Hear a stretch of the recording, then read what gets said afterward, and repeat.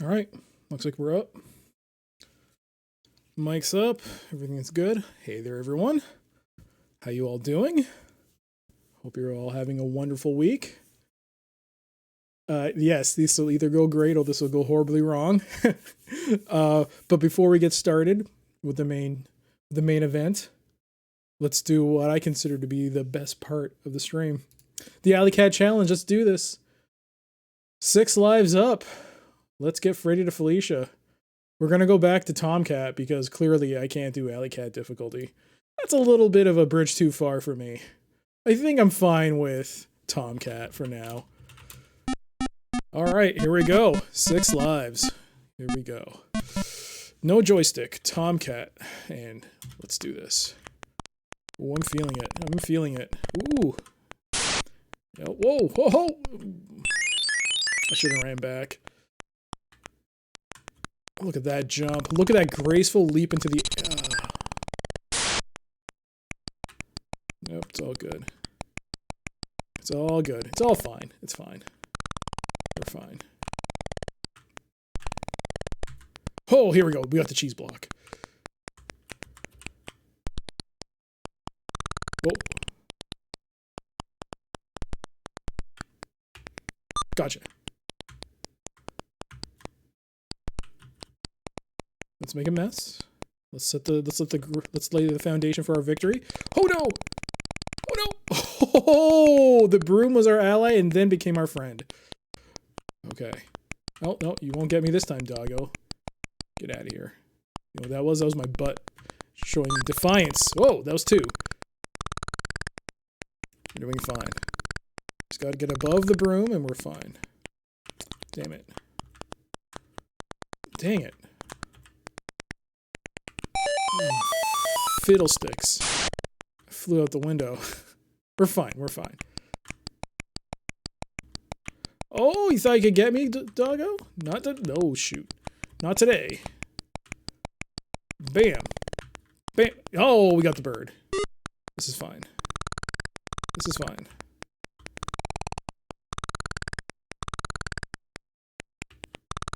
Dang it.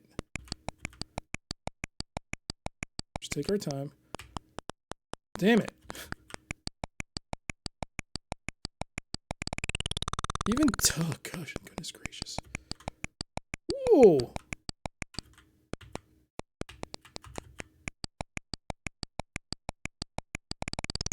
Oh, broom.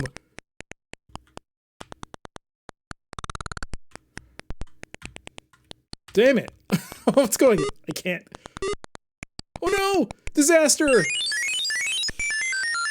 Oh, 3 lives left. Uh-oh.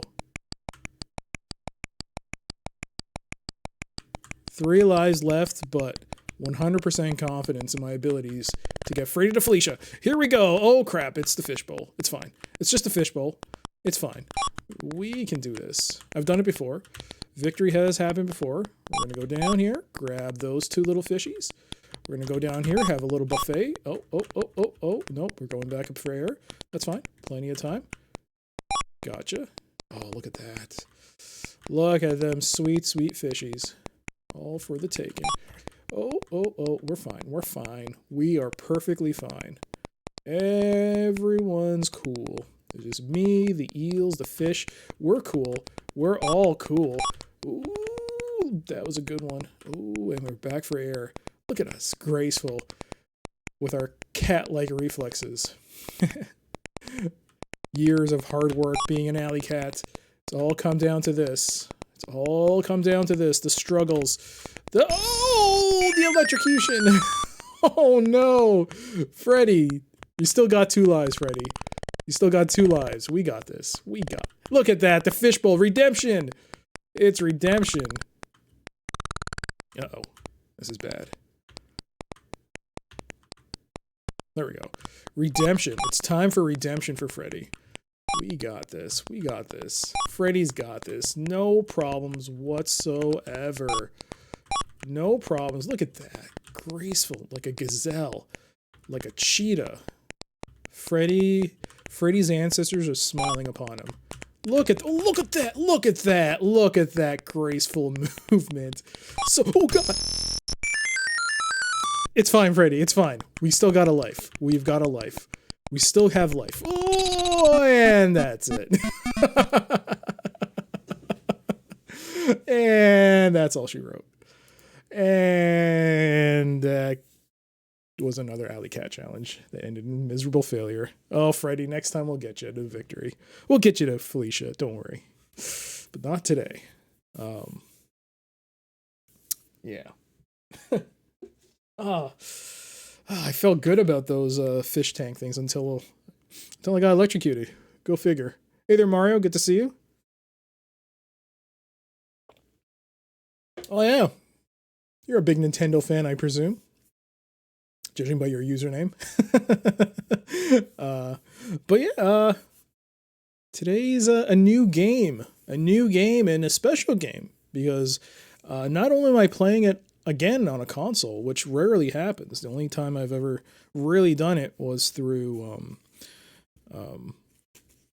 let's see, first console game I ever played on stream would have to be Suikoden, actually. Suikoden. But I didn't play the full game, just a partial thing, partial playthrough. And that was just to show the capabilities of it. But I played it off and on for a bit. And then Star Trek Invasion for the PlayStation 1. And some of you may actually remember that playthrough because it famously gated you if you played it on the easiest difficulty after a certain amount of time. The game itself was hard, even on the easiest difficulty, but the game refused to let you go through the rest of the missions unless you went back to the beginning and played it on normal difficulty. And I was like, nope. I consider that game beat. Not that much. I was an SNES fan. Then I got a PS1. I've been a PS fanboy since then. Oh, Mario. Mario with the green and the Mario and the no PS1 fan. Oh, man. Really? Let me put on this hand brace. Just let me mute the mic because I don't think anyone wants to hear Velcro going crazy on the mic. 1 second.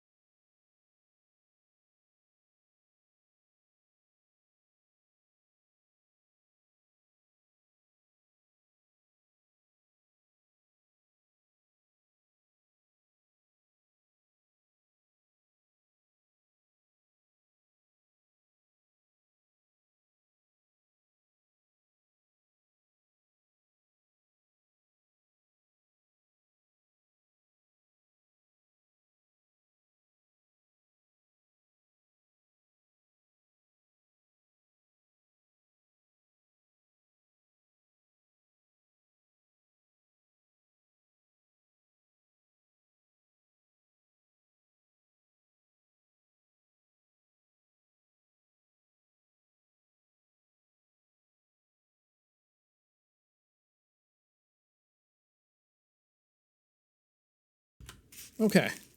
There was a bit of technical difficulties as I was putting this brace on, but it seems to be good. There it is. This is what I'll be using. Let's see. Oh no, I don't think I can play it with this. Oh shoot, I probably should have tested it before I streamed. Oh no, I guess I'm gonna have to do it without the brace. Guess we'll see. I guess we'll see how it goes.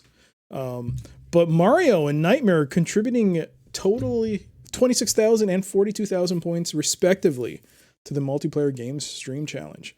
Thank you for that. You're also a PS5 fanboy, although the Mario games are great. You know, I mean, I was late to the console. I mean, even though I had a console, like a Genesis and an NES, it was all PC for me. So, even when I was in in my late teens to early 20s, the situation changed so that I ended up playing on a PlayStation, and but once I got another PC, where I lived at the time, I went back to the PC. But yeah, for me, like it's kind of the same thing. I may even now as an adult, I may play console games. I might love them, but my heart always belonged to the PC. And also DOS games. They're the most nostalgic for me. They're the games I have the most fun with. I had an NES, Game Boy, SNES, and a 64, but didn't touch Nintendo again until the DS Lite. Wow. PC number 1 for me, just in terms of consoles. Yes, indeed. Hey there, Ractron. Good to see you. But yeah, today we'll be playing a Nintendo Wii game. And it's a notable one because it's part of a trilogy, an unofficial trilogy of games. But before that, let's do a little bit of a history lesson. Bit of story time, I guess. We'll do a bit of story time. Wii Sports. Wii Sports was good. Wii Sports was good. Hey there, Paradigm. The last one I had was an Xbox. I played off and on various console games, but for me, that's always been the PC. You bought the kids a used Wii and they got Switches a year ago. Nice. Did you get them KVM Switches or actual Nintendo Switches? No. But anyways, a bit of a story. Back when I was a wee lad of no older than maybe 18 or 19 years of age, about that time, I was yes, a wee lad. Yeah, good one. I was out of high school and I was in university, but I didn't have a computer at the time. All I had was a PlayStation 1. So when I came back home for vacation, I went to my local EB Games, which at the time was not bought by GameStop, so it was still good. EB Games was still its own thing. It was amazing. I used to go there all the time, and it was a wonderful place back then. And I walked in the store. Normally, I'd always go to the PC games, and I'd focus my attention on there. But that day, I had to look at the other side of the shelf, and there were PlayStation 1 games, something I'd never really looked at before. Yes, the Canadian EB Games was a wonderful, magical place back in the day. So I went to the local store, and I looked at the console side, the EB Games side, and I was like, I don't know anything about PlayStation 1 other than Final Fantasy VII. Because back when I was in high school, that's what all people would talk about. But then I ended up buying Final Fantasy VII on the PC first. So I was like, okay, I already have it. I don't know what else to get. So I walked to the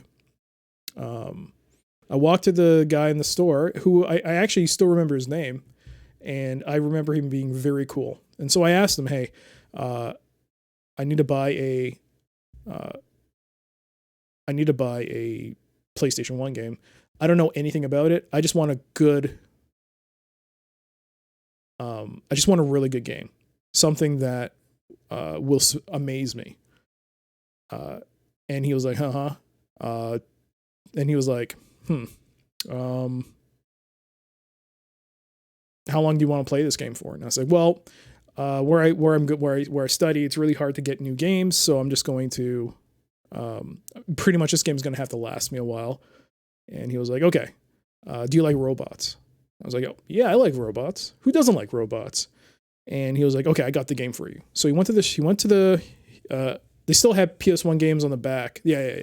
I remember. He went to the back behind the glass case, and he popped out a game, and he gave it to me, and he showed it to me, and he's like, you take this game, and you're gonna like it. I highly recommend it. I was like, really? He's like, yes. So I was like, okay, fine. That's all I need to know. So I took it and I bought it. And that game was Xenogears. And I still have the bonus he gave me. It's a little card on the back from EB Games. And it's like a prepaid hint card. If you got stuck in the game, you could call them. But this was my first foray into the world of Xenogears. Hey there, Necro. Good to see you. So I took it, and I played it, and my mind was blown by Xenogears. I think the consensus is it's a 2-disc game. So here's disc 1. And here's disc 2 on the back. And the consensus is disc 1 is probably the greatest JRPG you will ever play.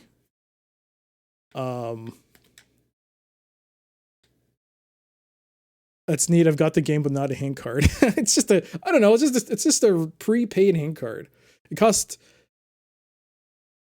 I don't know how long. You get the first you get the first 10 minutes for free. After that, you have to pay 95 cents a minute. But it's cool because, I mean, how often do you see that? That's really neat. That's a nice little piece of pre-order. It wasn't even a pre-order. It was part of a promotion, I guess. Maybe he sold it because he wanted to sell the card or something. JRPG, Japanese role-playing game. Did I ever use it? No, because I was living outside the country at the time, and that's why I needed a PlayStation game. It was because it was really my only source of entertainment.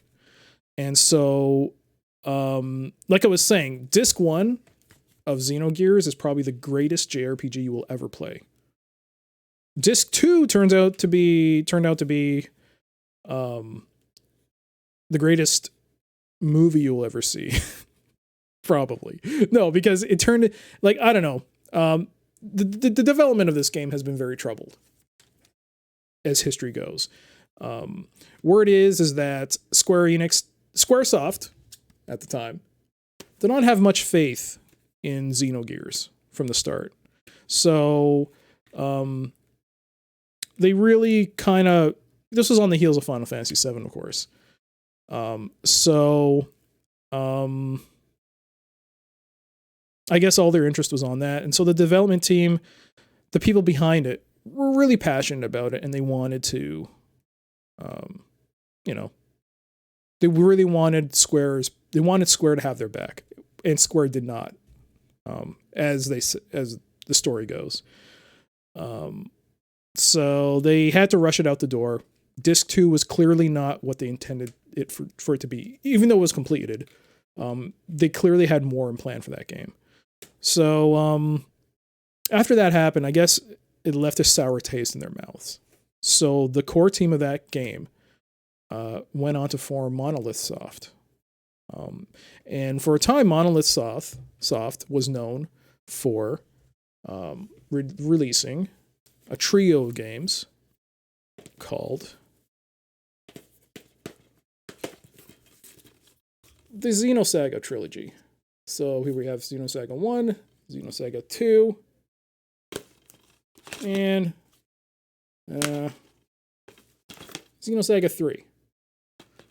They were a trilogy of games released by the same developers. Well, same core group, I guess. They all left, I guess, in unison or what have you.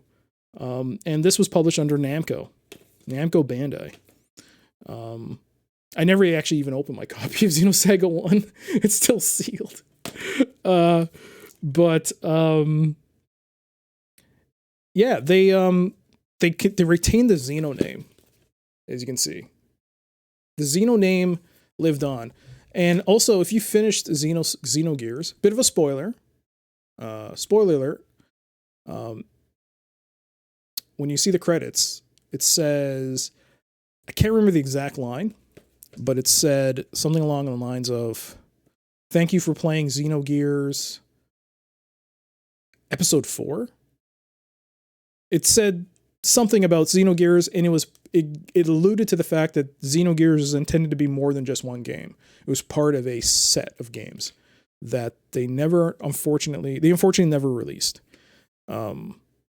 So they then released the Xenosaga trilogy, which, from what now you can correct me if I'm wrong, but it was supposed to be a spiritual precursor to Xenogears. Either it's a prequel or it's some kind of spiritual prequel. A lot of concepts from Xenogears made its way into the Xenosaga series of games. And yeah, they released, I don't think they sold as well. I think the first game sold okay. But the biggest complaint about this game was that, the first game is that this is pretty much like watching Metal Gear Solid 4. So at the time, you'd watch like 20, 30 minutes of cutscenes and play the game for like 5-10 minutes and then watch more cutscenes. So that was a huge complaint about the first game. The subsequent games supposedly are much better. I don't know myself. I haven't played it. Are you there, Yagra? How you doing? Make sure it's not a rare misprint box or something before you unseal it. I probably won't open it. I mean, it's not a perfect seal. The seal got broke. The seal was damaged. Even though I did buy it, it got damaged in transport over the years. This has actually been this traveled with me in multiple countries. But the main seal is still intact. It still has its hologram on it, so it still got it. I'm doing good. It's good to see you. Keep it sealed. Hey there, Sargon. Yes, I am playing a Wii game, but I'm just giving a bit of history. It's not a great history lesson because I'm not entirely up to date on it. But anyways, Monolith Soft released these 3 games. And then after that, I heard nothing from them for years. Until one day I saw a post on the internet, mid-2000s, I believe, that they were working on a game called Xenoblade. And it immediately struck a chord with me because of the Xeno name. And I was like, oh my God, are they going to make another Xenogears? But apparently, it was considered they just took the name as a spiritual, not successor, but within that same Xeno universe type of thing. But there was no connection between Xenogears and Xenoblade, from what I understood. But yeah, it always stuck with me that Xenoblade existed, but it was never coming to the States or the North American shores or Europe even. And I pretty much was, I was really disappointed by that, and I accepted it because there's really not much to do. But luckily, a bunch of people did not think the same way as I did, and they got together and they formed a campaign, and that campaign was called kind of like a fan game but with more clout. What game are you talking about? Confused. What? So they got together, these gamers, these people who were really passionate about primarily Xenogears, but they also wanted another game in the series, The Last Story, which was being produced by Mistwalker. Some of you may know Mistwalker because it contained like 3 of the core members from the Final Fantasy team. They split off from Square to form their own studio, and they created a game for the Nintendo Wii called The Last Story. So the campaign was called Operation Rainfall, and they had a goal. They wanted to bring originally Xenoblade Chronicles, which was the name for Xenoblade, but they wanted to bring that to Western Shores, along with The Last Story and the third game, Pandora's Tower. So Pandora's Tower was the third of that Operation Rainfall initiative. So as the story goes, like if you look on the wiki for Operation Rainfall, so there's 2 wikis here. I'm looking at Wikipedia, but there's one by the Xenoblade wiki. So according to the Xenoblade wiki, it's not mentioned. This is not mentioned in the regular Wikipedia entry, but according to the Xenoblade wiki, somebody who was at the time a marketing manager of Nintendo France said that Nintendo of Europe wanted to display Xenoblade as a game that they were planning to push out for E3 2011. But Nintendo of America, it's always Nintendo of America. Nintendo of America denied them that because for them, they had no plans to localize the game.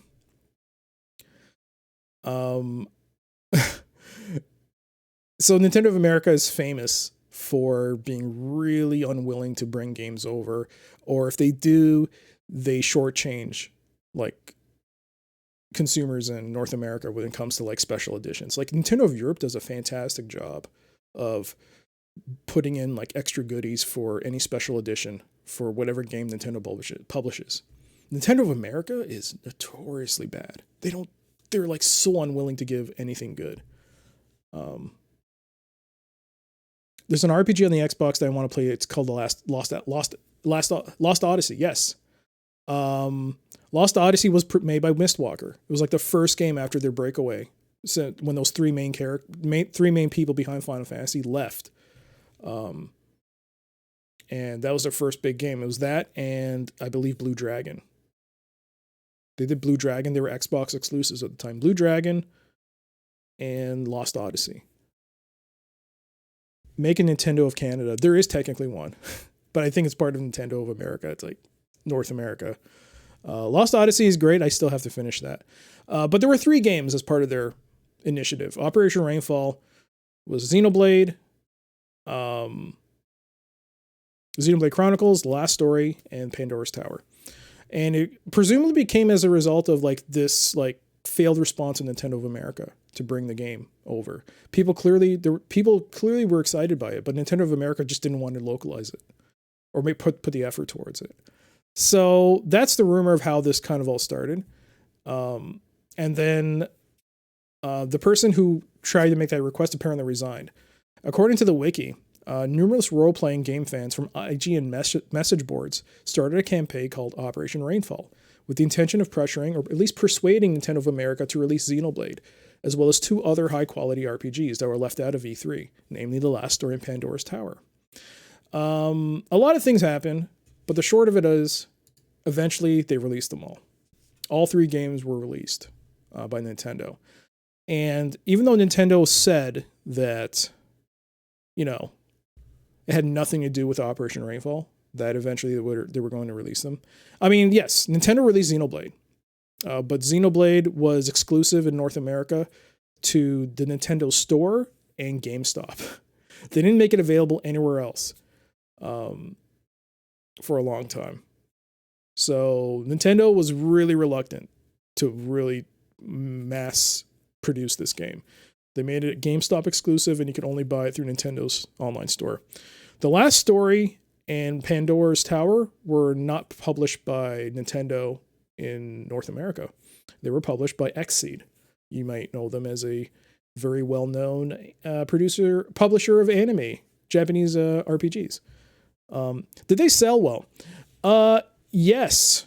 Well, according to Xseed, if I recall, Xseed did say that it did sell well. For The Last Story and Pandora's Tower.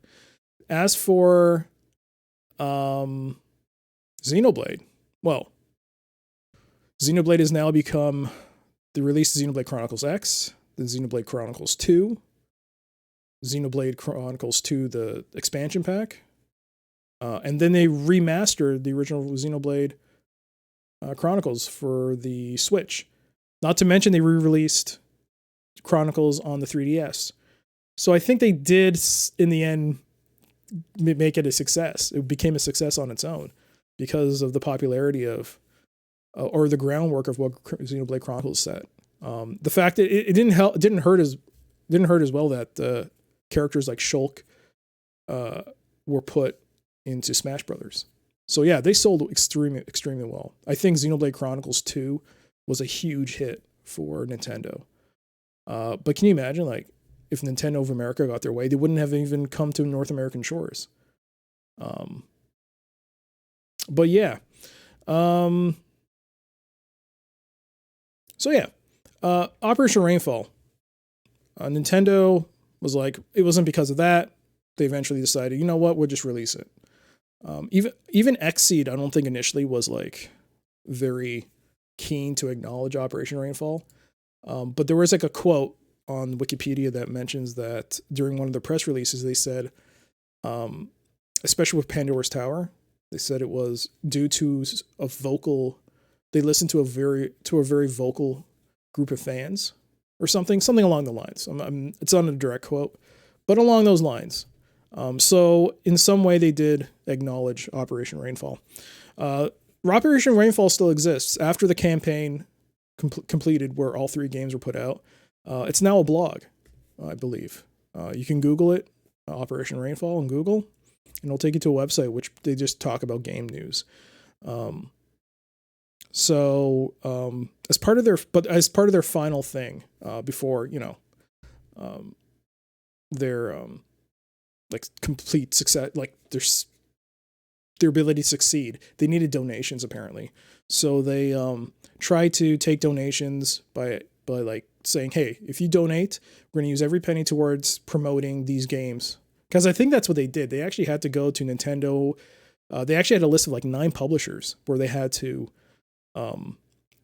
basically go to each of them and say, like Atlas, Xseed, who else? Who makes the Disgaea games, like Prinny and all them? I forgot the name of that publisher. They went to all these niche, these publishers that were known for publishing niche Japanese RPG titles, and they went to each of them and they tried like telling them, hey, these games exist. Could you please bring them over to North American shores or Western shores?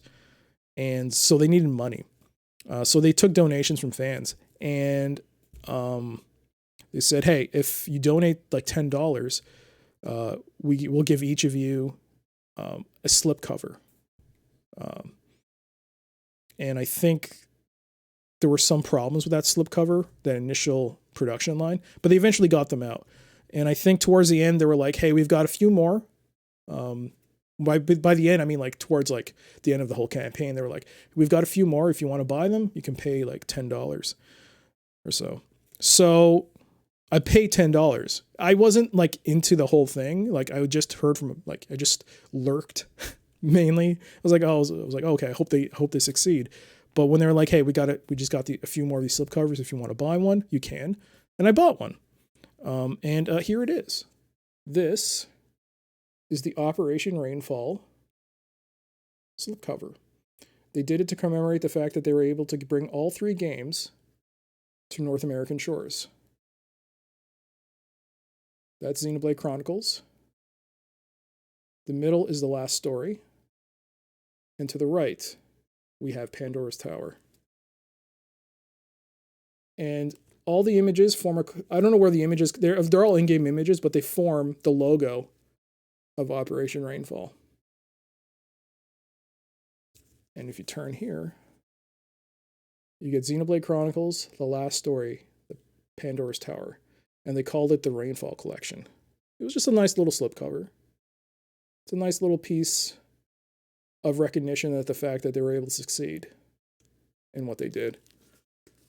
And finally, every chronicle must be written. Every story must be told. Every tower must be conquered. On June 22nd, 2011, a small group of video game fans made history when they collectively joined together to demonstrate their passion for the hobby in front of one of the largest publishers in the industry. What began as a movement to campaign for 3 specific games grew into something much larger, bridging the gap between core fans within the niche community and those who typically shy away from the genres represented. In the end, no one will truly know the full impact Operation Rainfall had on the release of the 3 titles, but the bonds we have forged together are unbreakable, and the common knowledge that we created awareness of these titles to myriads of individuals serves as proof of our unwavering dedication. This case is a symbol of that dedication. And the website's still there. They're no longer, I guess, involved with trying to bring titles over. They're just a blog now. But this is a nice piece of history. I mean, I brought the whole fact that the whole history of Xenogears, Xenosagas, because without them, I would never even have heard of the last story of Pandora's Tower. So, you can see, it has 3 games. Xenoblade Chronicles, The Last Story, and Pandora's Tower. You don't get the games with the slipcover, it's just a cover. But yeah, I mean, we'll just show this briefly. Here's Xenoblade Chronicles. Great game. I mean, the ending got kind of, some people might have an issue with the ending. I thought the ending was a bit of a letdown, but I enjoyed it. The second game was The Last Story. And you can see Hinorobu Sakaguchi and Nobu Uematsu, 2 of the 3 key people that left Square Enix to form Mistwalker. Overall, this game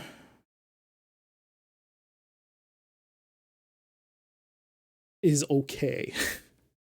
I'm being generous. It's okay. It's a very typical JRPG. It was cool because it had multiplayer. I remember trying it out a little bit. It had co-op. Now the servers are down. You can't play it unless you use PC emulation, maybe. But I thought I had fun with it.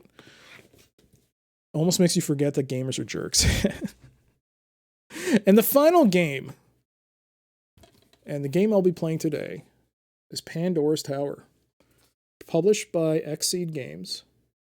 And it was developed by Ganbarion. I don't know how to pronounce it. Ganbarion. Nothing fancy. Europe got a fantastic collector's edition. North America, of course, did not get any of that. But if you Google the European release of this game, it's beautiful. But yeah, when you open the game, you just get a simple cover and manual. That's it. The nice thing they did though was you do this, you do this, you get this. A reversible slipcover. It's a very nice slipcover. That's really all they gave you. And there they are. The two characters of the story. I believe it's Elena and Aaron. Are their names? There you go. The one where the girl's turning into a monster. Yep, this is the one. So here's the game.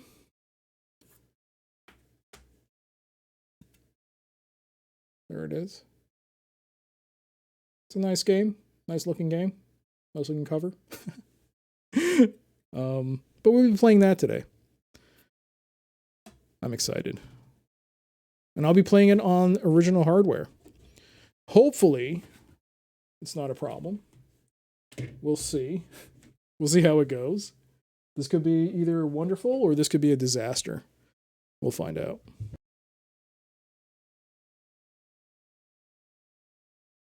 So I have to adjust my positioning because I do actually have to sit back a bit. But yeah, let's take a quick look at the manual. A very quick look at the manual. Because this has already been almost an hour into the stream and I still haven't played the game. So I apologize for that. All right, so we'll take a quick look at the manual. This is available if you Google it. It's not that difficult to find, thankfully.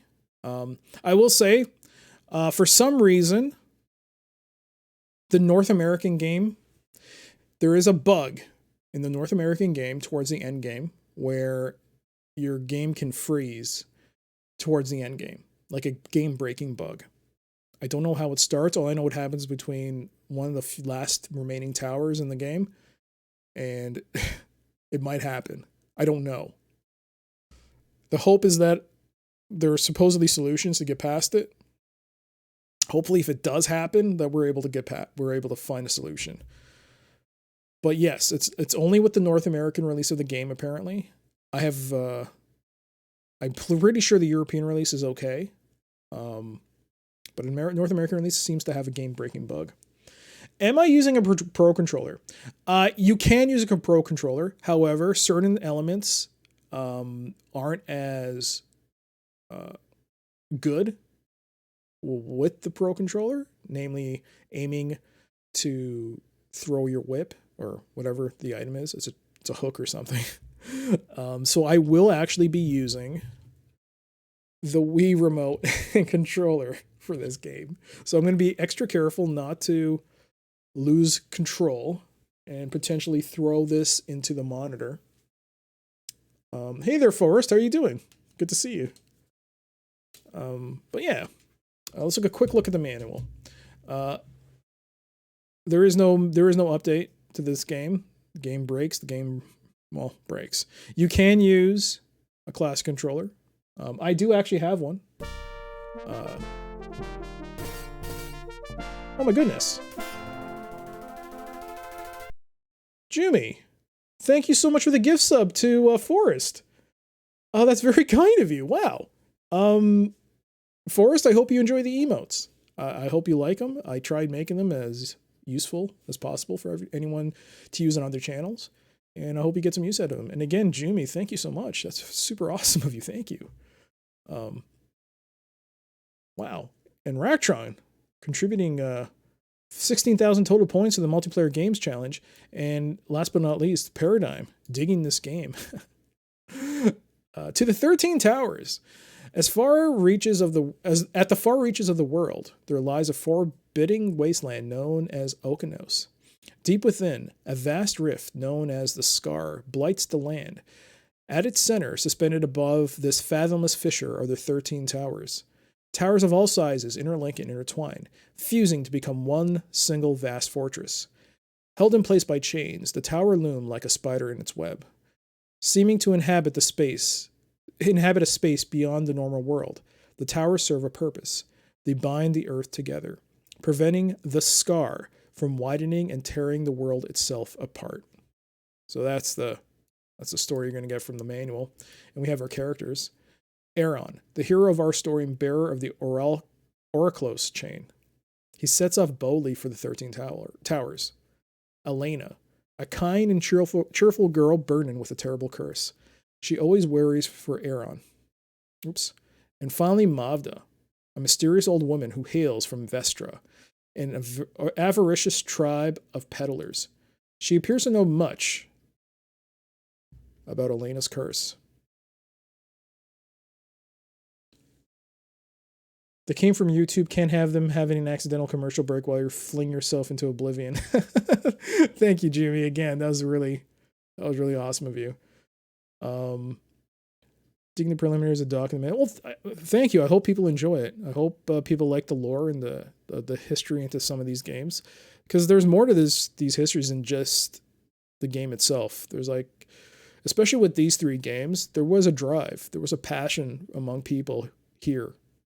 In this neck of the world. By that I mean the Western world, for this game to be released here so we could experience it. And there's some great games. Yeah. It's really fun to be able to play a game where you can just see like people really, really, really wanted to play it. All right, so there's the control scheme, nunchuck style. Like I said, you can play with the nunchuck or with the classic controller. We'll learn this as we play. It'll be fine. There's a classic controller pro. And there's the Wii remote. I didn't put the condom on it. I don't know where it is. Maybe I should. I also don't have a wrist strap, so that's a bit of a problem. We'll figure this out as we play. We'll figure out those things. I think there's a tutorial anyways. So insert the game, pretty straightforward. I think I know how to put a game in the disc, maybe. Maybe. All right, so Elena's transformation. Whoa, let's not get ahead of ourselves. So yeah. Hopefully you can read this. We have the cursor with the items. We have the gauges. There's like 3 gauges. We have a health gauge. That's pretty straightforward. That's our health gauge. We have the chain gauge. It shows the power of the chain as the gauge builds up. So the chain that we have as Aaron, basically the gauge tells you how long you have while you're binding an enemy, essentially. But the most important gauge is the beast gauge.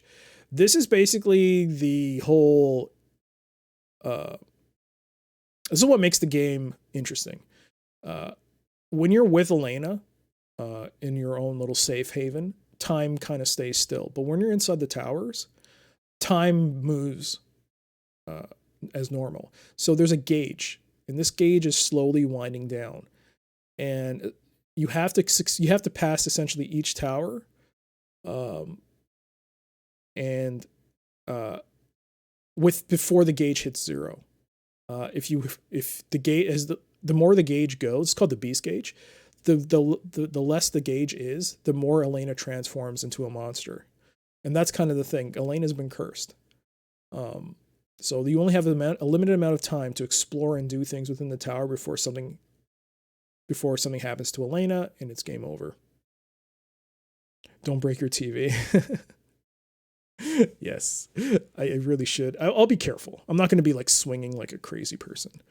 Um, but yeah, while you're, as they say in the observatory, with her, the gauge doesn't go, luckily. But once you're in the world, the actual world fighting, the time goes. So we have ways of stopping it, pausing it, or even uh, re- resetting the gear entirely. As Aeron is exploring the 13 towers, Elena will gradually transform into a beast. When she is fully transformed, the game will end. In order to prevent this, Aeron must return to the observatory and provide her with beast flesh. This will restore her temporarily to human form. If you give her beast flesh, so as time passes, she turns into this, but if you give her beast flesh, she resets. So what is beast flesh? Beast flesh is a type of item that can be obtained from enemies. Each type of enemy reverts the transformation by a set amount. This amount is proportional to the quality of the flesh. So I think dried out flesh is like if you get beast flesh but you don't return in time, it kind of dries out, so you get a little bit of a reset on the clock. The pulsating flesh, I think you get from bosses, and that completely resets the gauge. Famous last words. Yes. It's weird how those gobs of flesh makes them more human instead of more monstrous. Yes. It's interesting. So at the uppermost level of each tower lurks that tower's master. Defeating a master will grant you master flesh. Okay, so it's not pulsating flesh. It's master flesh. An item that is essential to collect if you want to rid Elena of the curse. So if Elena completes her transformation, or if Aeron's health is depleted, Aeron's health is depleted, the game is over, and you'll start at the last save game. So there are also checkpoints in the tower. If the game ends because Aeron's health is depleted, you can restart from the last checkpoint. So the game it's not like Dark Souls. It's meat. Meat is always good for you. That's sound logic if I ever heard any. All right. So basic attacks, we have basic attacks, enhanced attacks. We'll learn that, hopefully. Hopefully. You can use the chain. Now you can see the chain, I don't know if it's clearly showing up on screen, but you can see like binding and tearing different movements with the Wii remote. This is kind of why I'm opting to use the Wii remote instead of a controller, because it seems to be a bit more, it seems to be easier with the Wii remote. So aiming and pointing at enemies, it's just going to be easier with the remote as opposed to using a controller. So yeah, there's also hook points. There's a lot of things. Ooh, I didn't know you could do that. Swinging. Cool. All right. So there's more to the game than just saving her. I think there's also multiple endings to this game. So the observatory. There's an infinity gauge. When you talk to Elena, you can actually give her gifts. By giving her gifts, you increase the level of affinity between you, your character, and Elena. So there's a bit of a meta game to this. She'll also translate stuff for you. So you give a gift to her, either the flesh or a gift. Or you can ask her to translate things. So the bond between the two. By chatting and giving gifts to preserve the time Elena spends as a human, the bond between Aeron and Elena will deepen. The strength of their relationship may even change their fate. So, normally I'm all about, let me try and figure out things as I go along. However, I really dislike multiple endings to a game. I really hate it. I want a good ending or a bad ending. Just give me the ending that, will either make me happy or make me sad. But I don't like having to work for an ending. So if anyone has a clue or an idea of how to improve things as I play, let me know. I would love to get the best possible ending to the game. Do I have the actual manual? Yeah, I do. It's in the game. Didn't you see it? It's right here.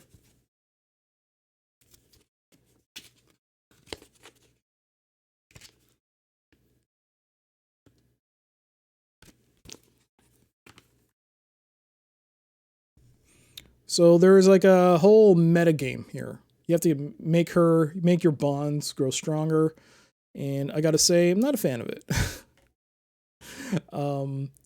Also, Mavda, I mentioned her.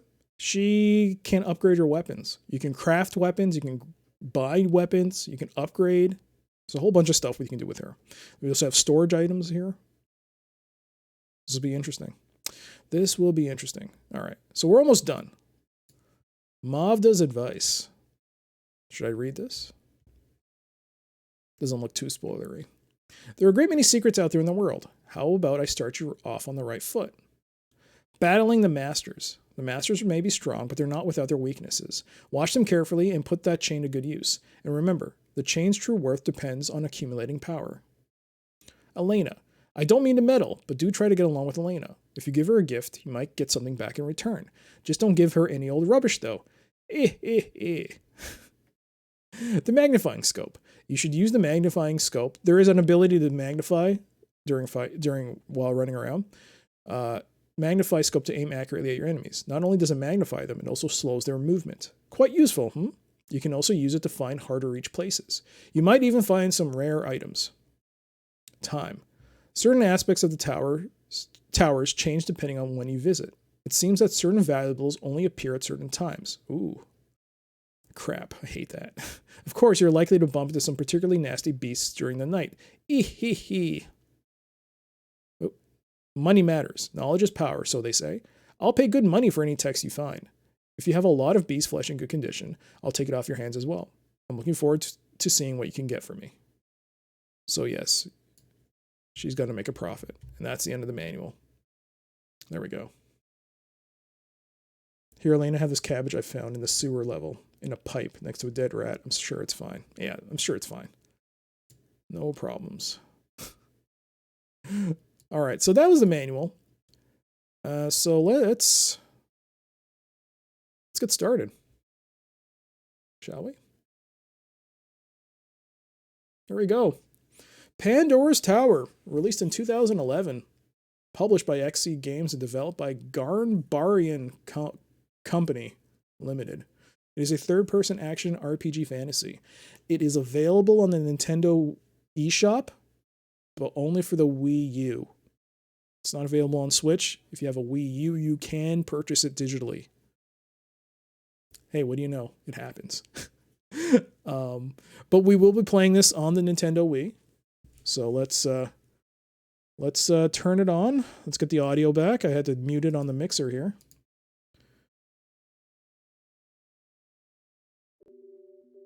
There we go.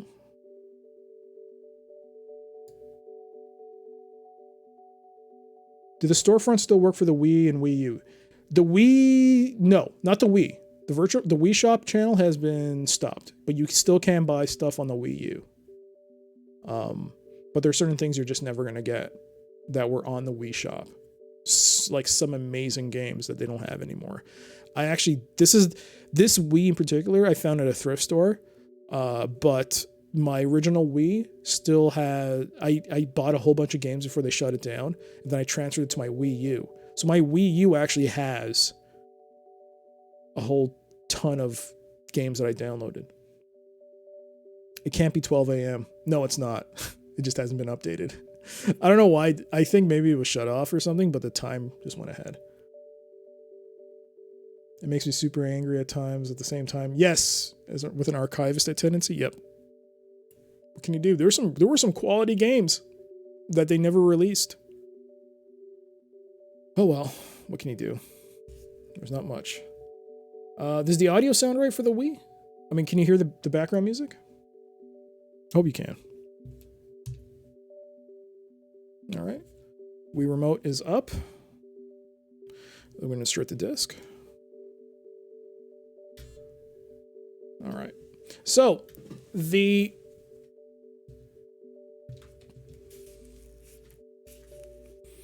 because I'm using Wii remote controllers, I do actually have to sit a bit of ways because the sensor is a little too close and the Wii remote doesn't work too well. But here we go. So I have to sit like this. This is not too bad.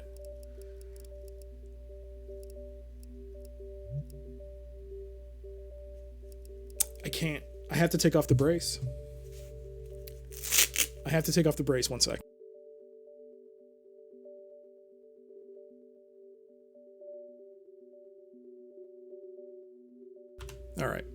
I'm gonna have to do it live, as they say. I'm gonna have to do it without the with the brace. I feel more comfortable. But yeah, I have to sit like this. I'm hoping that you guys can hear me. This is gonna be interesting. I mean, I did some testing with it. We can listen to some Wii Shop music.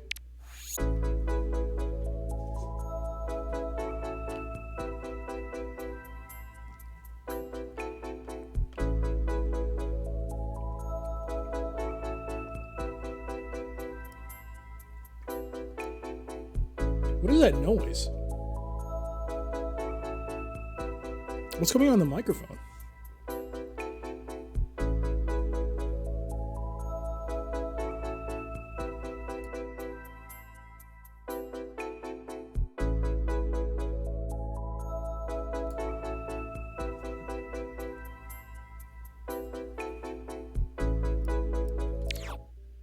Give me a second here. What's that background noise coming on my microphone?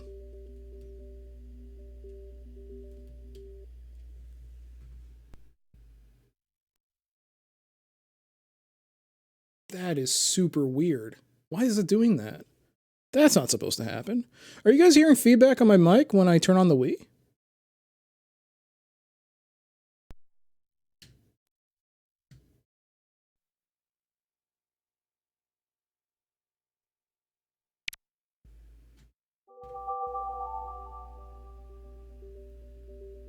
You're not hearing feedback. My microphone meter on my mixer is going off. Let me turn off the Wii. How about now?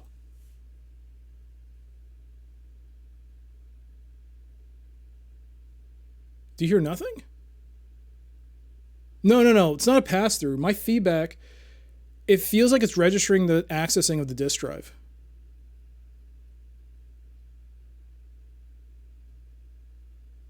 No music, but you don't hear any feedback like a disk or hard drive spinning up? No. What? Okay. Okay. All right. I guess the game is... I guess the microphone's fine. Huh. That is super weird. You have headphones on. Oh, you know what it must be? The vibration from the disk drive is resonating onto the... Because, I mean, it's a table. It's a glass table, no less. And the vibrations from the disk drive being accessed is resonating onto the mic stand. And it's vibrating and the microphone's picking it up on the mixer, but it's not loud enough for it to register anything. That's super weird. All right. So here we go. The Wii Shop channel. Wonderful little tune. Hopefully I don't get DMCA'd for it. But let's go to the... Well, if no one can hear anything now, I guess I'll leave it for now and see how it goes. As long as it's not another issue with what happened last time with Pandora's... not Pandora's Tower, with Eternal Darkness, I'm fine. But here we go, Pandora's Tower.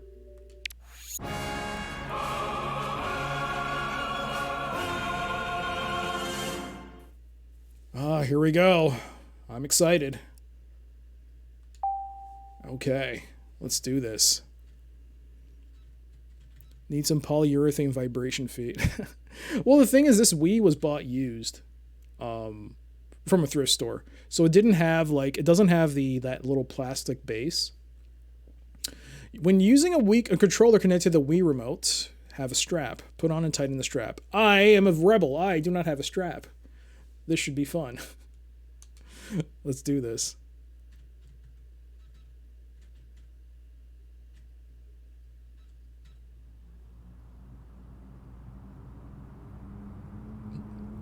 I believe if you leave it on, it does play something. So we'll leave it on and let it play its introduction video. But we're going to start the timer. You strapless bastard. I'm a risk taker. What can I say? The rules don't apply to me. We'll let this play. Here we go. Exciting. My first ever Nintendo Wii game on the stream. First of what I hope are many.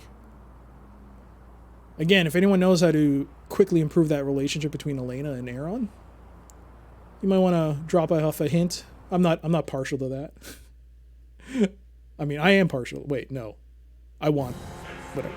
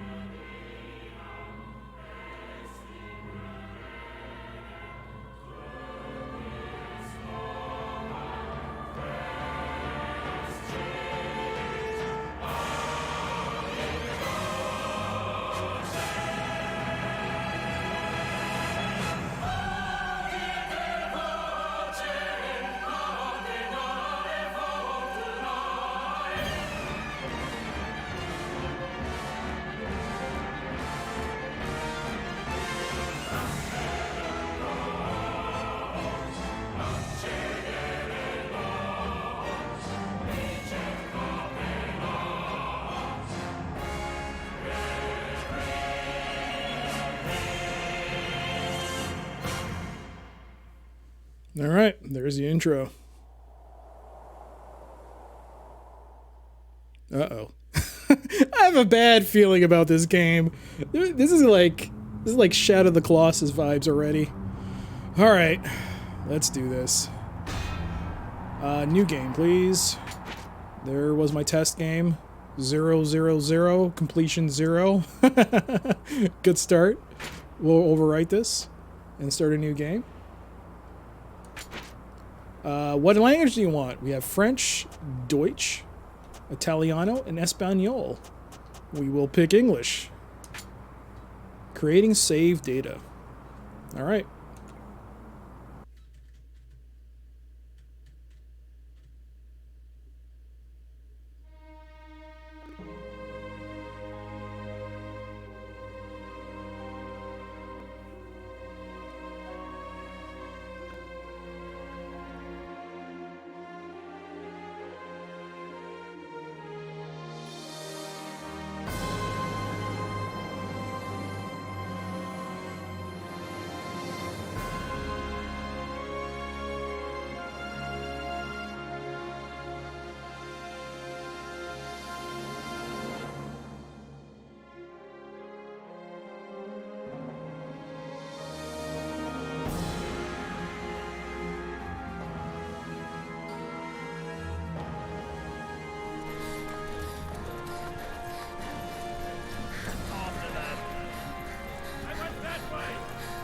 This way, quick.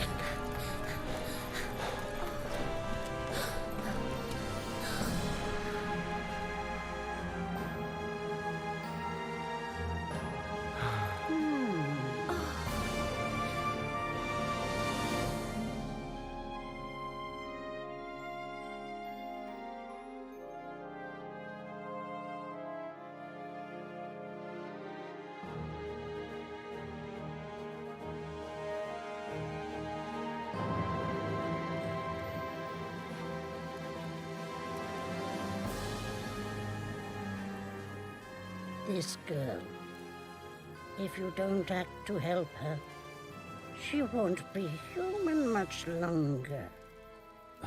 Where? Slowly but surely, she will become a beast.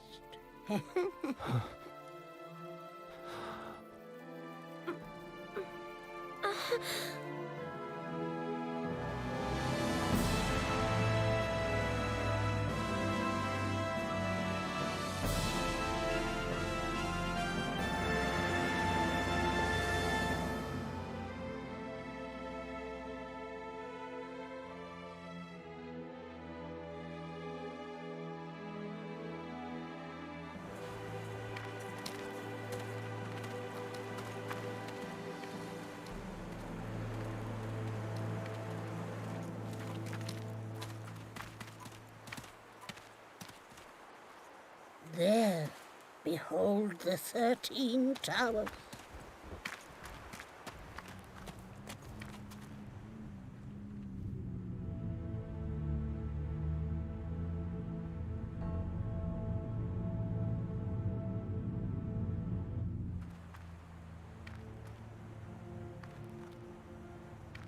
Elena, no doubt you're keen to return to your old self as soon as humanly possible.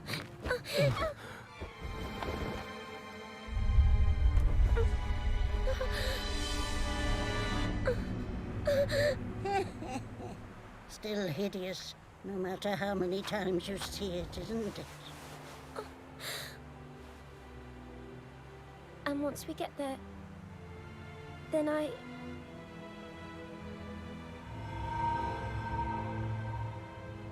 Come, let's not tarry here. No doubt the army are close behind.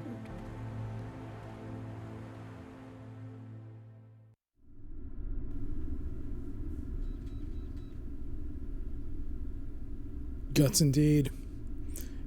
You hated Shadow of the Colossus, huh? I mean, I loved it until everything transpired, and then I was like devastated. Jay, take it.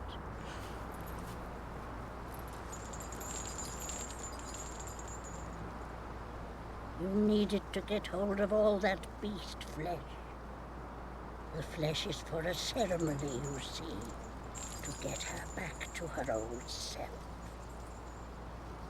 Mavda, I want to go too.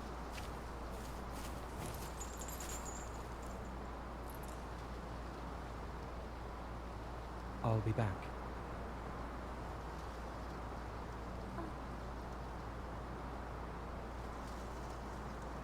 You'd best head off without delay.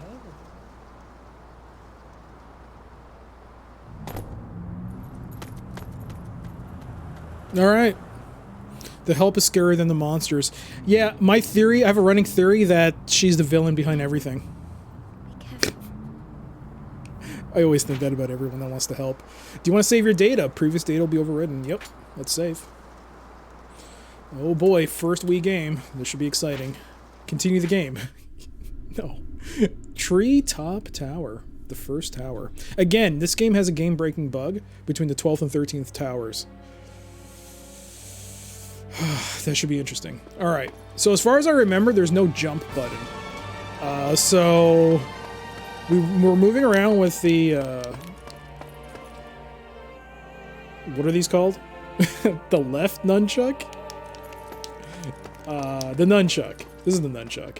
No, I don't know what this is called. But we're moving with the left side, so you can see we're moving. And the right side lets us move the little Wii remote. If we put on the sensor, it lets us move around on the screen like so. All right, let's do this.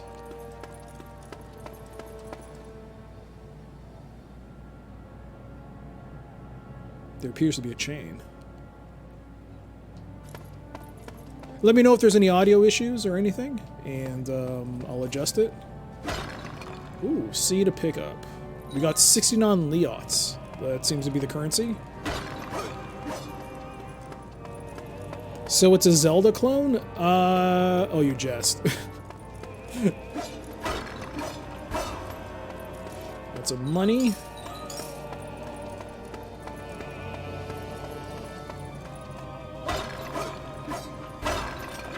So I guess for the first period, for the first, like, beginning, there's no gauge. So that's a good thing. It gives us time to learn.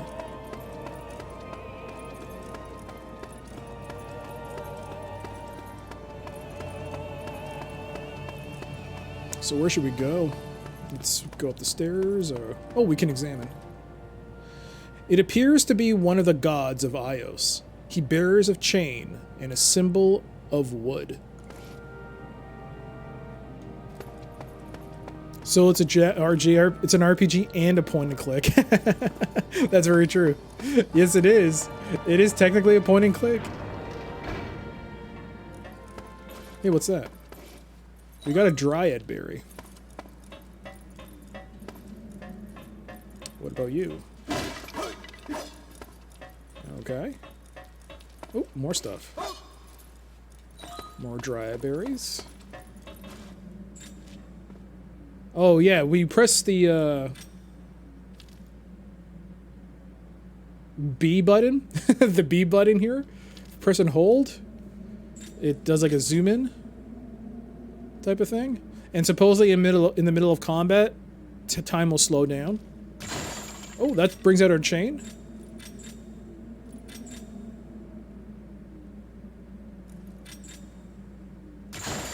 Oh, cool. So if the cursor changes to this color, you can actually hit stuff with it. That's cool.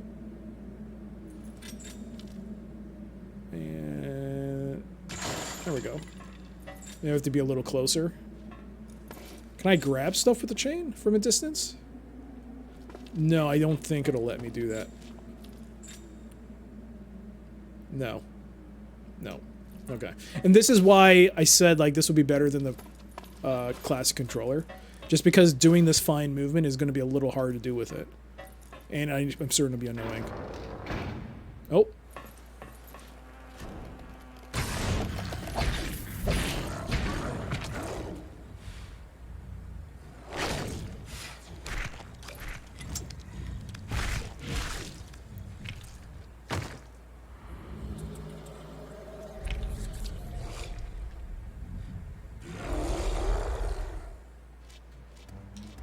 Attack with A.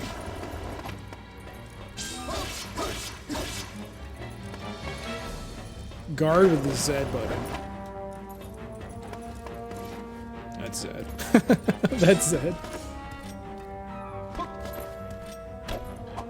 Evade. Okay. Okay. Can't jump though, huh? Oh, it's not instantaneous. You do have a bit of a delay.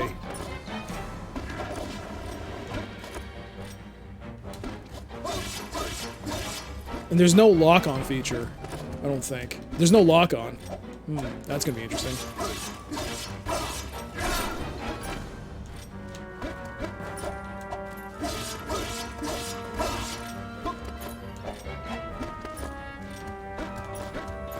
Have you seen Zack and Wiki? It's right down your alley. I have Zack and Wiki. It was actually one of the first Wii games I ever bought. I should play it on stream because it's like a point and click. Dying foes flash red. Target with cursor, then press B. Wave the Wii... Okay, to get them. Got the beast flesh. Okay.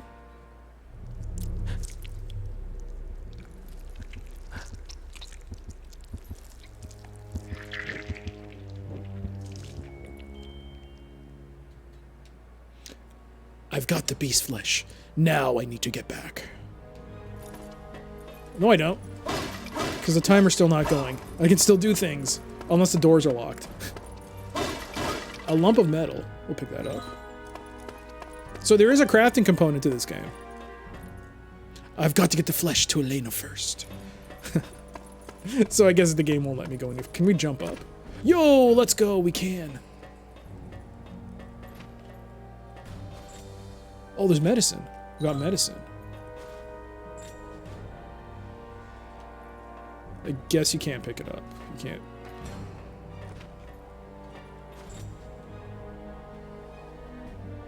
Cool.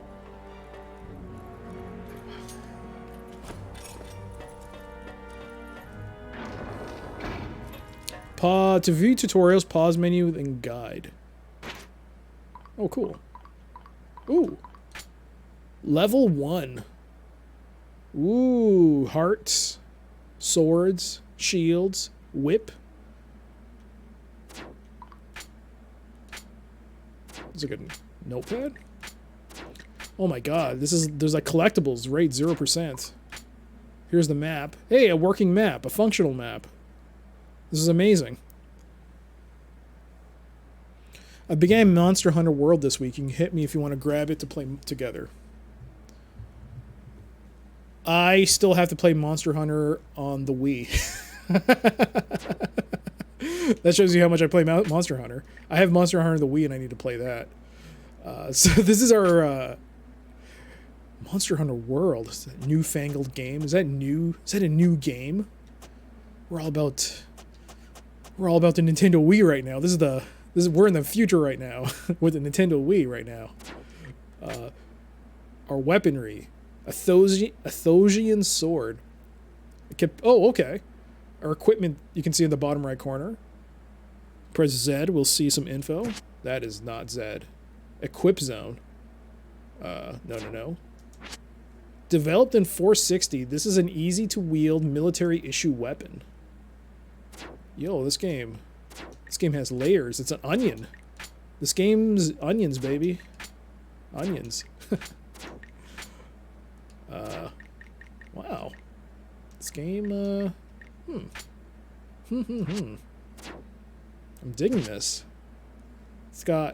We got 12 power to our sword, giving us an attack of 154. We've got 80 defense on this. Wait, the weapon gives us 80 defense, so 200 total. Okay. Effects. There's no effects.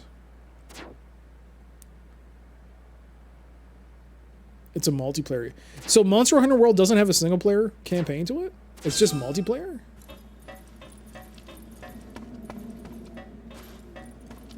Wait. Can I go back? Hang on. Can I just climb up there? Yo, I can. Let's go. Strange grains. Another lump of metal.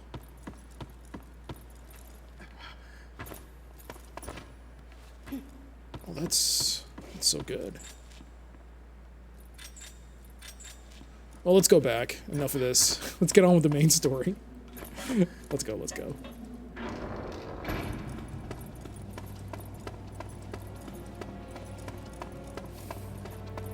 You can hunt alone, but it takes a lot of time. Oh. But seriously, the reason I have a Wii Classic controller is because I bought Monster Hunter for the Nintendo Wii. Purely because I wanted the Classic Controller Pro. And that's why I have it. So I have to play through it. So I'm hoping there's a single player component of some sort in the Wii version of Monster Hunter. Because I need to play through it. Otherwise, I didn't get my money's worth. So we go back to the observatory. Return to observatory. Wait, what was that? What's base? Oh, it automatically goes back to... Okay, alright. Return to observatory. Yes. Observatory. At least in World, it's my first Monster Hunter. Oh. The rumor... There's a rumor that if it pans out, Epic is supposed to be giving away Monster Hunter World for free. But as I mentioned on the Discord, I don't believe that. I can't. I refuse to believe they're giving away that many good quality games, and there's like not a single AAA. There's not a single indie game put on that list. The rumors, I mean, tomorrow is when Epic starts its 24-hour giveaway for every day for the next 15 days. And they've given a lot of good stuff in the past, but 15 straight days, if you've seen that list, it's crazy. That list includes games like Hitman 2, The Witcher 3, Monster Hunter, is Borderlands 3 on there? I don't know. It's crazy. It has Horizon Zero Dawn on there. Not Hitman 3. Did I say Hitman 3? I said Hitman 2. It's just so unbelievable. Not a single AAA title. No, not a single indie title for the next 15 days. It's just AAA games. I don't know. I just don't find it credible. I'd be nice to be wrong. It'd be amazing if they gave away 15 games like that, but I just can't believe it. All right, let's go inside.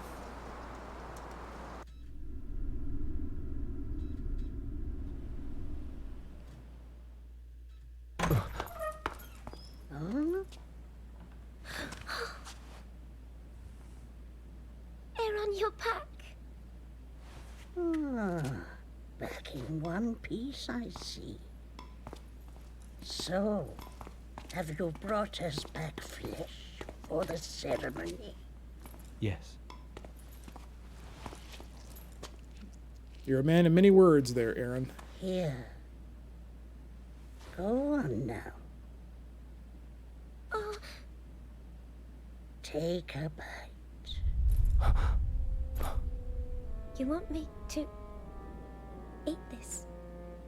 Ah, I see what the problem is. Folks in this country are believers in Ios. You're forbidden to eat meat, aren't you? Now this little morsel is beast flesh, freshly cut from servant beasts. Oh, what?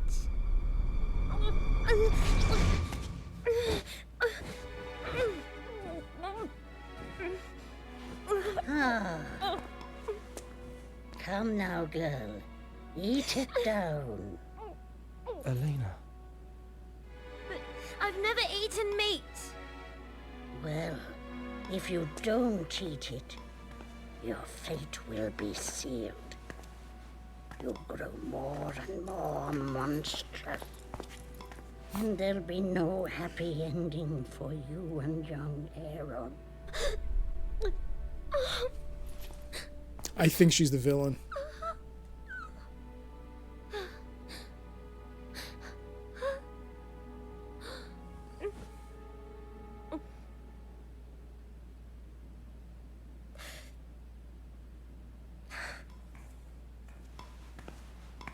Wait.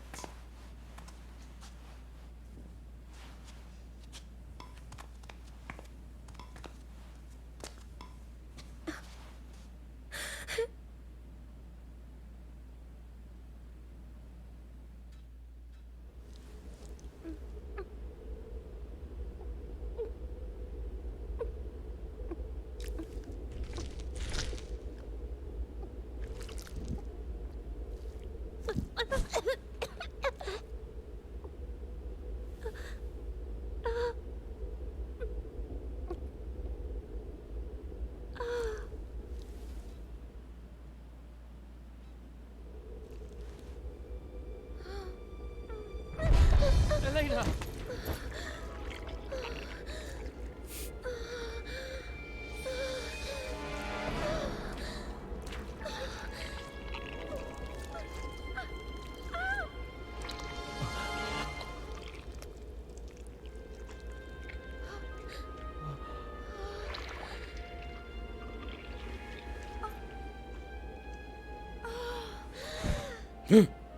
Not safe for work. That's it. The curse.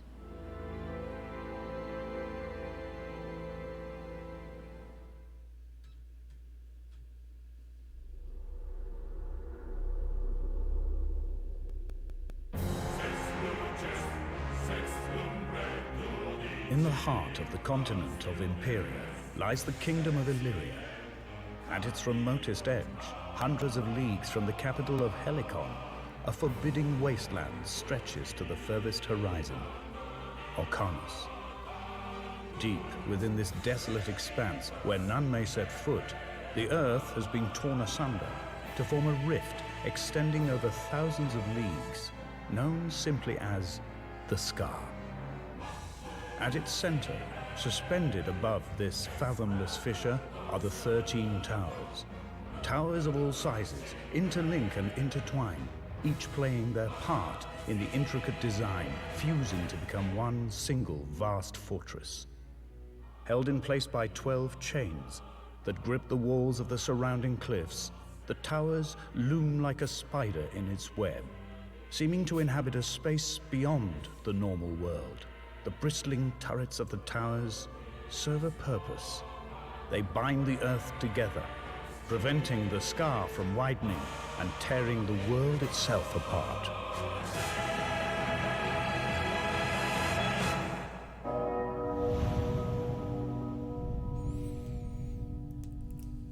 All right, Pandora's Tower. Cold open. Can't even cook it. Nope. No spices. No veggies. Just gotta eat it.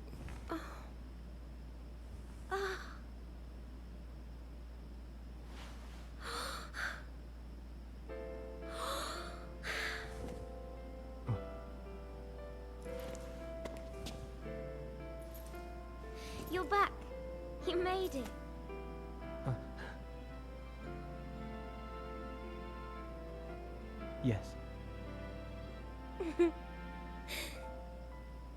Thank you, Aaron. And you too, Mavda. Oh, this is wonderful.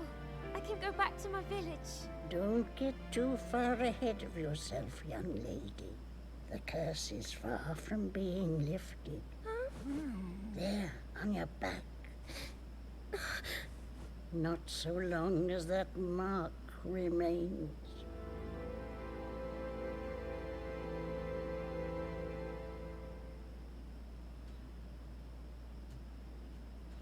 The curse hasn't been lifted. What do you mean? But I'm normal again. Okay. That was a bit of a long cutscene. Hey there, King. The heck is this? It's Pandora's Tower. What do you mean, what the heck is this? It's great so far. I'm waiting for the inevitable disappointment, because I know something's... You can tell that something depressing is going to happen.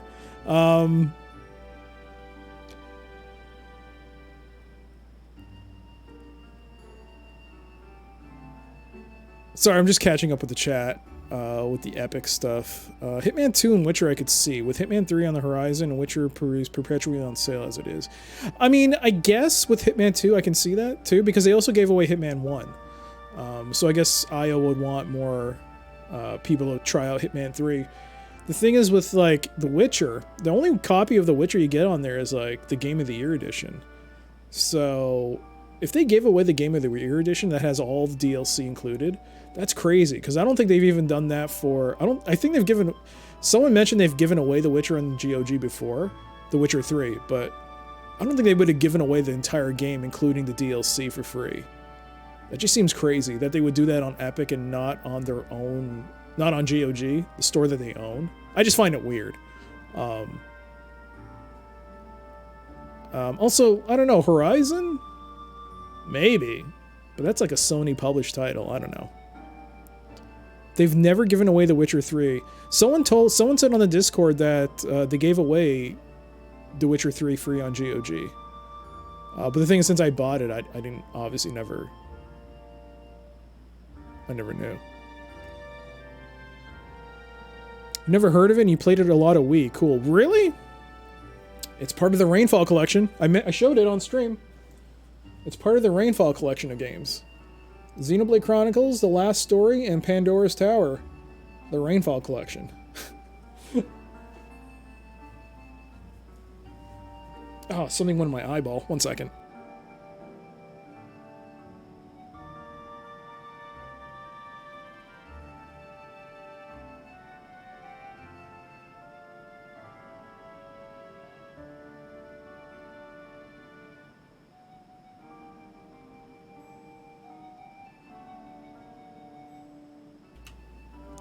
Oh, fudge.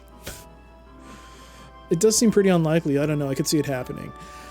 I don't know. Well, I just find it weird that 15 days of straight AAA games and not a single indie title. I don't know. I just think that... It's too good to be true. Again, if they give it, I'll be happy. I'll be very happy. Because there's a lot of games on that list that I don't have. And I would love to play them. I'm getting really emotional. It's like, it's too much for me. It's too much. Oh god. We've barely started and I'm tearing up. Oh my god. It's more likely that CD Projekt Red would give away The Witcher 3 on GOG instead, as it would attract more customers by Cyberpunk. Yeah. Right? I don't know. I don't know. I'd be surprised. Maybe some of that list is correct. I mean, like I said, I want Hitman 2. Yeah, Xenoblade and The Last Story, I've played through them years ago. And, well, here they are. And, yeah, this is the last one. So the curse hasn't been lifted. What do you mean? But I'm normal again. Only for a while. So long as you have that on your back, the curse will slowly take hold. So long as the tattoo, whatever it is, that curse remains on her back, she'll slowly transform back into a beast. What makes me curious is that it's only for 1 day per game. Well, I mean... This is not the first time they've done it. They've done this before. They had a giveaway where they gave away a bunch of games for free for 24-hour periods, which was nice. They did last year. Hitman 2, MGS5, and Mass Effect being given away for sure. Well, I would say Andromeda, because Andromeda's on that list. I guess if they wanted to drum up, like, if EA wanted to drum up, you know, something for the Mass Effect remaster, sure. But again, EA has their own storefront. They have Origin, which is now being changed to something else. But they have their own storefront. I don't know.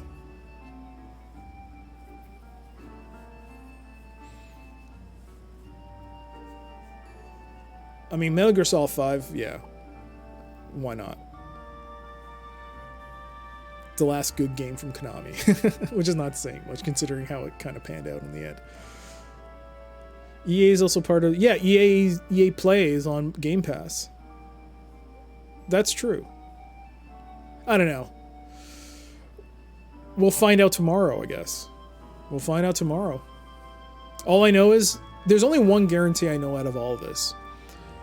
The Epic Game Store is going to be bombarded with people checking it, and it's going to be... I know it's going to crash.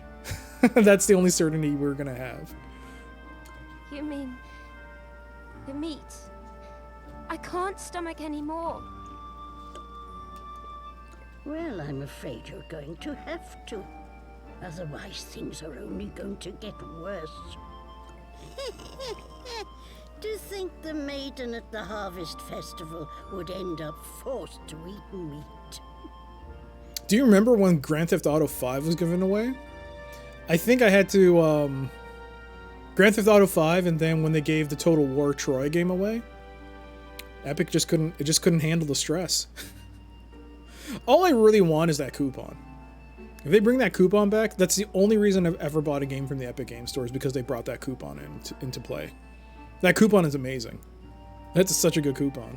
I got, like, if you get Hades or Subnautica, well, yeah, Subnautica Below Zero isn't put on sale, but with that coupon, it makes it much more appetizing to buy an early access game. But I bought a Hades for like under $10 Canadian. It was like $8 Canadian. That's ridiculous.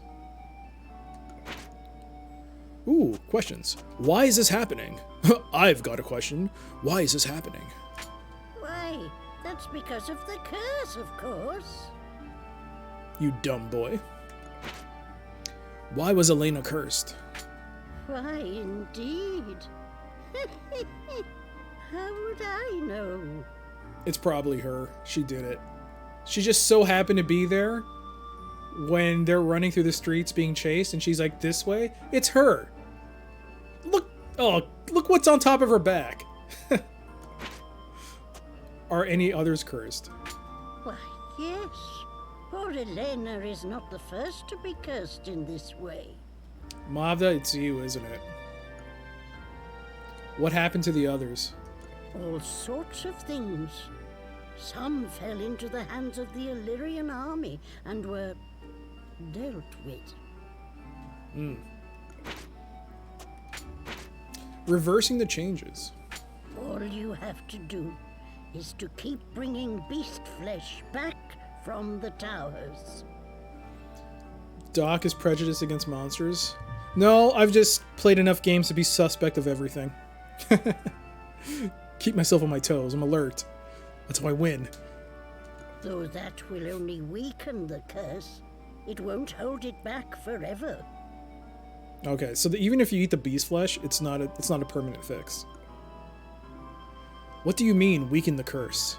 When Elena consumes the flesh, her changes will reverse. But this respite is only temporary.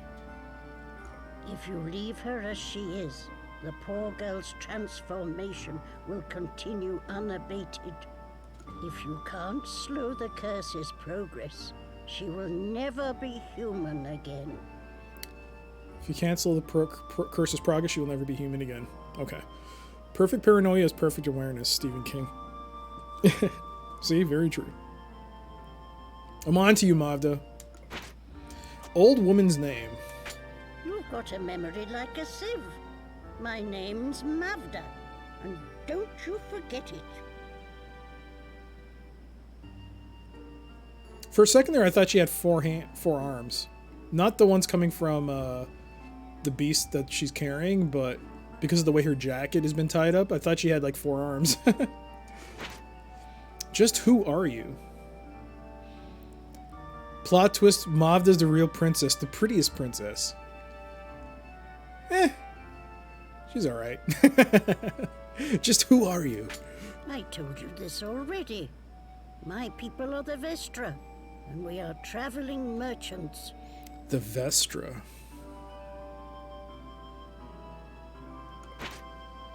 What is that on your back? You forgot already? Dearie me, I introduced you. This old fellow is my boon companion. My boon companion? He's rather shy and retiring, I'm afraid. Oi, you up there. That's right, isn't it? Old man.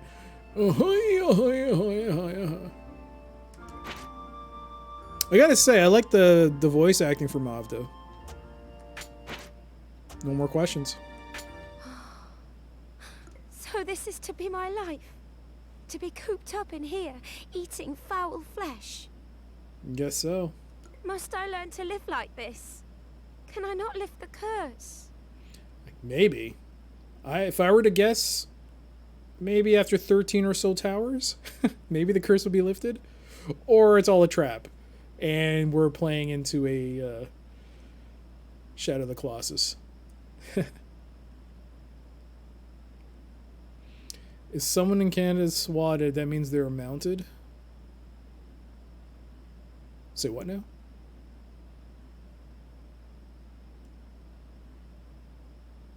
I have no idea what that means. Lifting the curse, you say? Well, now. Mounted.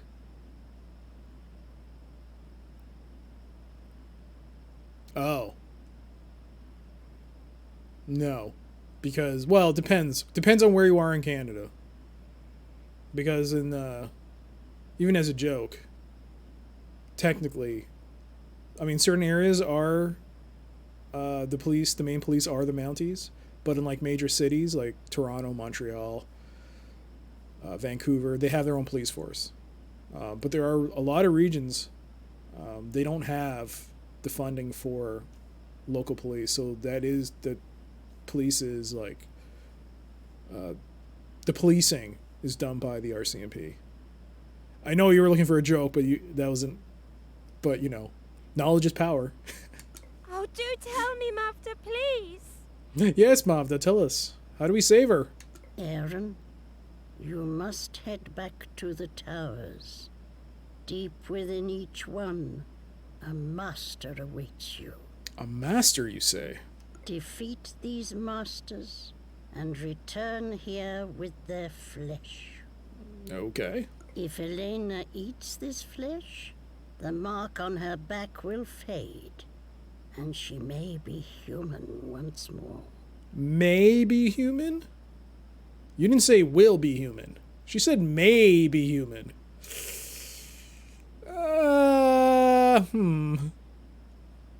Yes. No, I won't hear of it. How can I ask Aaron to face such dangers for my sake? I don't think I have much choice. Of course. That's easier said than done. Oh, that reminds me. I have a little something for you. Really?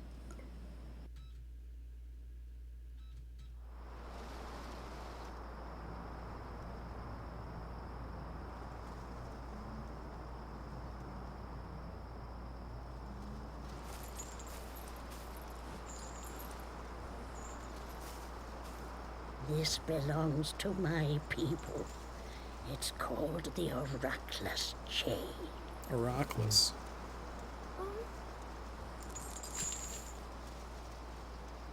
And And now to take just a little of Elena's lovely hair. What? It's for Aaron's sake.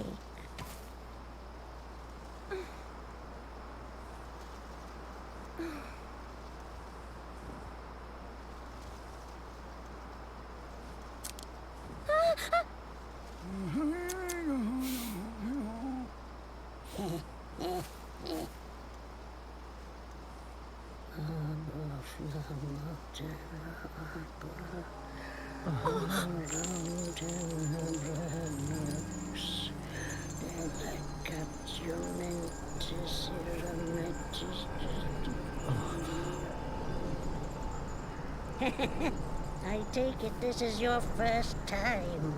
Quite a sight, is it not?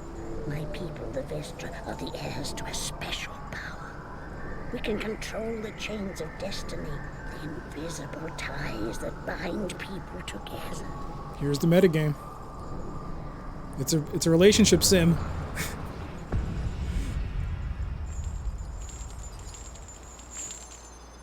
Aaron, hold out your hands.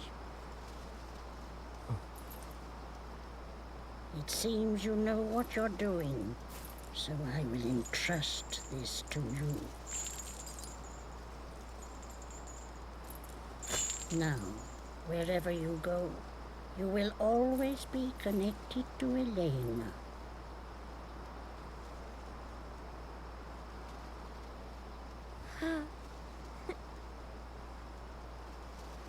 It was a bit of a creepy smile, but whatever. So there's the meta. You got to not only save her, but you also got to strengthen the bonds between Aaron and Elena. So that's the part of the game that I need help with. So if anyone knows of any ways to improve the bonds, any good ways, let me know. Because I want to get the best possible ending. If this game has multiple endings, I really don't want to get the poor ending. I really want to get the best possible ending. So the whole hint thing, figuring it out, yeah, great. I can hopefully, for the most part, it'll be fine. But, I wouldn't be partial to be someone saying like, oh, by the way, if you go here, you might find an item which Elena might like. I'll be happy with that. Do you want to save your game? That bad ending from Silent Hill really stuck with you. I mean, in general, I don't like games that have multiple endings. I just don't like them in general because it just feels like I have to do extra work in order to get the ending that you've gated behind, like me finding every possible item in the game. For someone like me who can really only play through a game once, I just want to be able to get the intended ending to a game. Like, the most extreme example would be like Final Fantasy X-2. Which I heard has a terrible, like if you want to get that perfect ending, it's like, and it's in a ludicrous, ridiculous amount of work you got to put into that. But I mean, it was disappointing to get that bad ending in Silent Hill. It's also like, hey, now I got to play through it at some point in order to get a good ending, and I'm gonna have to like look at a walkthrough. I like how Chrono Trigger did their 12 endings. Did their endings, all 12 of them, I guess 13 now. Yeah, that's the thing, though. I liked the ending I got for Chrono Trigger. That was the thing, though, because it wasn't like, I mean, yeah, sure, I guess there were bad endings, but they also had a variety of different okay endings, and I liked the ending I got. I don't really remember it. I just remember how I felt. And I felt satisfied. And with Silent Hill, I just didn't feel satisfied. Also, if some of you might recall, that whole bug with the game and the boss fight with the audio issue because of emulation, that was annoying. Chrono Trigger. Just watch the other endings on YouTube. It's like giving the developers just a lazy excuse to be like, oh, you can get away with that. No. I want the ending. So I want the ending. If I have to look it up, I'll look it up. But if anyone happens to pass by in the chat and be like, hey, get this, I'll be like, okay, cool. Continue game. Yes. The next morning. I wonder how Elena is. Find Elena with Z. Oh, there she is. We can't move. The camera just fixates on her. Oh, there she looks at us. The music is great. I dig the music. I think we can save here. Or not. Can I open this? Oh, I think we have to talk to her. Talk. Good morning, Aaron. Yesterday was a long day, wasn't it? I'm still a bit dazed, but I think I'm all right. Thanks for worrying about me. Yeah, I want that sweet ending. That sweet, sweet ending. Gotta have it. Oh! Chatting gives gifts to enhance affinity. The couple's bond will influence fate. See? See? We gotta get that. Look at that. Look how many ticks there are. 1, 2, 3, 4, 5, 6, 7, 8, 9, 10. A lot of ticks. There are a lot of ticks on that meter. I want to get them all. And now we got the bar there. Yes, now it's a visual novel. A horrible, horrible visual novel. Chat, give a gift. I don't have any gifts. Let's chat. Eating the monster flesh is the only way I can stay human. I have to eat master flesh in order to lift the curse. But it's so dangerous for you, Aaron. Don't worry about me. I'll somehow manage. Don't do anything stupid out there, alright? Come back here if it gets too dangerous. You know I will. What's up? Not much. Is everything alright? Yep. What's up? Okay, now it's repeating. Bust out some poetry over a nice slab of monster flesh. What do we got? Do we have anything to give her? You want a lump of metal? Strange grains? I think these are crafting materials. I think presents means gifts. I have nothing. Okay. I should speak to Mavda before heading to the towers. Can I go here? To the courtyard. Something popped up, but I clicked on it by accident. The stairs go up to the roof and down to the cellar. Hey, there's stuff. There's a berry. There's another berry.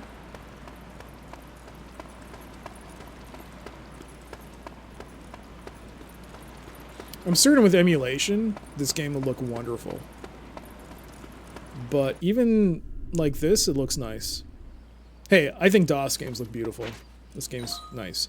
This lamp can still be used. Elena would like it. Yo, let's go. Gift. What else we got? We got lore. Restoring the chain. The Oraculos chain is the treasure of our people, passed down from generation to generation. The power hidden inside this mighty chain grows, and is the cornerstone of all the gifts and arcane abilities of our people. However, its power is not what it once was, and we cannot use it as our forefathers once did. For the Vestra to return to their former glories, the chain must be restored. I wonder if Mavda put the curse on Elena to force Aaron to increase the capabilities of the chain. That's the long game. That's the long con. I found you out. I found you out, Mavda. It was all because you want the chain back. Oh my god. Right off the bat, we figured it out. We figured out the whole thing behind this game. Got some lore. Nice. What else we got? Anything else? I will say, being able to play a game like this with the Wii controls is nice, because I don't have to lean forward so much. I'm gonna sit back a bit. I mean, only when I actually do anything in the game, I'll have to swing the Wii remote around, but right now, it's pretty chill. Nothing. Alright, but we got a lamp. That's a nice little, nice little gift. We'll give that to her. Monster Flesh is kind of okay as a name for a band. Actually, it's not too bad. Oh, I forgot to go back inside. Plot twist. The plot is exactly what it seemed on in the beginning. That she's actually trying to help. I refuse to believe it. Much like that list. Bust out some poetry over a nice slab of monster flesh. Oh, birds. Your eyes are like this flesh. Purple. Ooh. Nice little image of Aaron looking at the towers. 13, or there's 12 chains, right? 1, 2, 3, 4, 5, 6, 7, 8, 9, 10, 11, 12. 12. Okay, I found something regarding the affinity stuff. Elena likes flowers and beautiful minerals. She hates disgusting items like large bones, bodily fluids, beast fangs, strange grains, and tough pelt. I have strange grains. I was wondering if I should give it to her. Alright, flowers and beautiful minerals. I think we know what we're going for. Flowers and beautiful minerals, eh? I hope she likes a lamp, because she's getting a lamp. Is anything the matter? Nope, everything's fine. I'm giving you a gift. Select Give a Gift to give Elena a gift. You have an item that you can give as a gift to Elena. To give the gift, select the bag tab using the left and right on the D-pad? What is this? Analog stick? There we go. Switch tabs. Oh yeah, we're still in tutorial mode. Switch tabs using the left and right on the things. Select the trinkets tab. Okay. Select the gift item. Select give a gift. Yeah, okay. Select give a gift to confirm. Remember, there are items aside from trinkets that you can also gift. Glows gently.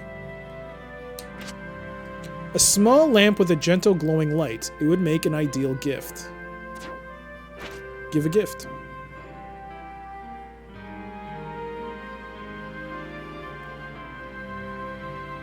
Bodily fluid. Hey, Elena, check out this bile and vomit I found. I thought of you when I saw it.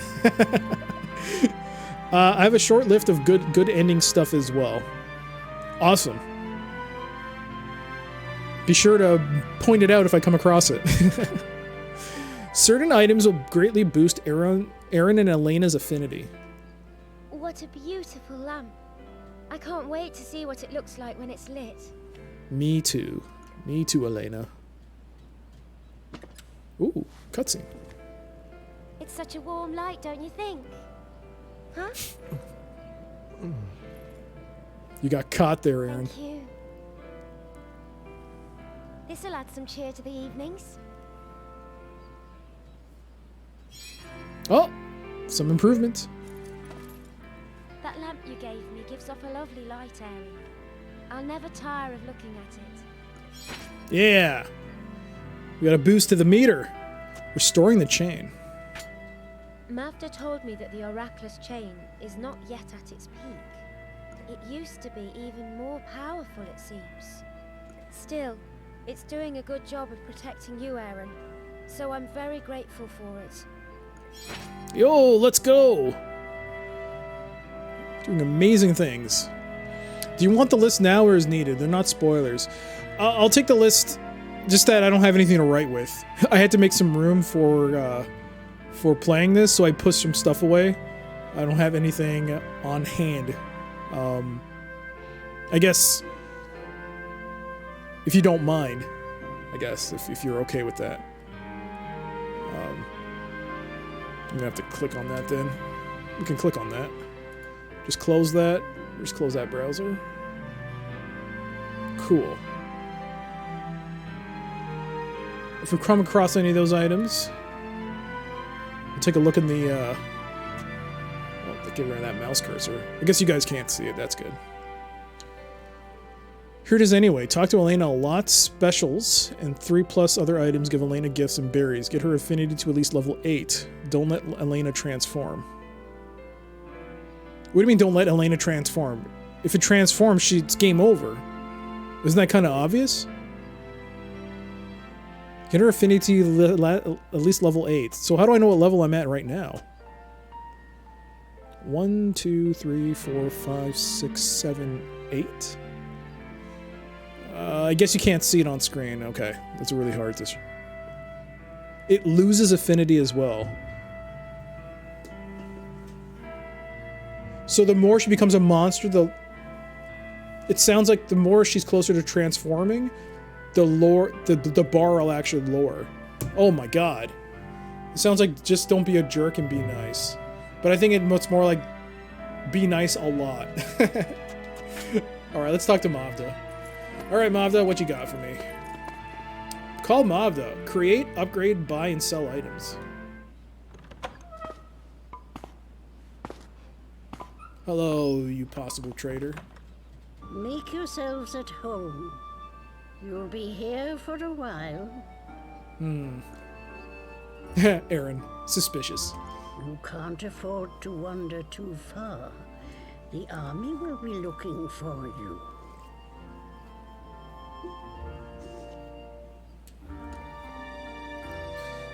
They're still after us? Without doubt. But you're safe here. What is this place? Is it like Paragon / Renegade system like in Mass Effect? I don't think it is. I think the more you just talk to her, the happier she'll be. So it's not like you can say things like you can't say Renegade like things to her. I don't think that the game is gonna have a decision tree, like a conversation tree in that way. But I do think if you ignore her, it'll definitely not be great. This was the observatory the Illyrian army used to keep an eye on the 13 towers. But no one uses it anymore. I doubt they'll look here. It probably will. It will have dialogue decisions later. Ooh. Ooh. I've got you. Quick on the uptake, aren't you? Well, that's how things stand. I like Mavda. Well, it looks like you have some reading material. Even though I know she's behind it all. I'll buy that off you if it's all right with you. Right. She's our merchant. What are you buying? What are you selling? That's her. For this kind of information, I'm prepared to pay you this much. 300 Leots. I don't know if that's a lot, but I'll take it. What can I do for you? Oh, it's automatic. You can't even have a choice. We can buy and sell. We can create and repair. We can upgrade our weapons, and we can talk to her. You'll be able to hear all sorts of useful information here. The towers. The treetop tower was once used to grow plants for food. The followers of the Way of Ios eat no meat, so it must have been an important place. It's a fine irony that you've ended up going there in search of beast flesh, is it not? I like her laugh. Was there something else you wanted? Let's chat. If you've got hunks of flesh you don't need, I'll gladly take them off your hands. I think, if I recall, the longer you stay in the tower, and if you have flesh while you're running around, they'll start to spoil and degrade in quality, so she'll give you less money. You want to know what I'll do with it? Let's just say there's a market for all sorts of things. So suspect right now. So suspicious. Oh, and there's one more thing I should mention. Oh, what's that? Monster flesh is still just raw meat, so it will go off. There you go. It will spoil. I'm afraid I can't give you a good price for rotting meat.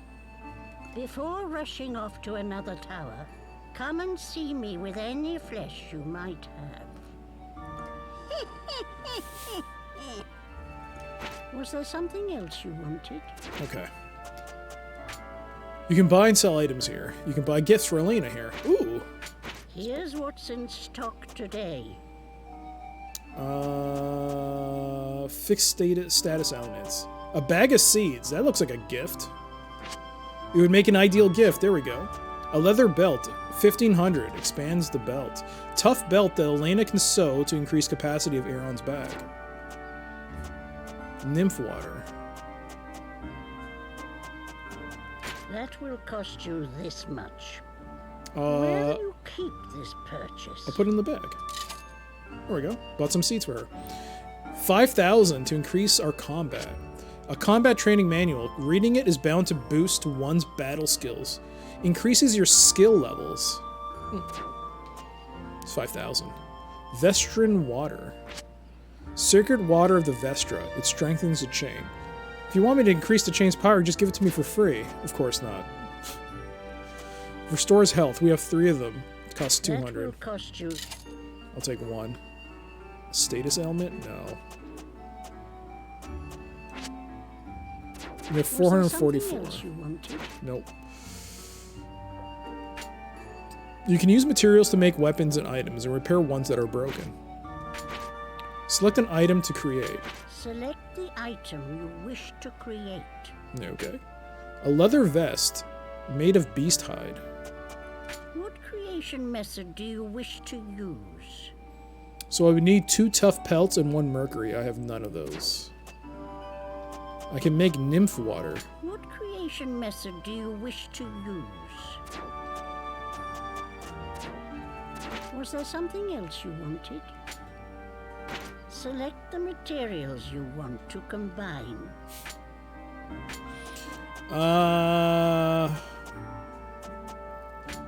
You're able to make the following items. I can make an amulet.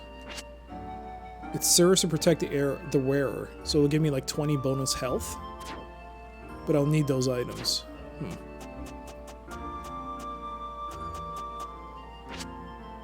Common grain. You can't use this. Oh. Was there something else you wanted? Repair. Well then, select the item you want to be repaired. I can repair this dryad berry? Really? Okay. Was there something else you wanted? You can upgrade weapons to even more powerful versions. Cool. As the weapon level increases, you'll be able to use new additional attacks. Choose a weapon to forge. We only have 1 weapon. Choose a way to forge. So we would need... Okay, so we have the lump of metal, but we need something else. But we don't know what it is yet. Cool. We can go up to a level 10 sword. 25 damage. Is that 25 total, depending on... Oh, is it just... Are we adding +8, then another +12, then another +13, then another +13? Is that how it works? That'd be cool. Was there something else you wanted? Nope. Oh, be sure to take this with you. Take what? You don't need to give me anything in return. We help each other out, you see. That's so suspect. A harvest of horror. A harvest of horror? Rumors have been running riot ever since the chaos that erupted at the Harvest Festival. All of the rumors share a common thread, that a maiden became a beast. The singer at the festival was transformed into a beast that bared its fangs at the assembled throngs. The Illyrian army have said nothing since announcing that no casualties had resulted, but they are thought to be in hot pursuit of the maiden and her companions. What is the true story? Farewell for now. Okay. See you later, Magda.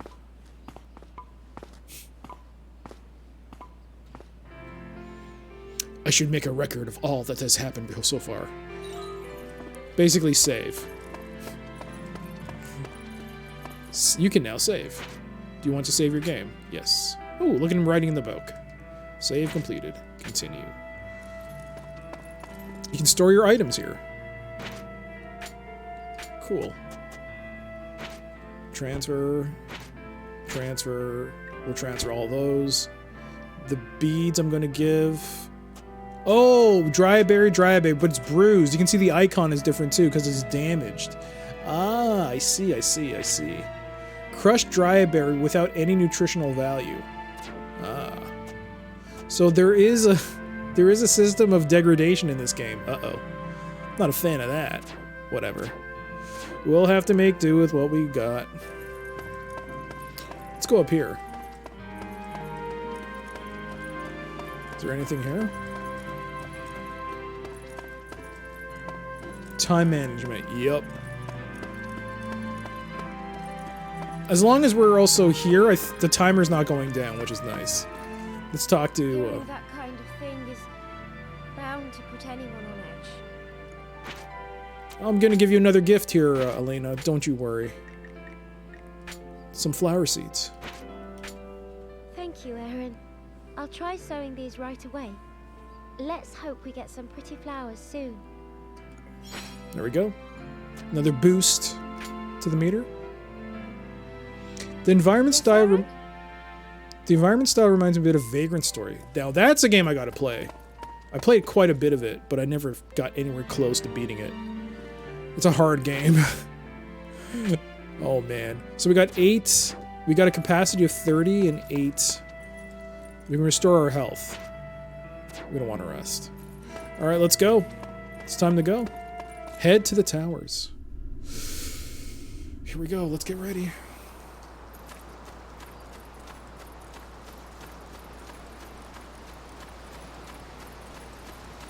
Can we explore this area? Oh, wow. Cool.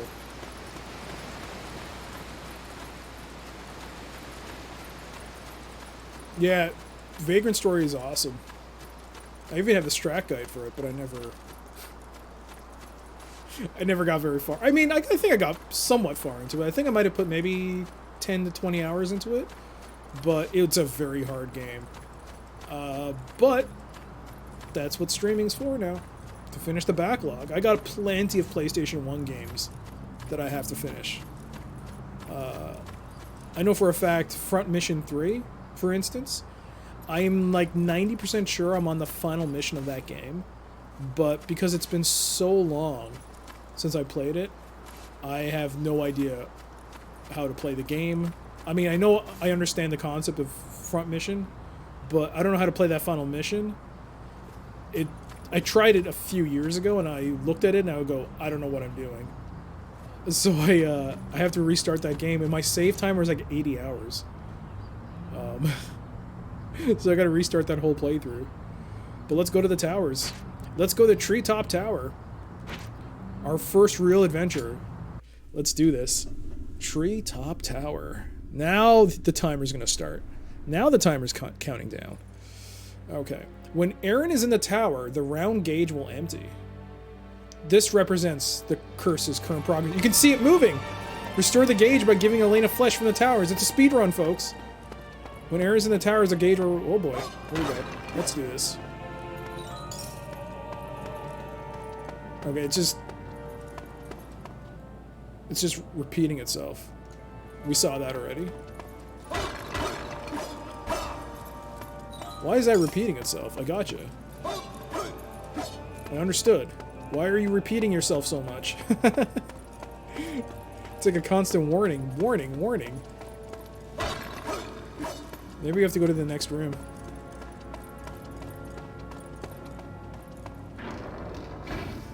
Item shortcuts, okay. I recall from the manual that if you hold down the A button, you can do a super attack. So you do this and do that. You can get something. This time we got some money. I don't want to use an item. I don't need it. There. Okay.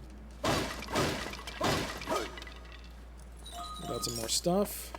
Strange grains and some money.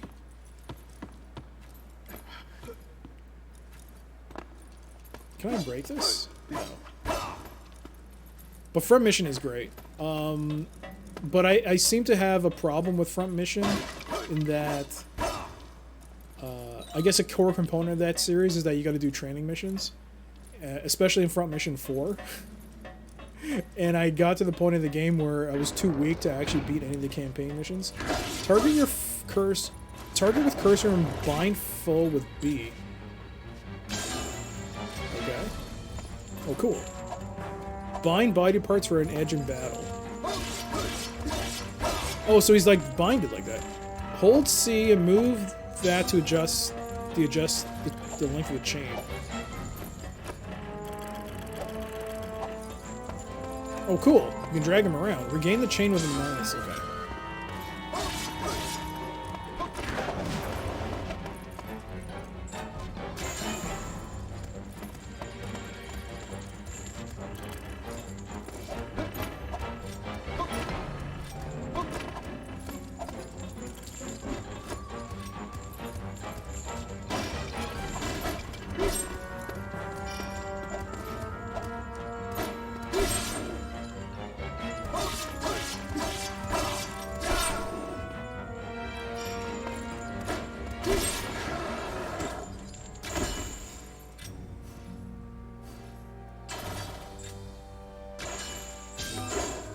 Okay, we got a beast fang. I guess we don't give that to Elena. Items vary depending on the bound body part. Oh, you can target various body parts? I didn't know that. That's good to know. Good to know. So we're gonna have to try, I guess, try and grab the torso in order to get heart pieces. Same thing as before.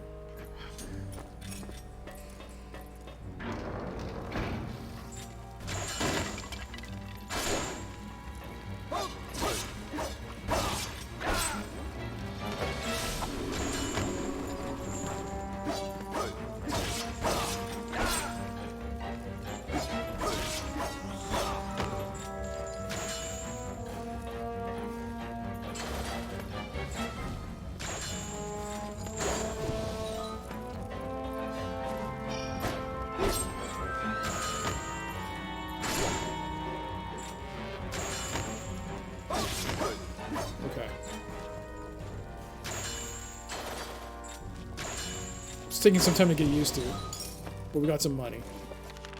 Treetop in bloom. Today my posting began in the 13 Towers. My job is to transport food and medicine for the army for storage in the place known as the Treetop Tower. As I carried the crates assigned to me, I saw a whole series of strange and startling sights. I saw a huge tree growing upside down, and curious thorns that moved just like animals. The higher up in the tower you go, the more marvels meet your eyes. I had no inkling that I would witness such weird and wonderful things. I think I'm going to enjoy this assignment. Okay, cool. Alright, so combat, I am definitely terrible at it.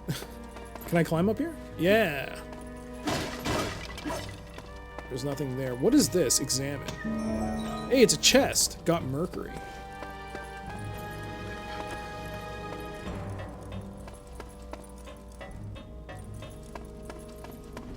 Oh, something's there. Got a large bone. Oh, hey. Is this the door at the beginning? Is this the beginning? It is. Okay, it is. Music is so good.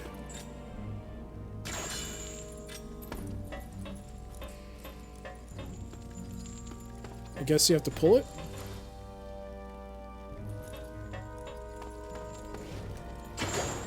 Yo, let's go.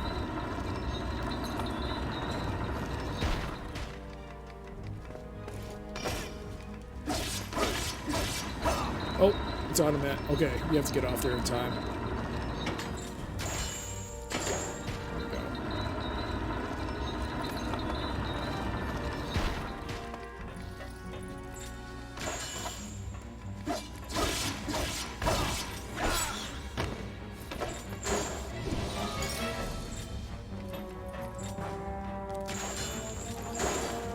There we go. It's an instant kill. Nice.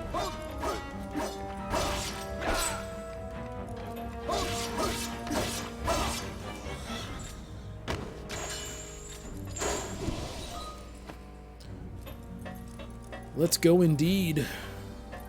How do I get up there? Nice. Bit of an auto jump here. Got some medicine. Oh, maybe I can eat that dryad berry. There we go.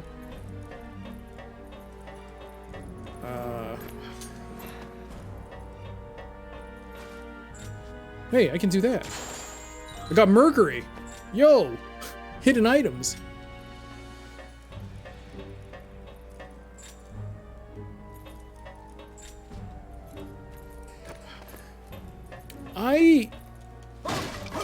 I think I got to, like, when I first played this game, I think I got to, like, the third tower, maybe?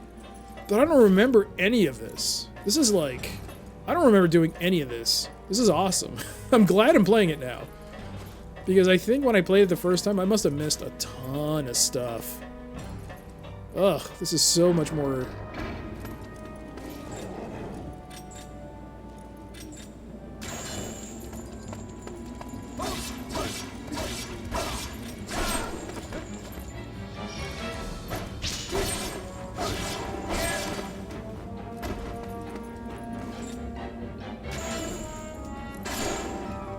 I gotta check out the whole torso thing. There we go. Oh, there you see the legs, torso, and the head. Oh, so go for the torso. Got dripping flesh. That's how you get them, eh? Oops.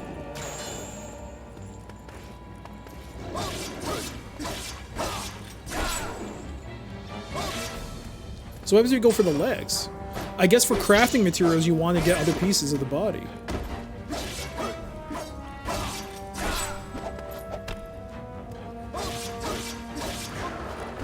So what if we go for the legs?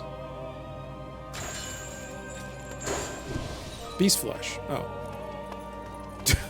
That was better than the pulsating flesh, I think. Yo, this game's great. I think in terms of, like, the Rainfall games, I understand that this was considered the not as well-received one compared to the other two. But I'm really liking this. Treetop, wasp study. My job tomorrow is to guard the scholars, keep those wasps from attacking them, and lead them to the nest so they can investigate it. By observing the wasps, the scholars have come to the conclusion that there must be something important in the nest. Okay. Our objective is to ascertain what it is. But this is no easy matter. Those wasps that swarm near the nest could prove deadly. I asked one of the scholars whether it was really worth the risk. He told me that any advance in research could help our land, and that we had to go on. Knowledge can change the world, he said. That look in his eyes was the same one you see on the battlefield. Some more lore, I guess we can sell it to Mavda. Medicinal moss. Wonder if that's a crafting item. That must be a crafting item. Well, no, it's in your inventory. We can use it. How do we bring up the inventory? Soothes pain.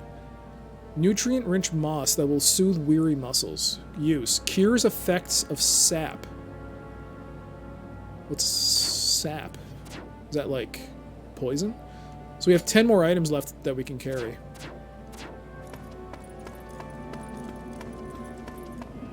Let's keep going.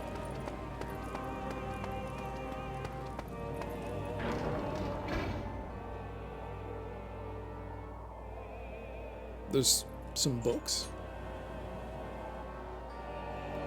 Target the spot with the cursor and hold B to zoom in. Use zoom to locate items and aim the chain. Use cursor and B to get items within change range. Alright, so we have to get closer to it. There we go. We got the warrior amulet. Ooh. Select equip. You have items that you can equip. To equip items, select the bag tab. Okay, that sounds easy. Switch tabs by tilting. Okay, okay. So we go here. Select the warrior amulet. Select equip. Can we equip this as well? The beast fang? Equip. After selecting an item to equip, the equip zone will open. Place the item in a blank space in the equip zone. Oh my gosh. So it increases our health. This is cool. I remember this. Oh yeah. Equipping items will boost Aaron's abilities. You can also obtain equipable items when you create items.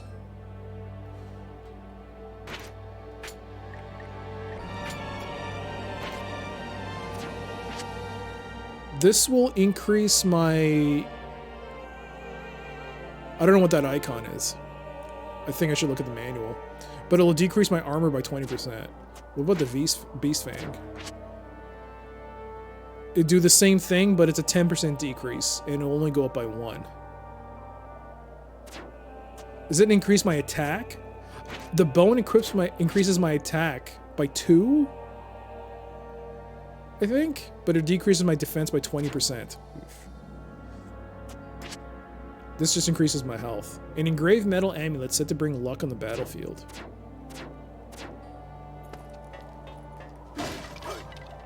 More copper coins. What about you, Mr. Oh, I have to lean back a bit. What about you? Anything? No, nothing. Checkpoint!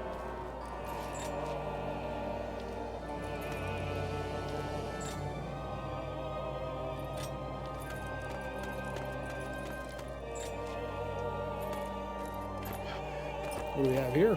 Climb up by moving okay, well, that's pretty straightforward.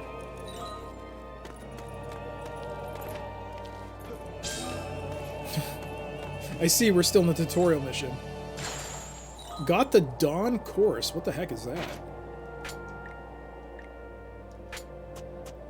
Gives vitality.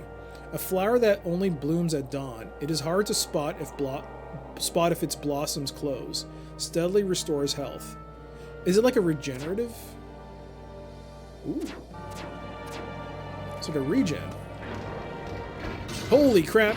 Hold down A for a more powerful strike.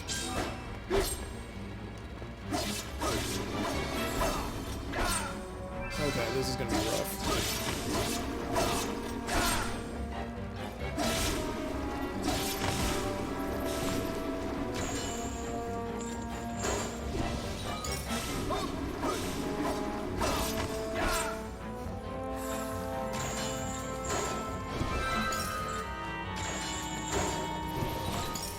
At least not want not.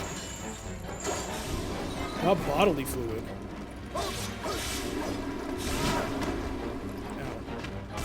Ow! What the hell's hitting me?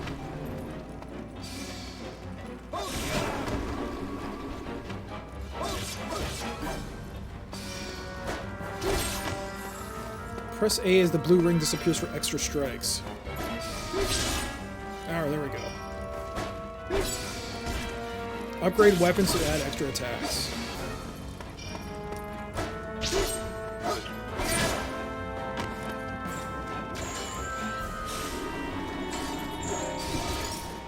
Damn it.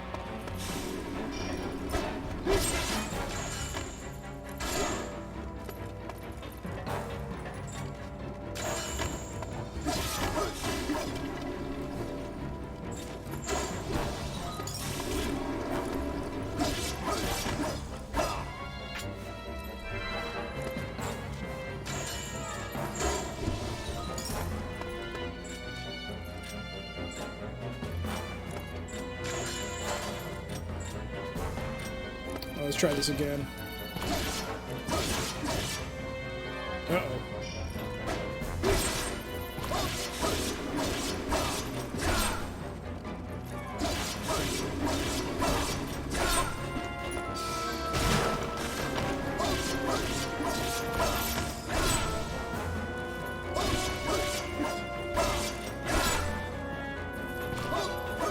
Attack!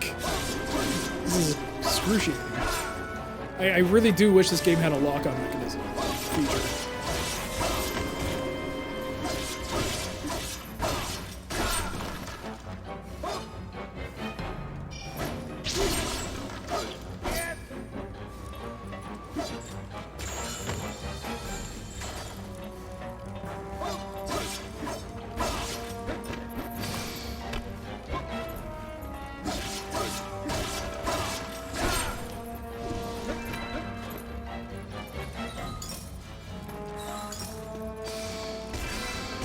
Oh, jeez, I got hit. I got wall up there.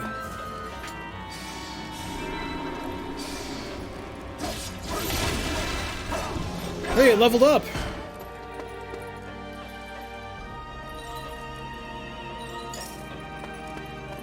That was rough.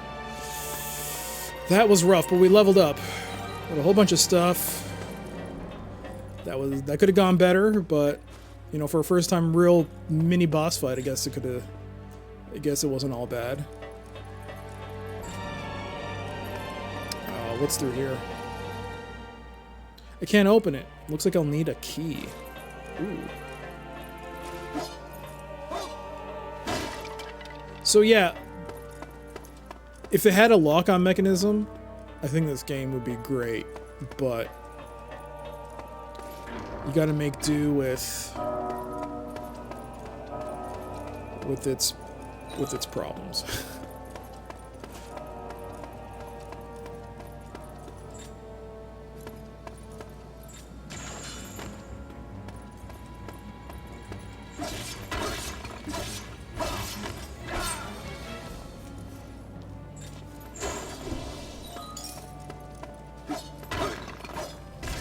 Ow! What the hell? That thing. That thing's trying to range me. Ow. Ooh, nice.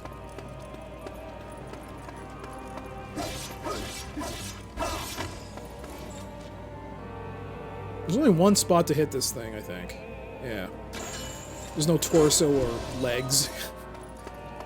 Examine. It's a curious sight. A giant tree is growing upside down. You're right, it is. I just noticed that now. Wow. That's cool.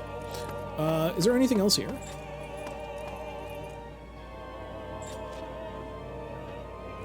No items? No.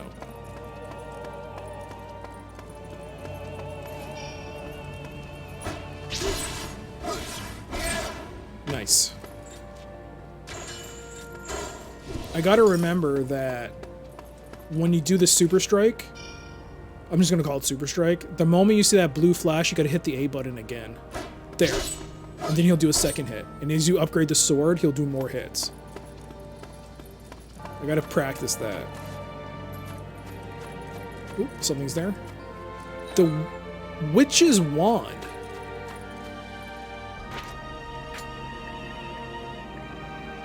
We got 2 presents. Raw flesh and flesh of foes. We've got 27 out of 30 capacity. Maybe we should head back and give her this. She'll get back some of the timer, right? Maybe? Crystal clear water gushes from the fountain. Drinking it is sure to be soothing. We got a checkpoint. The cooling water has restored my strength and cleansed my body. I feel as good as ever. Nice. Got 90 Leots. Oh, hey! Got another Witch's Wand. What is that? I didn't look at it. I actually forgot to look at that the first time. Foul fluid that looks toxic but contains useful elements. Okay, that's for crafting. Witch's Wand, a lustrous wooden wand said to have once belonged to a witch. So this is a crafting item. We only got 2 items. Maybe I should head back and give the flesh. I think I'm gonna head back. We're almost halfway. We've almost got full inventory. I've got 2 of those flesh pieces. I might as well give them while they're still fresh and maybe get back some of the timer.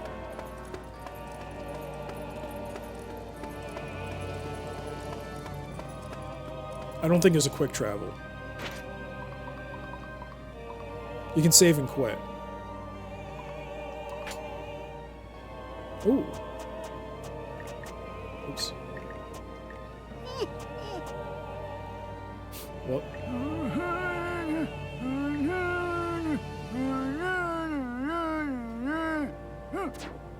Awesome.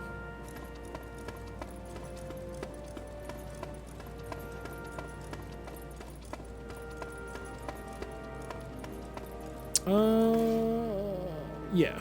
We're gonna... I don't think we went that far.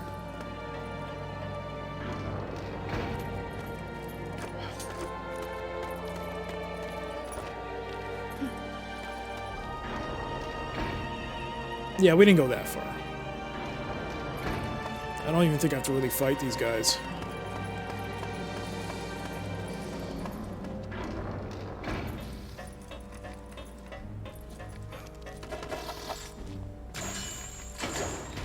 Oh, did he get down with me? Oh, he didn't. Okay.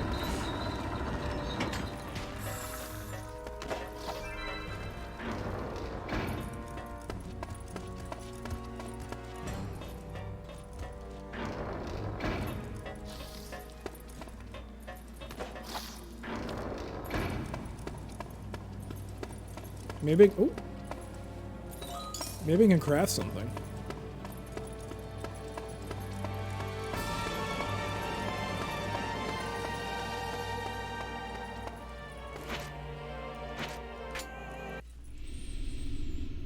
Observatory.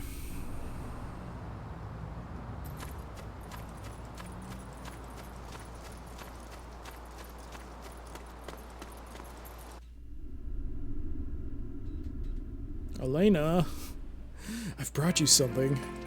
Better quality. Gaius. I was worried. Better quality flesh is more effective in restoring Elena. Where is she? Oh, there she is. Elena! Elena! I have something for you. Welcome back, Aaron. Give a gift. Yum yum. Does it qualify as a gift as well? No. Malodorous meat taken from the beasts residing in the towers. Oops. Still dripping with blood, this meat effectively curbs the curse. I assume beast flesh is better. I want to give that to her. Oh, it tells you at the bottom left corner how much of the meter will come back.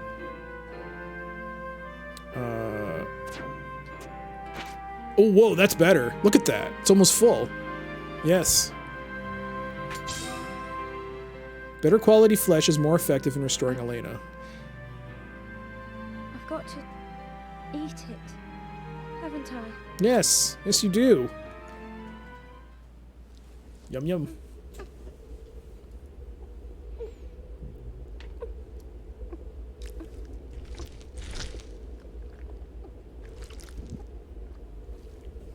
Tastes like chicken. Mm-mm.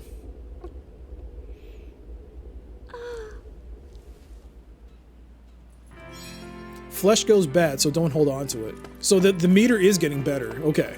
So we want to do that. Sell surplus flesh to Mavda. Yeah, we got one extra. Might as well sell it. And we got some lore.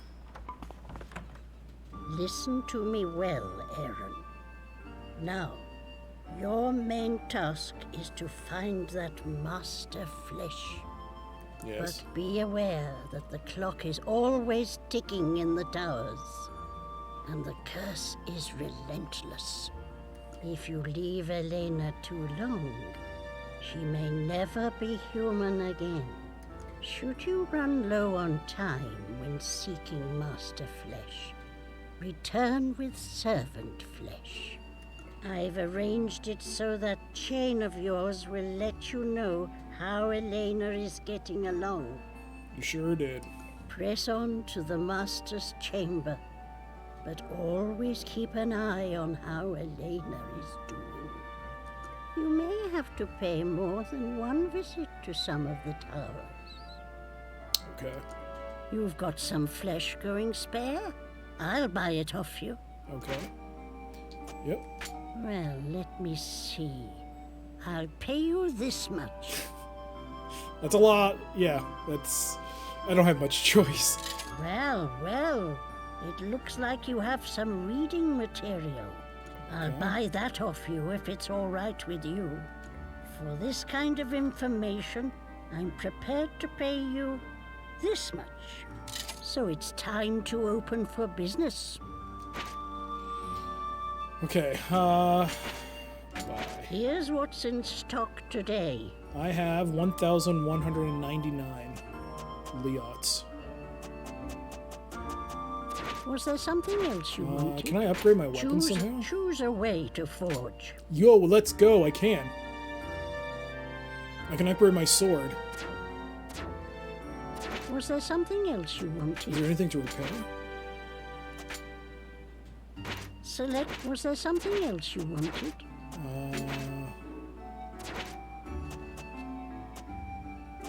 Choose a way to forge.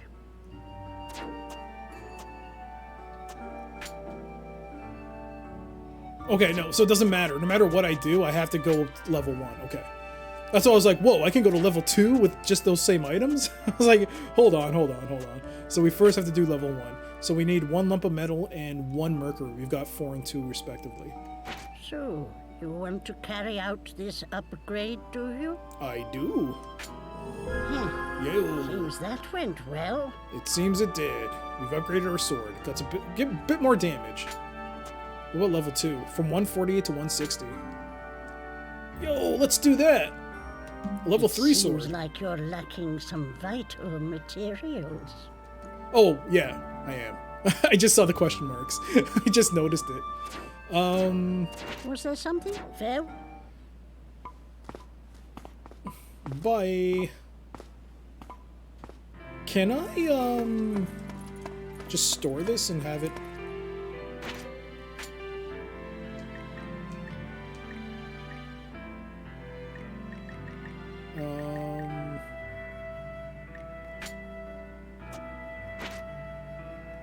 Transfer the trunk. Transfer the trunk. Let's get rid of some of this stuff. Free up some inventory space. Oops.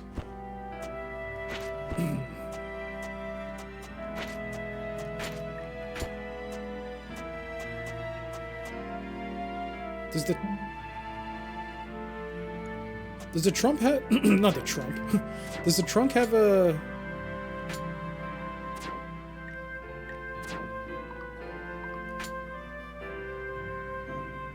the trunk not the trunk. I keep saying Trump. The trunk has only 30 capacity, doesn't it? No, it doesn't. Is the trunk... Does it have unlimited? The Trump. It sure does. I want to say that the trunk has unlimited capacity. That'd be great. I think that's what Aaron has in his bag. Yes, it's 15. Okay. All right, so we cleared some of that out. We'll keep the medicine and the berries. And we're down to 15. Okay.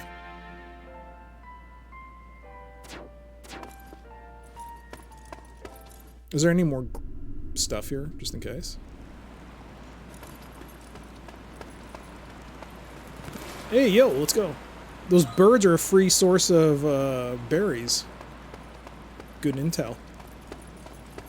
The Dawn Core should be a positive gift to Elena. Whoa, really? So it's not just a healing item, eh? Okay. We'll keep that in storage. Because I don't want to eat it.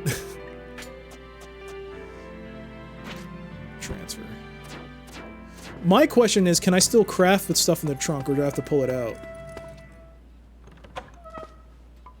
There is untapped potential in that chain I gave you. I hope so. You aren't close to harnessing its full power. What should you do, you ask? Well, there's nothing quite like defeating a mighty foe. I'd say the Masters would make ideal opponents. I'm on to you, Mavda. I know what you want. You want me to destroy them so you can take over the world or chain something. Needs love and attention, you know. What a non-suspicious laugh. There's also an item called Setting Sun, which can be gifted to her. Okay, we're gonna keep an eye out for that. So it's time to open for business. See, normally it's all about, oh, I gotta figure these things out organically. No. I want that best ending. I want that good ending. I don't want a bad ending. Okay, let's see. Choose a way to forge. Yo, the game lets you transfer from storage into crafting immediately. Oh, that's so good. I don't have to carry stuff around like that. Okay, good. That saves time. Excellent. Cheese strats. Yes. Yes, it is. Can we talk to her? Now she's eaten her fill, she's fast asleep. Sleep until Elena awakes. Leave her to sleep for now. We're going back. We're going back into the... We're gonna save. Yep. Oh man, it's gonna be exciting to be able to play console games. How many games have I missed out on? How many games? Yep. Only thing is now I gotta run through the whole tower again. But what can you do? It's like Dark Souls. I think. I gotta play Dark Souls. Actually, I want to play through Demon Souls. I want to play through Demon Souls. The PS3 Demon Souls. Since I happen to have a PS3 right next to me. Some more healing items, that would be good. Did I go through this door? I don't remember. I guess I don't have to fight anything. We just go back to where we were, right? That makes sense. Save some time.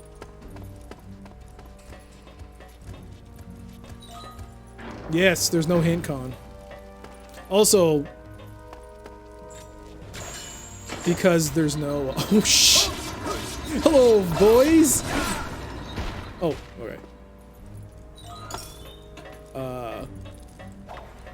Also because of the space issue. As you can tell, things are a little, even though this is a 480p game, it feels like the game requires a larger resolution than I'm used to. So, things are a bit pared down. But I also didn't want to shrink the window. I wanted to keep it as close to the way the capture card is getting it. So that's why I had to narrow down a bit of the window here. I mean, narrow down the sidebar, not the window. Oh, see, the wasps or whatever, or what have you, they're gone now. So we don't have to worry about them.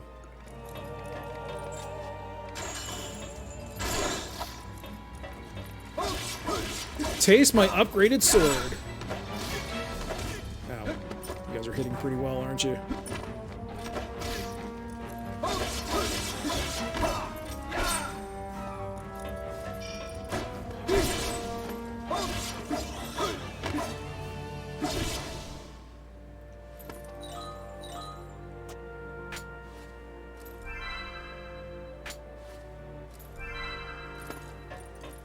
Yeah, the Wii is only 480p, so I thought the window would be smaller, but as soon as I captured it, and I just, you know, I just wanted to, like, bring it to the edge of the screen, it's like, this is much larger for some reason. And I didn't want to mess around with it, so I just figured I'd leave it as it is. It's weird, because I can... DOSBox isn't... Yeah, I didn't have to stretch it. I mean... I didn't have to stretch it beyond what it normally is. I don't know how to describe it. But suffice to say, I had to narrow down the sidebar. It's not a big deal. Actually, I think it allows for more game screen. But I've actually also noticed that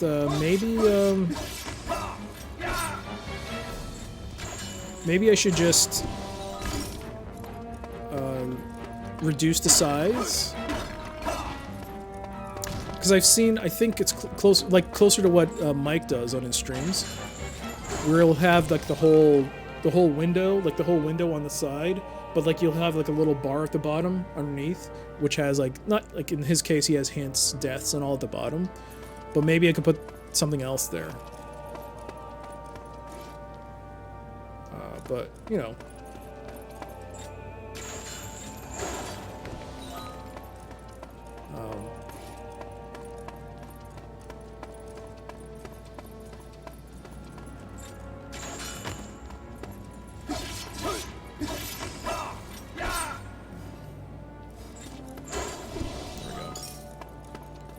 We need Duke in here to talk about scaling.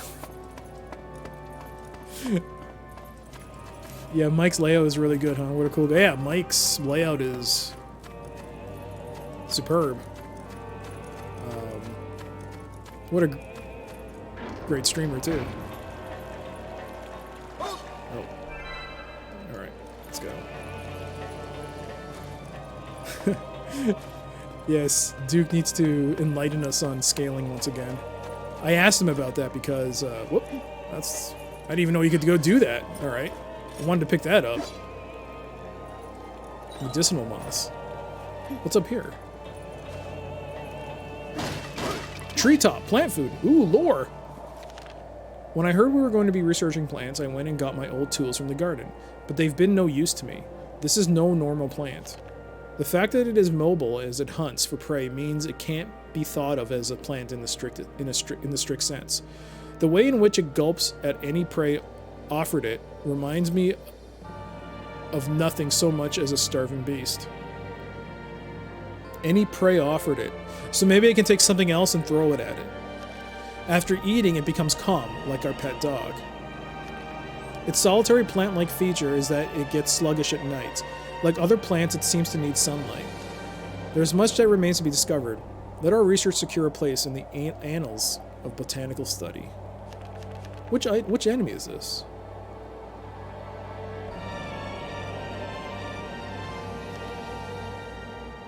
Is this the boss? No, it can't be.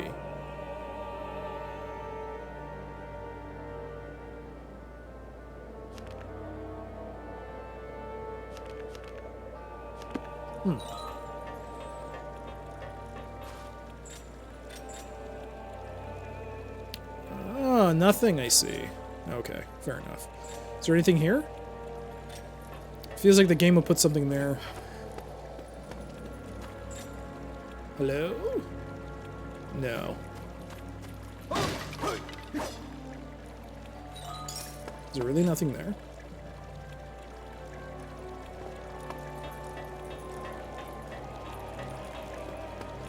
Let's go. Leap over gaps by running with the analog stick.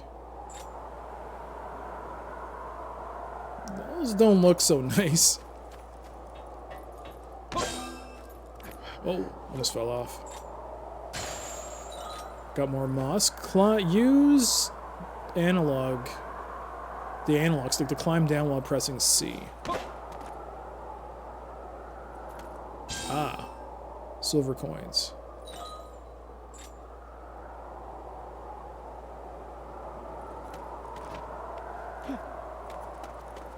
Oh, I'm gonna forget that, aren't I?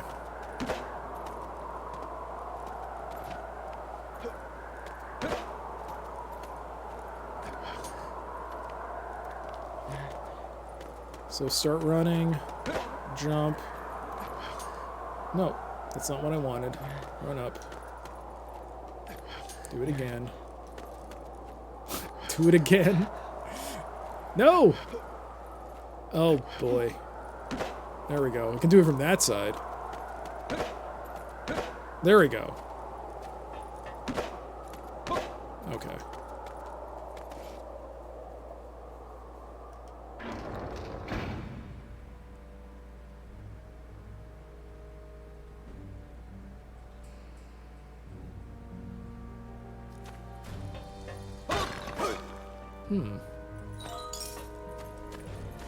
Oh, there's more. More money?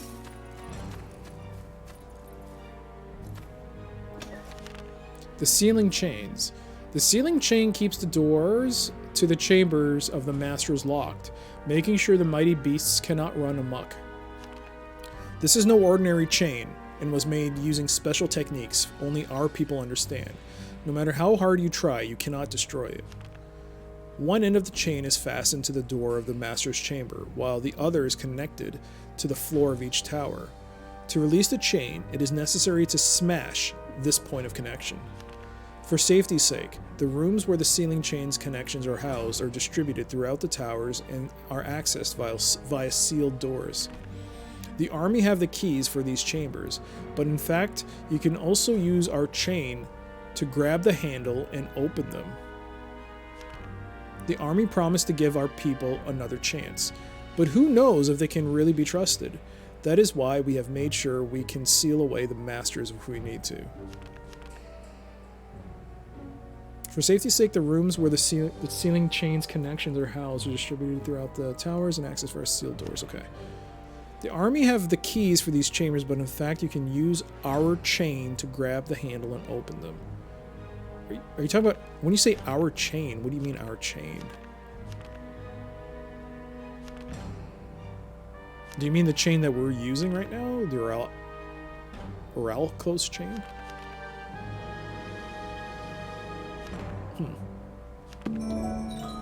Well, we got some lore. Beautiful, beautiful, delicious lore.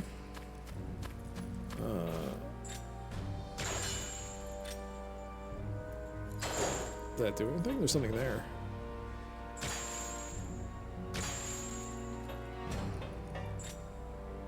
Ah.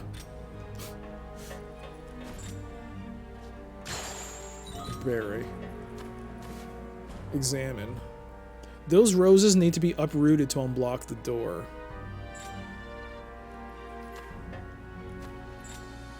Oh, there's something up there, okay.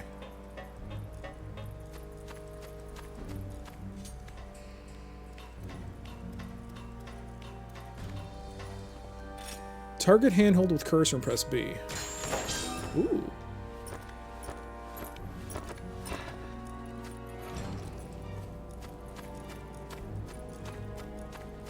There's the chain. The chain. The master door, okay.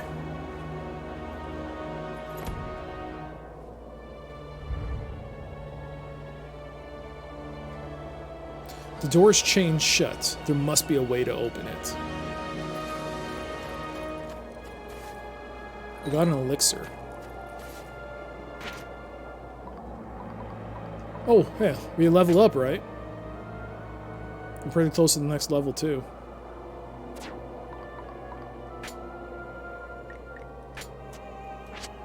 Carried by elite soldiers, it has powerful healing properties. Restores a large amount of health. Okay, that's our ace in the back pocket, so to speak.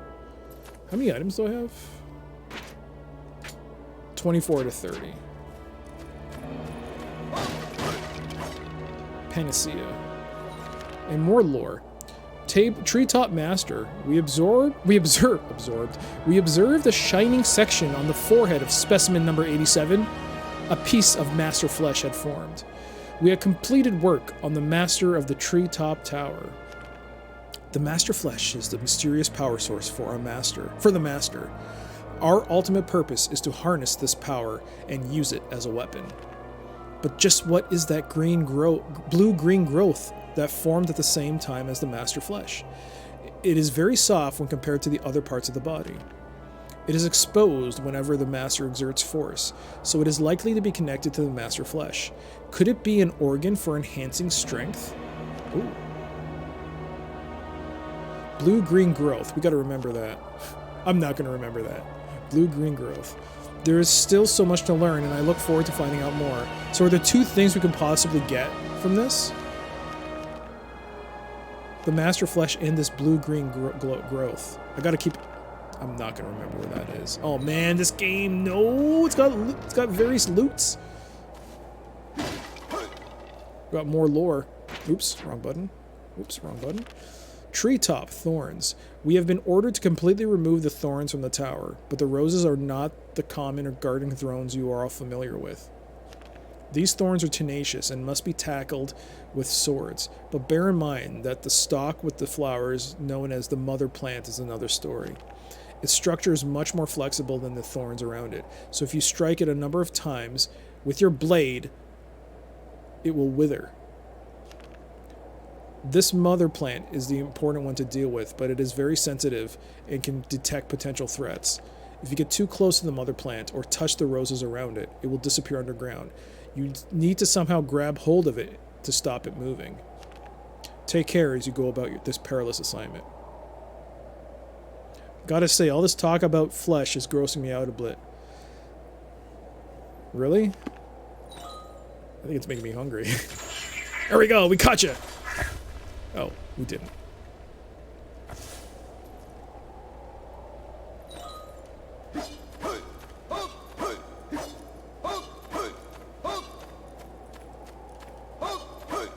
Oh no. Did I goof it up? I think I goofed it up.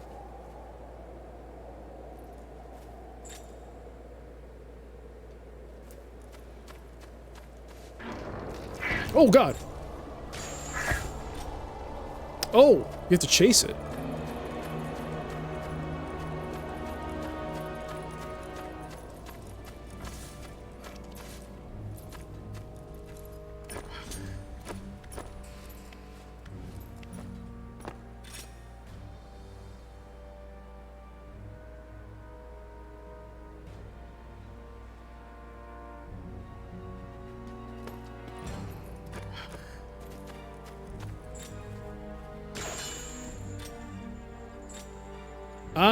Okay. So now it's stuck there. It can't get away. And now, the coup de grace.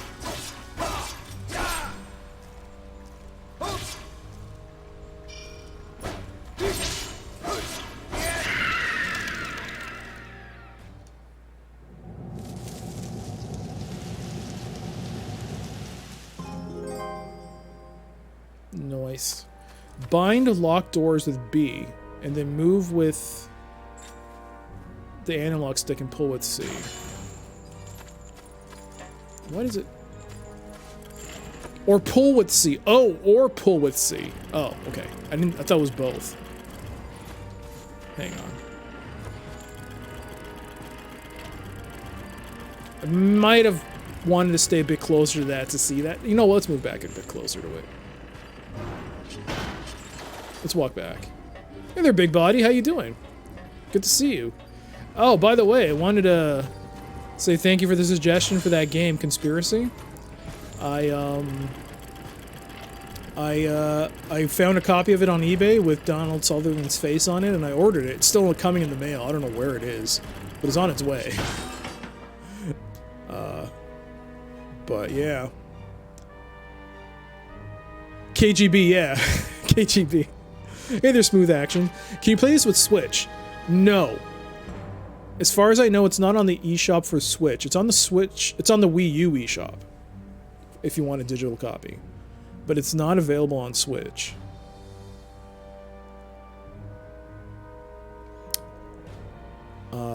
Hey, no problem, Smooth. I hope you get it. It's a good game. So far. Mind you, I haven't even played... I'm still in the first tower, but I'm liking it. Because, yeah, now the prices for the game for this game has gone up. For the longest while, this game was, like, very cheap. But in the last couple of years, it's kind of shot up in price. It wasn't like The Last Story or Xenoblade. Xenoblade, until they reprinted it and then remastered it, it was actually really expensive, Xenoblade Chronicles. But Pandora's Tower, it was kind of like cheap. It was like the cheapest of the 3 games. But now it's gone up. Now, like, it's like $80 to $100 US now. You just ordered a 420 Ti for your Windows 98 machine. Nice. Nice. I got to, speaking of, I got to fix my, I got to still work on my XP machine. Get that up and running again. Okay, so we've opened that door. Actually, since Smooth brought it up, this game could work on Switch. I mean, it has controller support, right? Classic controller support.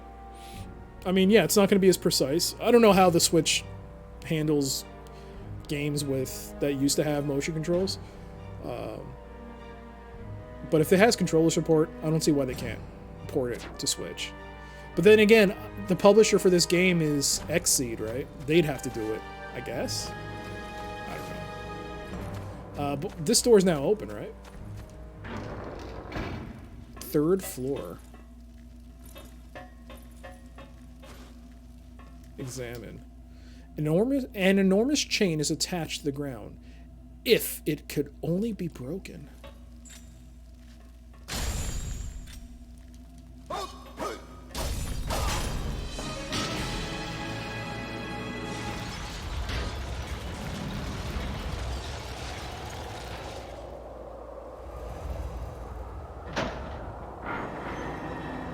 I think we broke it.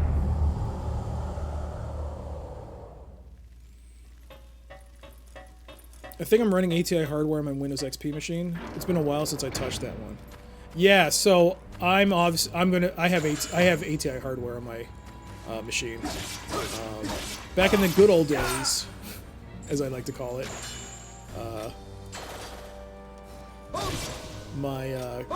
I had a relative that used to work for ATI, and all I get were oh my god, hold on. What the hell is this?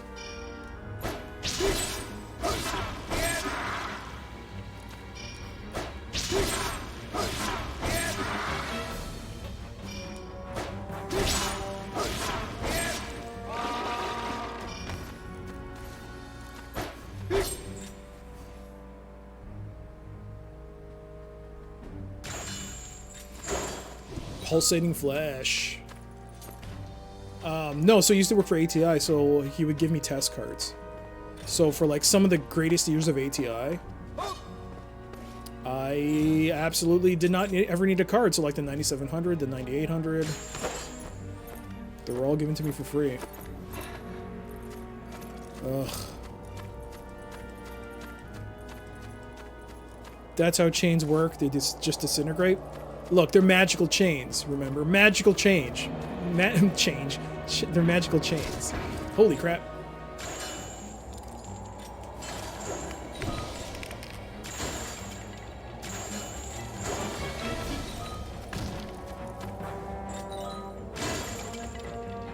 The Shard of Divinity.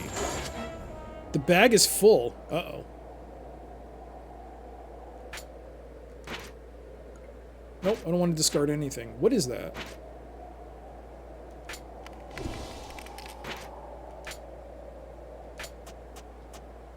Transport bearer. Mysterious rare item. It transports the bearer to other locations. Takes Arion to the observatory.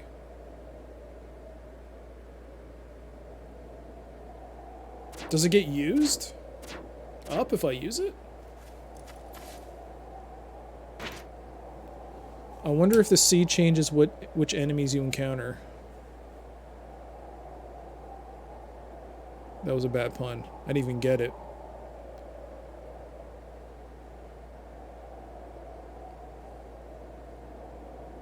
The graphics remind you of Chaos Legion. I have that game for PC. I've never played it. I should play that. I will play that. A lot of games.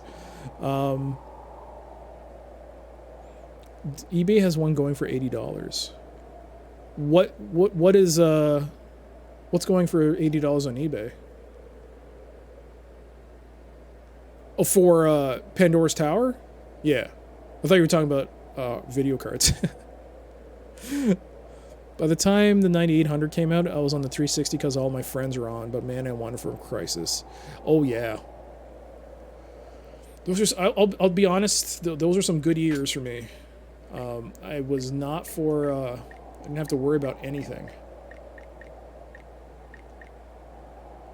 Should I go back? I got full inventory. Maybe I should go back. Run back. And just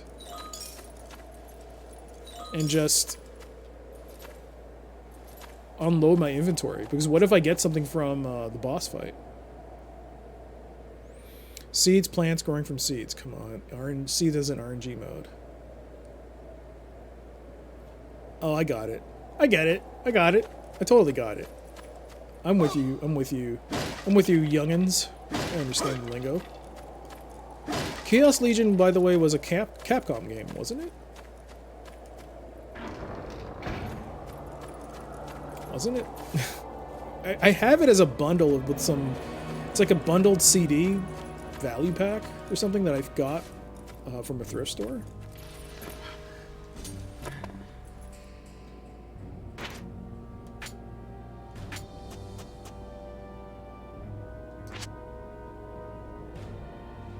Maybe I should hold on to this. Maybe I'll just run back. We got the pulsating flash, right? Oh, there's two of them I can get.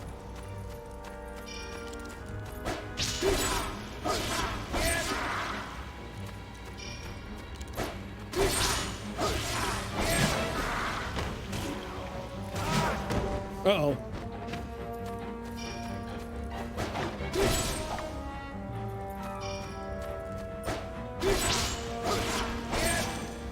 Yo, I leveled up. Let's go.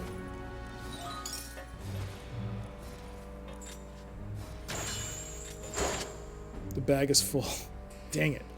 Dripping flesh. Select the item you wish to discard. Yes. Cancel sorting. Okay. We'll use like a health item. Oh, I can't. I'm full health. What is that? Is something broken on my inventory?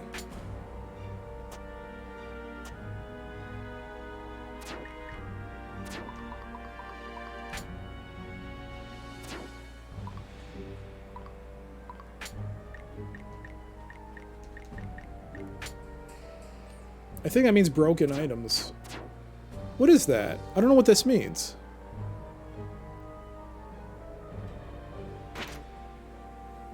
You think it's really good? It's Capcom. Alright, I gotta get this flesh somehow. I gotta use something. Valuable currency. When did I get this? Oh man. All this garbage in my... How can you not stack pulsating flesh? Is it not pulsating flesh? What is this? It's dripping flesh. Oh. Oh, am I poisoned? I don't understand.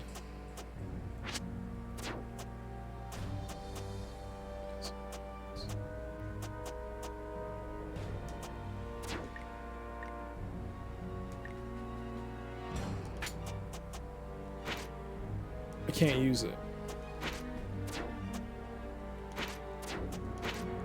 Can't use any of it. Wow. Wowie wow. Well, if I'm gonna drop anything, it's gonna be a dryad berry.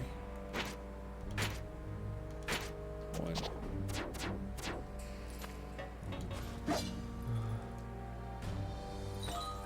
It's oh, okay. It's some kind of status ailment. I don't have. I seem to have decreased defense. So I guess it makes sense to head back anyways. Oh, hey. There we go.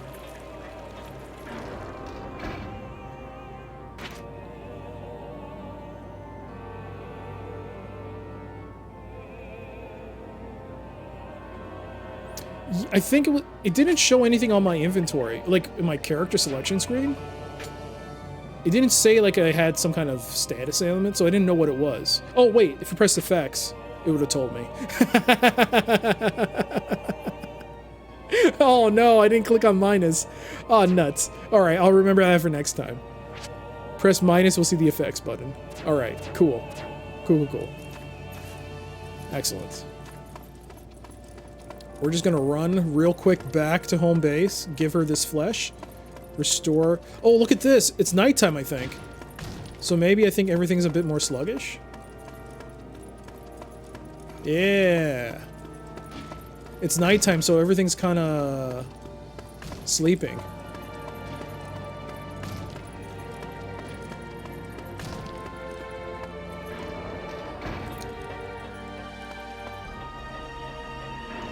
Everyone knows you can't still stack pulsating flesh. It's pulsating.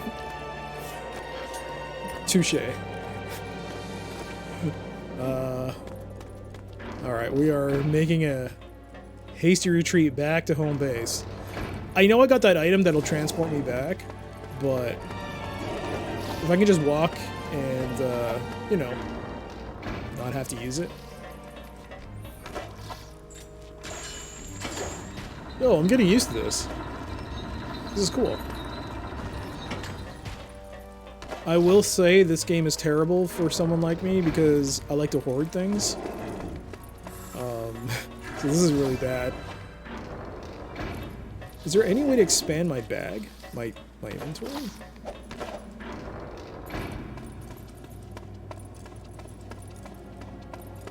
I wonder if because we're halfway we'll see if she has any difference. What if she's still sleeping? I didn't think about that. What if she's still asleep? No, she'd have to be awake. If you're an inventory hoarder, you must hate the Resident Evil games. Yeah, they weren't great. They were not great. Elena, you're... Welcome back. You look fine. You look fine. You gotta eat something. Yes, Aaron? Welcome back, Aaron. Give a gift. Pulsating is better, right?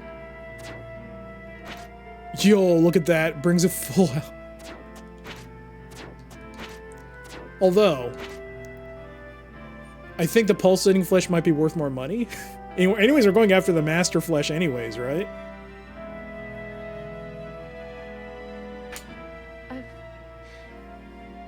Got to eat it, haven't I? Elena, it's for the greater good. The greater good.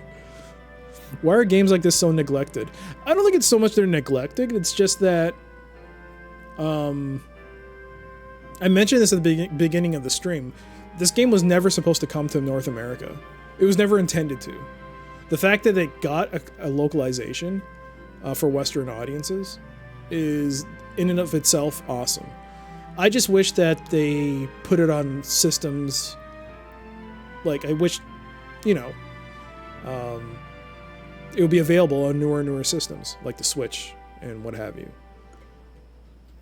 Because people should play it. Just have the opportunity to play it. And as much as I love physical media, there's no way I can afford some of the prices for some games now. It's just way too much. It's way too much money.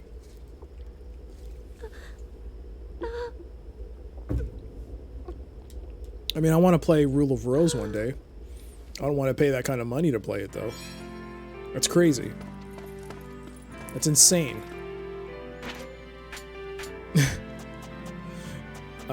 Silver coins. You know what? Let's first talk to you. Mavda. You've got some flesh going spare? I'll buy it off you. Yes. Well, let me see. I'll pay you this much. Is that more than what I got before? Well, it looks like you have some reading material. If you rest with her, I think that adds affinity as well, so... Oh! I'll buy that off you if it's all right with you. For this kind of information, I'm prepared to pay you this much. Yo, So it's time to 1600? open for Let's go.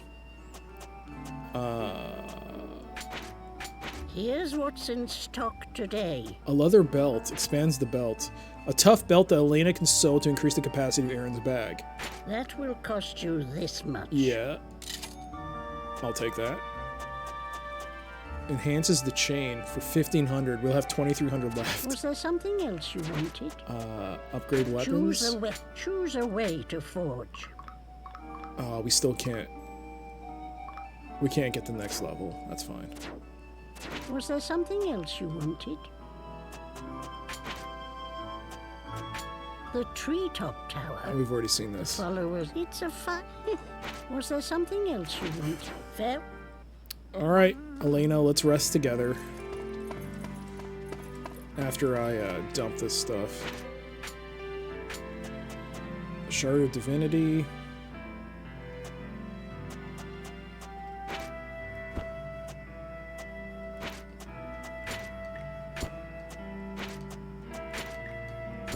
Damn it. The elixir, dryad berries, that's a lot of berries.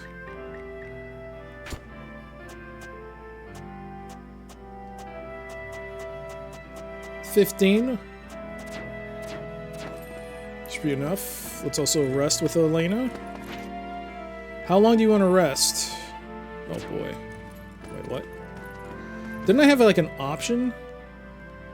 Now that she's eaten to fulfill, sleep until Elena awakes. Yes. It's not like the timer's going down. She's awake. It's 10 o'clock.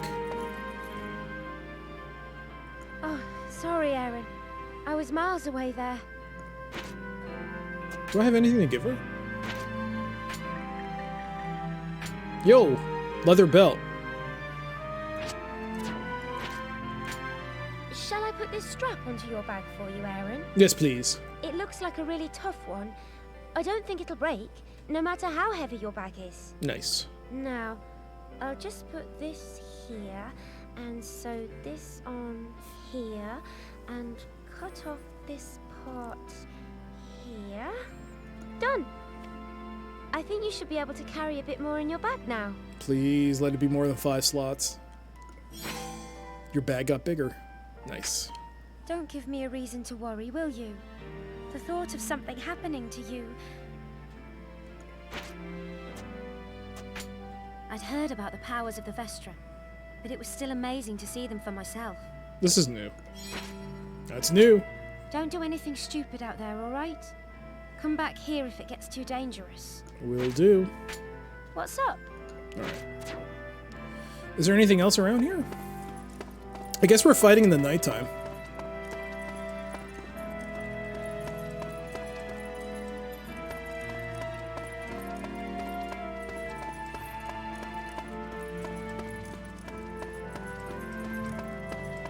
I wonder why certain games become so pricey years later. Like, is it always due to rarity, even if emulation is used as an option? It's interesting because certain games like Contra for the NES, those used to be like $1. Those used to be dollar games at the most, but because I don't know, this perceived notion of rarity, people have just these prices have skyrocketed for some games. Like Rule of Rose, I get it's a rare game, but people are asking $1,000 for that game. At best, that game's not even. It's like an average game. I heard it's got a lot of problems, but $1,000. I don't know.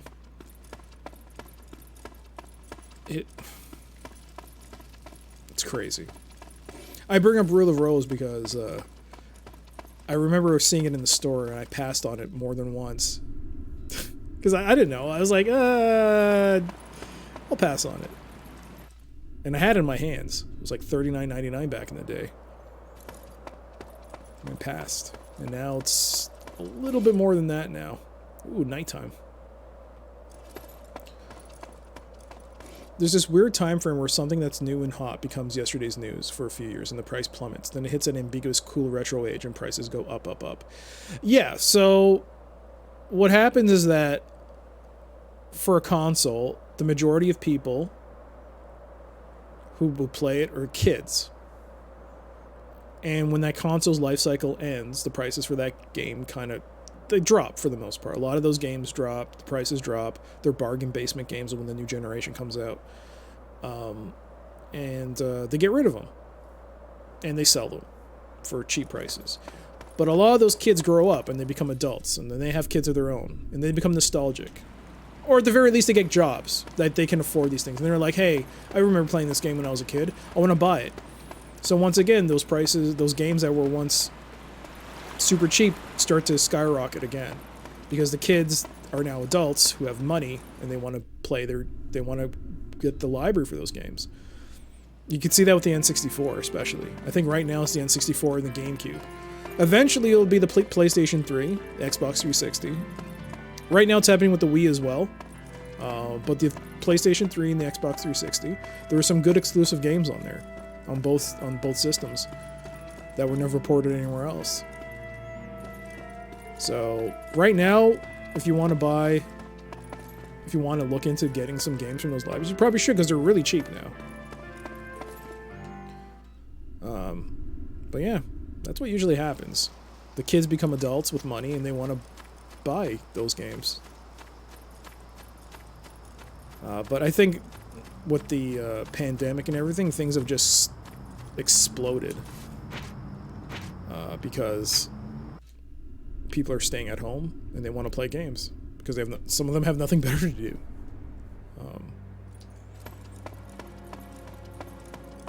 And games are a wonderful escape. Oop, wrong way. Man, oh man. I'm tempted to break these, but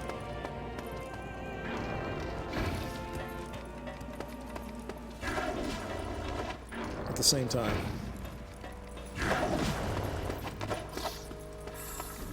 Hey there, Mr. Prawn. I was thinking about it the other day. If eventually not many people... I forgot the motion controls. Whoa, what's that bell? What's this? What is this? How come I've never gone up here?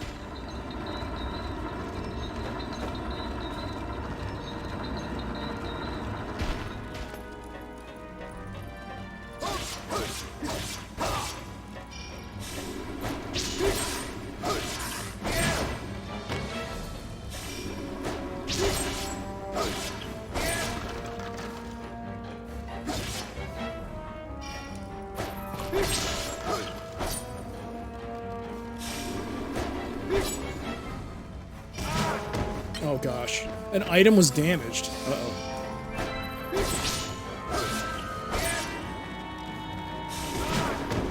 Damn it.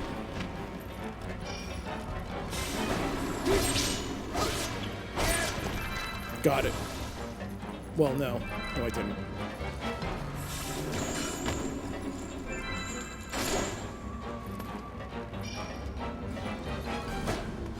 Can I grab this? Get out of here. Not you. You. Yo, you can pull them! Oh, jeez. This is a great experiment.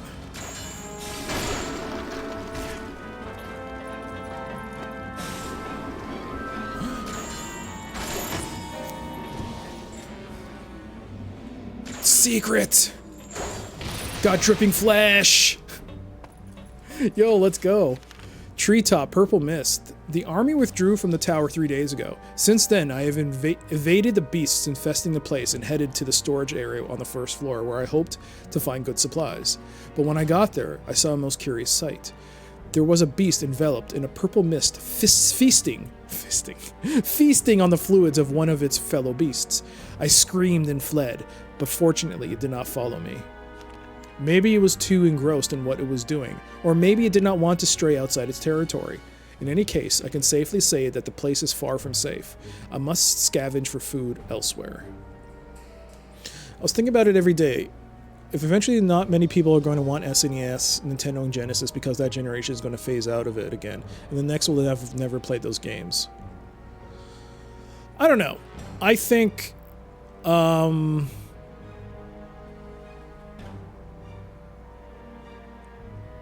mean, sure. For kids who grew up with the Switch and PS4, for them when they become adults, they'll see that as their childhood systems. But there's something about like games from like Nintendo or from Sega that still manages to hold, I mean, the interest of people. That's why you have people that are like in their 20s and 30s playing Atari games or Commodore games on stream. It's because they have that appeal. I don't think... I mean, sure, there might be a slight decrease, waxing and waning of popularity, but I do think that if a game is good and a system is good, especially as more and more people start playing games, because gaming has now become more mainstream than it was back in the 80s, and because those kids that grew up are now adults, and it's become more accepted. I think gaming is, like, especially Super Nintendo and whatever, like Nintendo and Sega, their classic libraries will, even Atari, I think their libraries will stand the test of time. I think the increase in streaming exposure for games is also driving up their price. I've been watching a Throwback Thursdays where they played old collectible card games from the 1990s. You mean like Pokemon? Before they stream, the prices are rock bottom as they have been for years. After they stream, they have a largest viewership and the prices of that game goes up. Example, 2 boxes of cards for 30 became 1 box of cards for 100. Yes, that always happens. I mean, you can always go back to like AVGN, back when he was the Angry Nintendo Nerd. Every time he did a video, any game he talked about, even if it was a garbage game, would suddenly increase in price. And then with YouTubers like Metal Jesus Rocks for PC games and all these YouTubers that put the spotlight on various games, it's understandable that people will watch a video and be like, hey, I gotta check this out, never played it, and then demand increases. So definitely, yes. But it's like, what do you do? Not have exposure put on these games? If no one plays them, then I mean, it's like the chicken or the egg, right? It's, some people do actually get upset by like a game that gets highlighted. I've seen that. People get like really angry, like, oh man, I can't believe he talked about this game. Now I can't, now it's like really expensive. But what are they supposed to do? Their whole job is to let people know, like, hey, these are good games, you should play them. And yeah, Pokemon is like, Pokemon's always had its thing, but nowadays it's with like streamers like Pay Mighty Wubby and critical, who are like, they grew up with that, and now they have the income to be able to spend this money, and they have it on stream, and so people are like,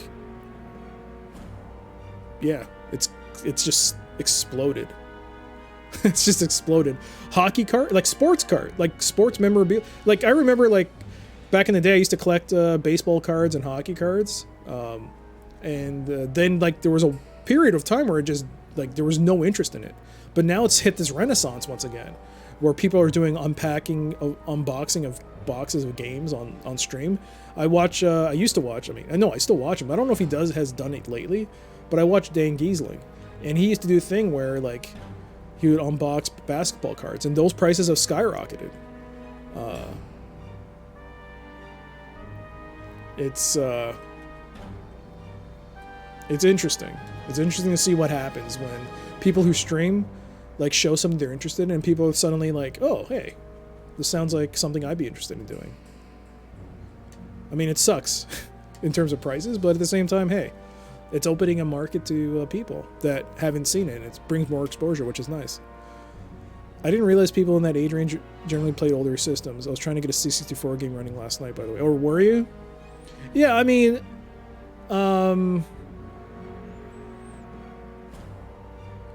even if you look at the retro community on Twitch, you'll see people who are much younger. Like 80GQ, by definition, like if we were to look, if they were by age, like a lot of those streamers would be like in their mid 30s for a lot of the games they're playing. But no, they're like in their early 20s, early to mid 20s, and they're playing games which like came out well before their time, but they're playing them and they're loving them. And I think also that's another thing, speedrunning. ADGQ is opening this huge, like it's putting this huge spotlight on these games that were long forgotten, and it's brought a lot of interest. I'm not saying don't play them all. It's just an interesting give and take with the player comp. You know, you're right. I mean, yeah, it's a good observation, but like, yeah, it happens with anytime a video pops on and it's like a game that. Like Metal Storm. Metal Storm, for me, is a perfect example. Metal Storm for the NES was like, used to be like a $20, $30 game. And I rented it as a child and I used to play it. I loved it. And so when I was older, I was like, man, I used to have a lot of fun with this mech game. So I had to, let me try and Google and find it. And I was like, all I could type was mech game, NES, platformer. And eventually it came up, I was like, great, how much is it worth? How much is it? It was like $100. Like, crap, wow, that's a lot of money. But then I looked at like websites like price charting or game charting, I forgot the name of it. And they can actually pinpoint as the point as to when the game shot up in price. There's actually, you can actually see where it used to be like a $10 or $20 game and then it somehow just jumped. And apparently it was due to one video of like, I forgot who they're called. They're like a duo that used to play games together. I don't know if they still do it, but they did a YouTube video on Metal Storm, and that's when the price of the game just skyrocketed. But it's great. I mean, I think because of that, it eventually led to them gaining interest, and they did a re-release of the game. They did a re-release where you could get a physical card of the game once again, and that was awesome. Macaw seems quite young, and he's a massive retro streamer. Yes. I don't know if Macaw's like in his 40s or 30s, but he looks young. But he's playing all these weird, obscure games. I don't know. Maybe it's that Australian weather. It just makes everyone younger when they don't have to shovel snow or deal with the harsh realities of the cold tundra. They can, and they're living in paradise. I guess they're okay. Mike should know. Mikey would know. What's that game price tracker site called again? I don't remember. That's the thing, is it price charting? It's the opposite for Canadians. We look 60 when we're 20. I mean, look at me. I'm 20 years old. Look at me. Look what happened to me. This Canadian environment. Oh no, what happened? No, I'm not 20. It's hard to say if someone younger that's streaming a retro game on Twitch is accurately representative of most people in that age range, though. Some of them are probably streaming retro for viewership opportunities. Yeah, very true. But, I mean, if you really, I mean, I would imagine, like, now that it's saturated, like popular games, it's very hard to get in, but, you know, you would imagine they'd go for something a bit newer. Bones creak? Oh, man. You got bones creaking? I got, like, numbness in my leg. Sometimes, like I lose sensitivity in my foot. It feels like it's, like, can't feel anything. It's nice to get older. Alright, so we got some lore. There's a box here. Oops. Got Mercury. That's great. How you doing, Mac? How's your day been? Oh, something broke, right? A berry broke. Oh.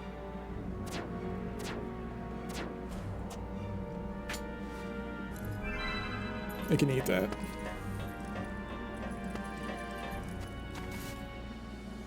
I need a key. Where am I supposed to get these keys from? You just got off work, chilling, feeling them old... Yeah.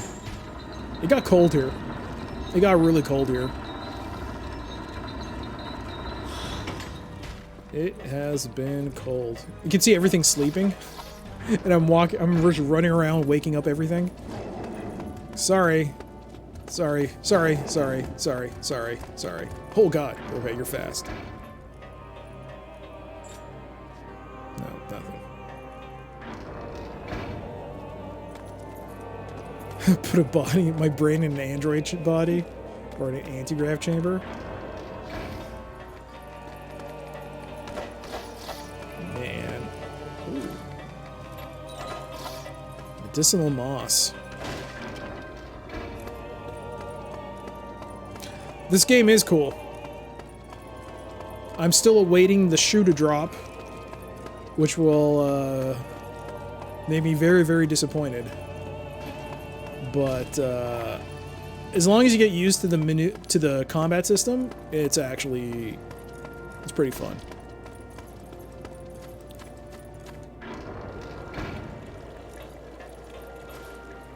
There's something huge. There's some huge nor'easter blizzard heading up the East Coast. I hope you're not in line to get buried with the 32 inches of snow they're talking about. No, 32 inches. Are you sure about that? I heard that we're getting like 5 centimeters of snow where I am, which is not too bad.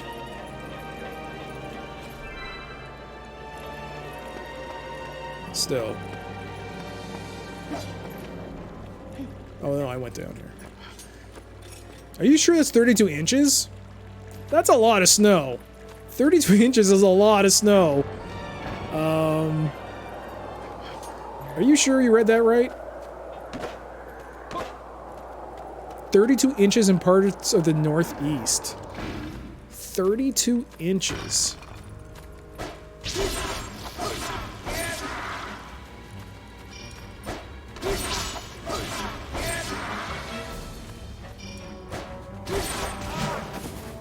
Yo, get out of here, man.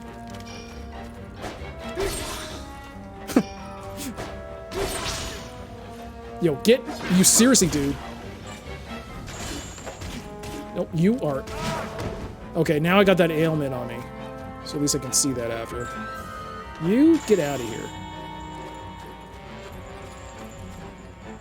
Oops.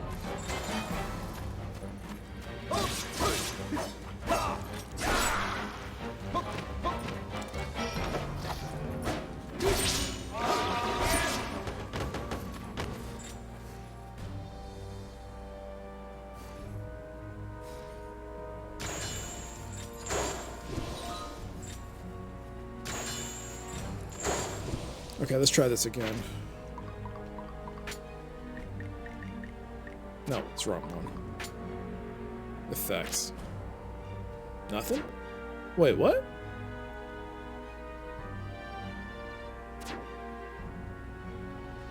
Oh, I forgot to check. We also got bigger inventory, right? We got 40. Our capacity is now 40. We got 10 extra slots. I forgot about that. Nice. This game looks so cool. I usually despise JRPG type games. Well, It's not really a JRPG. It's just it's got very light RPG elements, meaning all you really do is keep fighting and just level up. There's no points to put in. It's more of a... What's the best way to describe this? Someone better versed in what games are should probably describe it.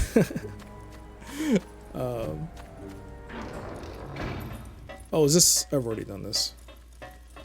Oh, whoa, whoa, whoa, whoa, whoa, what are you? Sage Stone? What the heck is a Sage Stone? Powerful Reviver. Life-giving stone that keeps the gravely wounded bearer alive. Automatic Revive.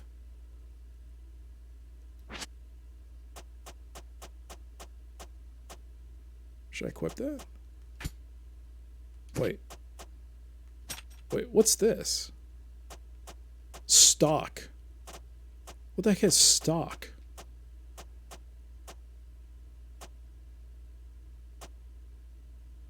I don't get what stock is. You're right, the level design for a Wii game, it looks nice. I would love to actually see what this looks like emulated. Because you know what they can do with emulation, right? It makes even the nicest looking Wii game look amazing. So I'm very curious to see what they would do, how it would look.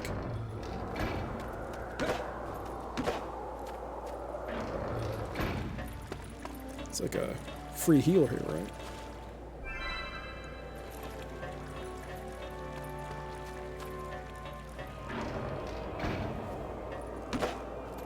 Can I climb up here? No. We have to go this way, right? Yeah. Hey there, Monifa. How you doing? Hoo hoo hoo, as we Germans say hi. It's good to see you.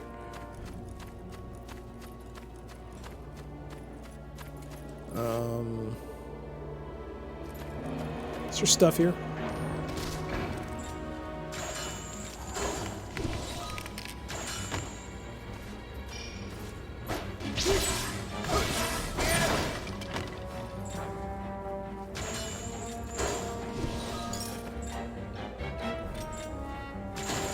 Oops. Gotcha. So much loot. More stuff. Give me. Break everything.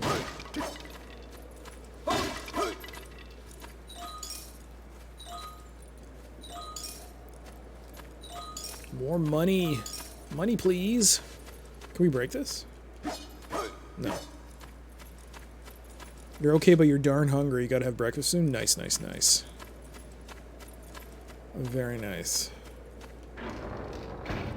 Luckily, I just ate. I ate before I started streaming, so I'm good. Is there anything here that's a secret that we can get before this fight? Oh, wasn't there, again? Okay, even if we sell the stuff away, we can still read the lore. Where was the... Yes, the blue-green growth. So the Master Flesh would be green. Where is it? It is exposed whenever the Master exerts force, so is most likely connected to the Master Flesh. Could be an organ for enhancing strength. How do I get it? I need to know how to get this. This looks like a PS... it's a Wii game. Nintendo Wii. What was for dinner? Think of the most Canadian burger chain you can think of, Mac. And then pick the other one. And that's what I had. Let's actually drink some water.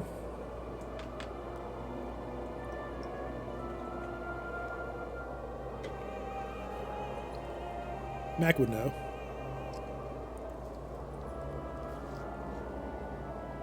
There's only really two of them.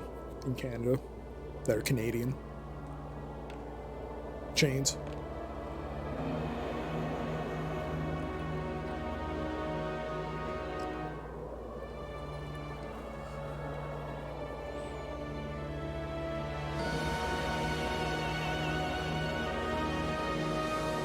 You had a very Canadian street fries from McCain. Street fries? I know what McCain's are. Street fries? You got it from the street? McCain's is good. I like their fries. Alright, let's do this. Boss fight. Boss fight. Also, I had Harvey's. That was a Canadian chain.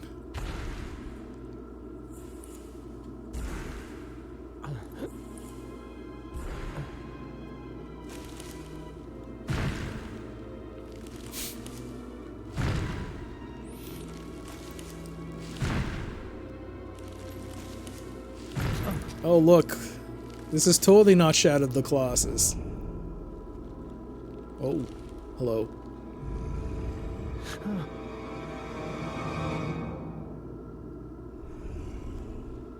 Deep within each one, a master waits you. Defeat these masters and return here with their flesh. This is it. A master.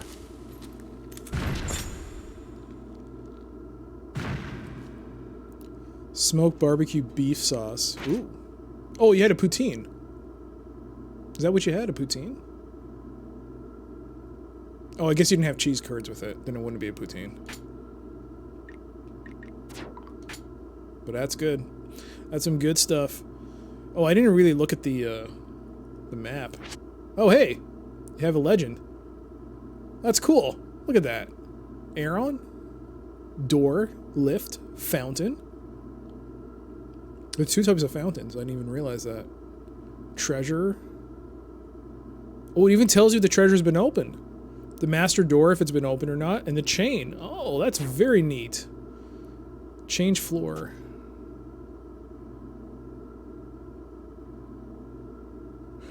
Oh, it fills up during the daytime and nighttime. So the fountain, during the day, one side will open, the other side will open on the night. Oh, that's cool. That is so cool. That also could be very annoying. So the red doors are the doors I haven't opened yet. I have to acquire some sort of key. Hey there, Koivasu, how you doing? And Harvey's is good stuff. It was a good burger. They don't sell poutine in Germany. Ah. Well, you can make your own poutine. It's not very difficult. You just have to find the right kind of cheese curd. And then you're set, good to go. Oh, that's cool. I should really look at the map more. So we have two doors, which we haven't yet explored due to the missing keys. I wonder how we get them. I was trying to sleep, did not manage to do that, so here we are. Well, you're in a treat. You're in for a treat because this is the first boss fight. Oh crap! Is that it? For the chain pull attack, bind, and wave. Pull with 4.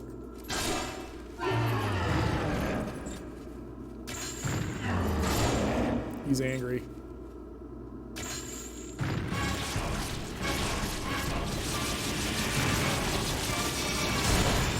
Oh my god. Oh my god. You have to pull it. Look at the strength bar. If you... Okay, so if you pull on it, the meter at the bottom increases, and then you pull with it. And it'll do more damage. Oh, geez. Okay. Okay, let's do this again. So build your strength meter at the bottom with the chain gauge. Bullet force. Hit the inventory. No!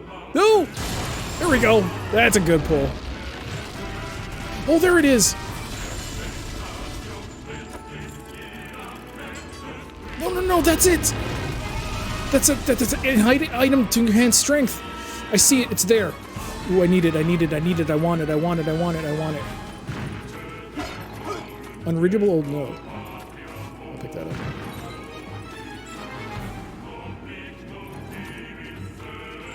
Oh, I want that.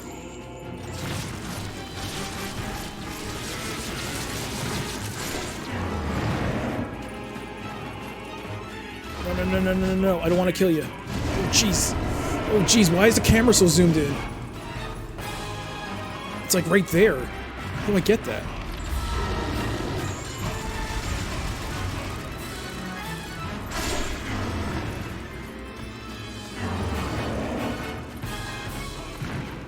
Whoa.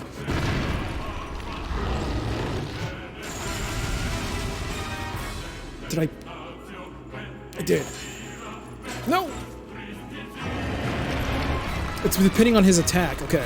If he attacks with his hand, ooh, it's in the center. Okay. So there's like, if I want to kill him, I have to go for that. If I want to get the item, that enhancing strength item, then I have to do this.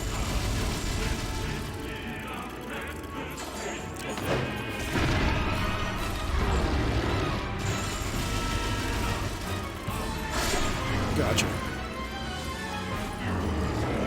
So he's not losing his health bar, but he is getting, ow.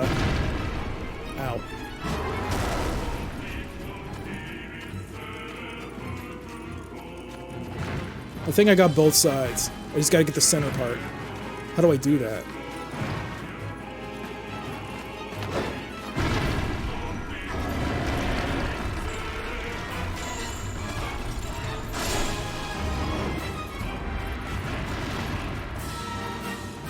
What do I do?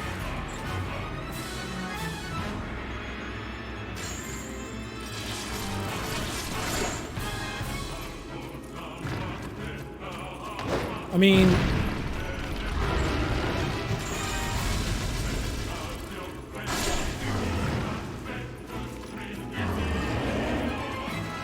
Does it just reset? Is it... I'm confused.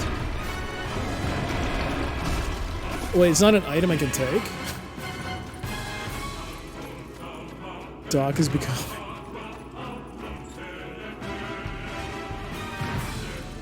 I think it reset. Oh. Okay, maybe let's try and get all three. Oh. I forgot you can't move when you're healing. That's a dumb thing.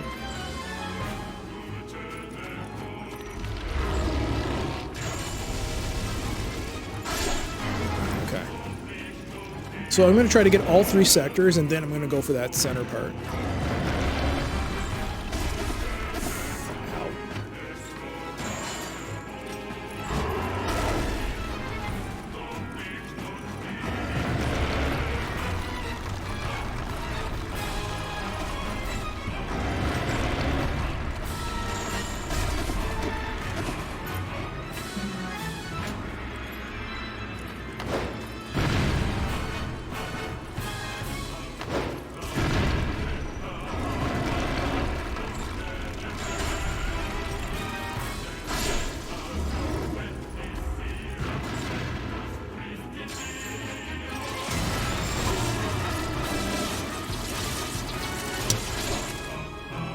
You like them apples.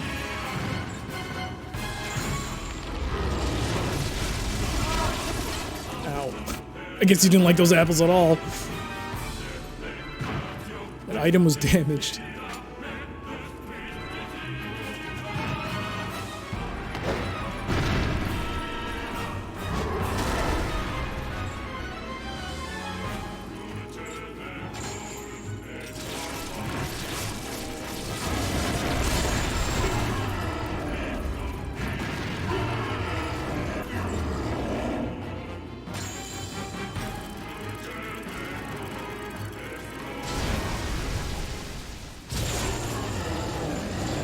Let's go.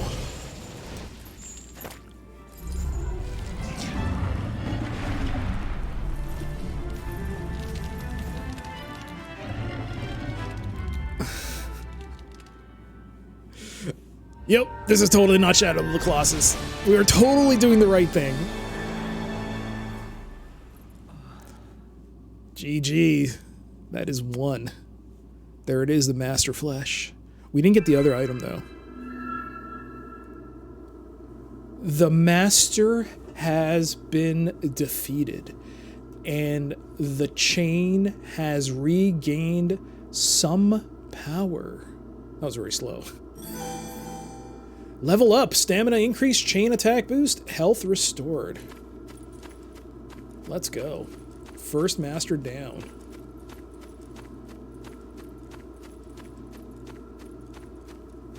Did you see I redeemed the 10-minute challenge? I was in the middle of the fight, so no. But thank you for that, Manifei. Wow. I was like 4 hours into the stream. Nobody redeemed it. There would not have been a 10-minute challenge if no one redeemed it. That would have been awesome.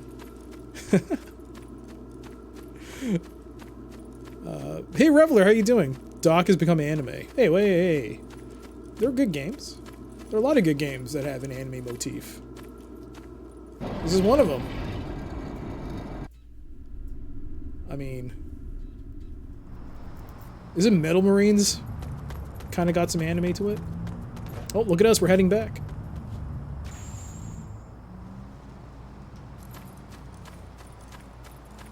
Doc likes 10-minute challenges confirmed. I mean, I like the winning more than the losing, but I do like the challenge. I do like them. Again, just to recap, there is a game bug in this game. Apparently the North American release of this game has a bug between the 12th and 13th tower. There are some solutions to fix it. I'm hoping that if this bug happens, that we'll be able to fix it somehow, because it happens towards the end of the game. So it's a pretty bad bug. I mean, I like anime. There's some good anime shows. Oop, Cowboy Bebop. Well, well, if it isn't Aaron, you did well to make it back. It was a tough fight, but I made it back, Mavda.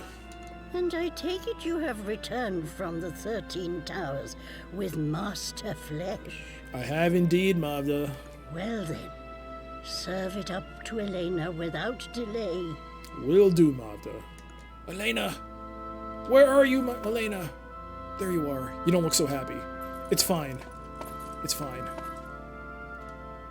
Aaron, I'm so glad you're safe. I can request a translation. That book you've got is written in ancient Iosian. I should be able to read it. Would you like me to translate it for you? Yes, please. I hope it'll be of use to you, Aaron. I hope so too. There we go. Don't do anything stupid out there, Let's do some chit-chatting. Come back here if it gets too dangerous. Let's increase our bonds. I wonder how my mother's doing. I'm quite worried about her.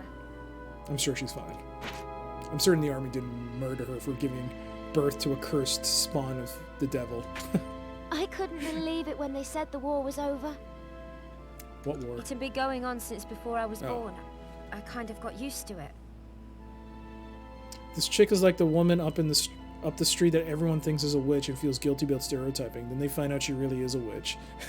Mavda. Is everything all right?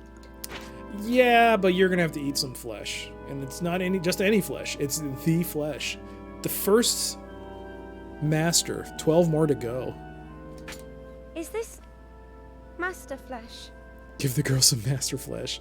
I see what you did there with that emote there, Kuivasu. I know what you're trying to do. You're not gonna pollute this. It's just flesh. It's nothing inappropriate about this. Eat it. Eat it. Swallow it.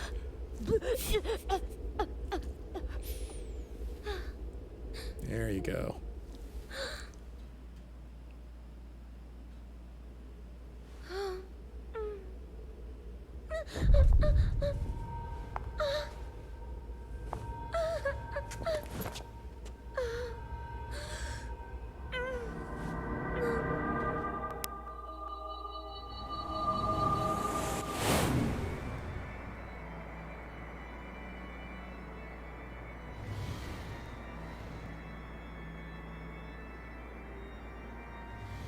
Oh, you've come back, I see.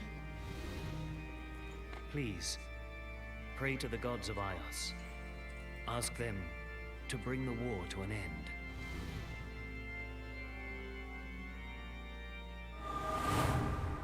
What was What was that?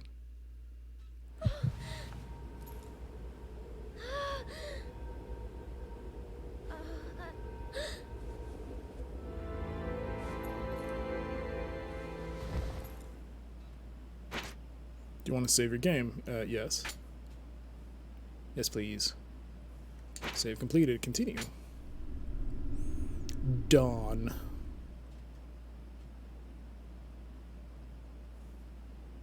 Oh, hello. What was that meat she ate? It was master flesh. Eating it will reverse the curse and rid her of that mark on her back. What is master flesh? Why, it's flesh you can only get from those great hulking beasts known as masters. Is master flesh the cure?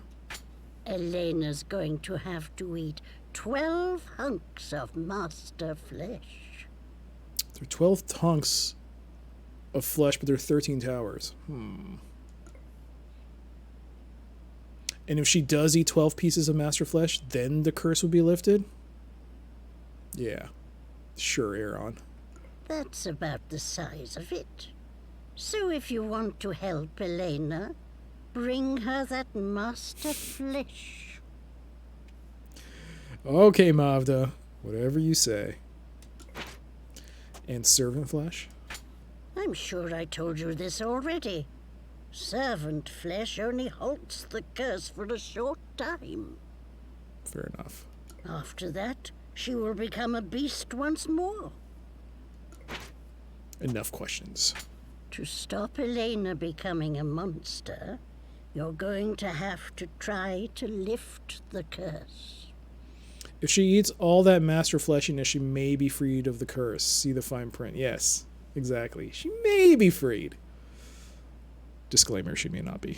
To do that, you'll have to bring her flesh from all 12 of the masters dwelling in the towers. I'm going to call it now.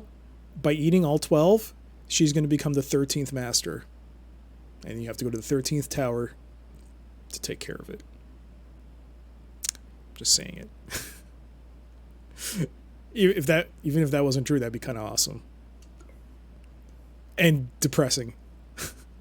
Somehow I got the same vibe. Well, I'll be off now. If you want me, you know where I'll be. Yes. I'm sure you'll find me around. I won't be going too far. Okay.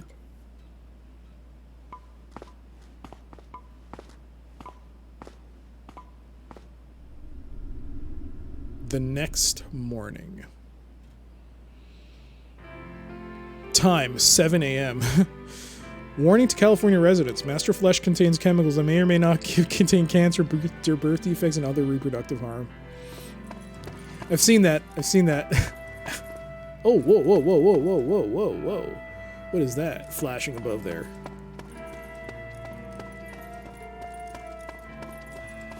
Conquering the curse. Beast flesh counters the curse. If the curse is left for too long, the victim will never be human again. Eating all master flesh is said to cure the curse. To conquer the curse, you need to stay positive. Positive thinking. With Aaron beside me, I won't let it beat me. Oh, that was her. Yeah. I thought it was that thing that we asked her to translate. Got conquering the curse. She's sitting there. Let's talk to her.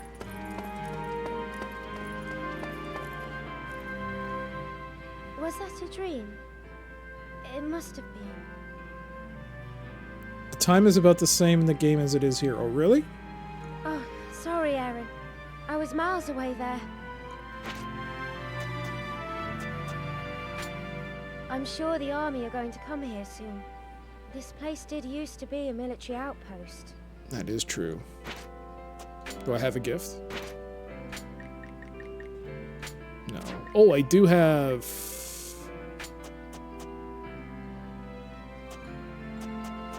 I mean, that looks beautiful, right? That's a shard of divinity.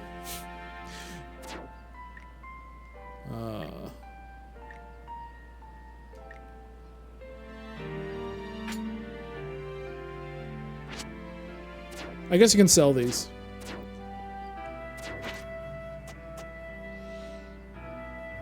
$6.50 in the morning. Wow. Stick contributing 24,000 total points to the multiplayer games for its stream challenge. Let's get some more lore after the incident. We spend several days walking through the wasteland after the festival. She's talking about in the introduction to the game. There's no way we would have made it here without Mavda's help. Yes, how convenient she happened to be there. Okay. Let us drop some stuff in the trunk.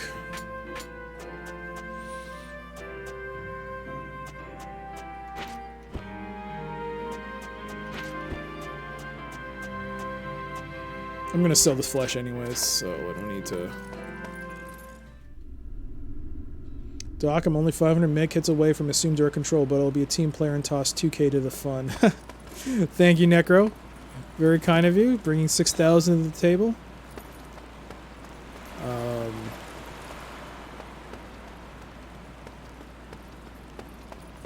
wonder what you're going to use it on.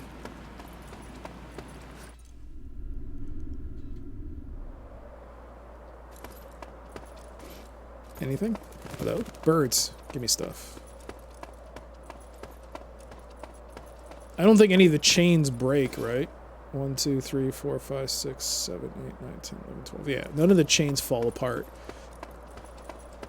That would be cool. That would be weird. No, that wouldn't be weird. That would be awesome. If you see the chains, like, visibly collapsing. Part of me stalling on it is not knowing what to use it on. Well, I'm sure you'll find some use for it. Another unreadable old note. More notes. Ooh, it's a text. It's not just a note, it's a text. This place is keeps on giving. Oh my goodness. Koivasu, thank you so much for your Prime sub.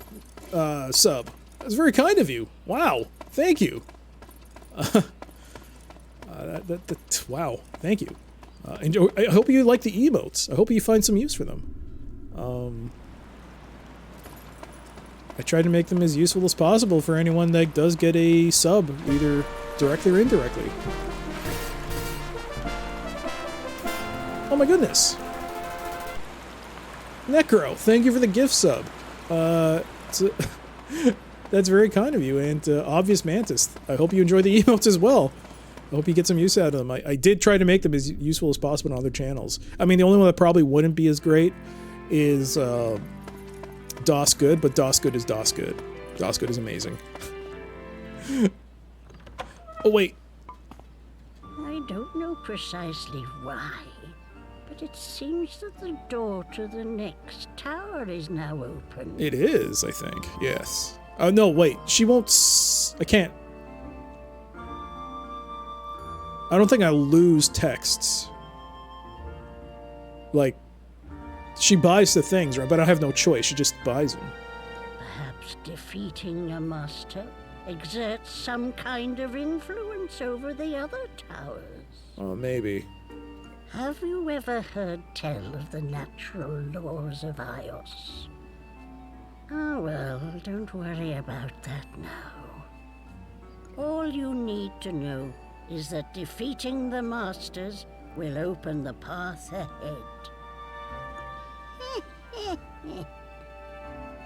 You've got some flesh going spare? I'll buy it off you. Okay. Well, let me see. I'll pay you this much.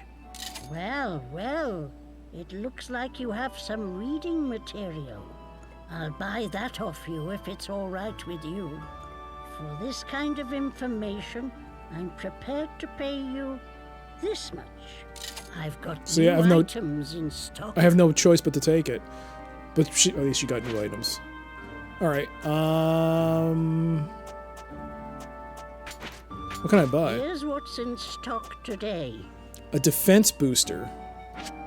Defense boosting potion. It enhances the equipment of the bearer. Is this permanent? Mobility? Attack? Cloaking? This is temporary. This has to be temporary. Yeah. More seeds. A large cloth for 1,200. A red drape. Oh, these are... Okay, these are gifts. These are definitely gifts. With fragrant dew beating its leaves. This would make an ideal gift. Explosive ore. Detonates on impact. Oh, man. Oh, God, it's a dating sim. Was there something else you wanted? Can I upgrade? Choose a way to forge. I still don't know what that third item is. Interesting. Whatever it is, I haven't come across it yet. Something else you wanted? Oh, be sure to take this with you. You don't need to give me anything in return. We help each other out, you see. Uh-huh. What is this curse? From human to beast. Following the cataclysm, chilling rumors were rife throughout the realm. Few had seen anything with their own eyes, and few could describe the symptoms. Some called it the beast's curse, claiming that eating the flesh of a certain creature would cure it. The strictures imposed by the Way of Ios against the consumption of meat means that even suggesting it is strictly forbidden. This demands immediate investigation. Farewell for now. Okay.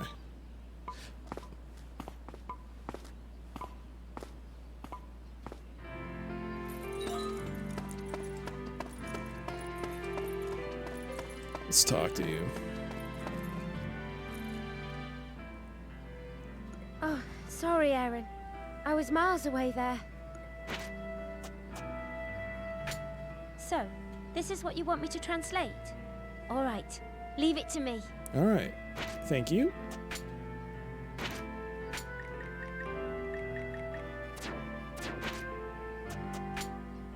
I was told that you can give the,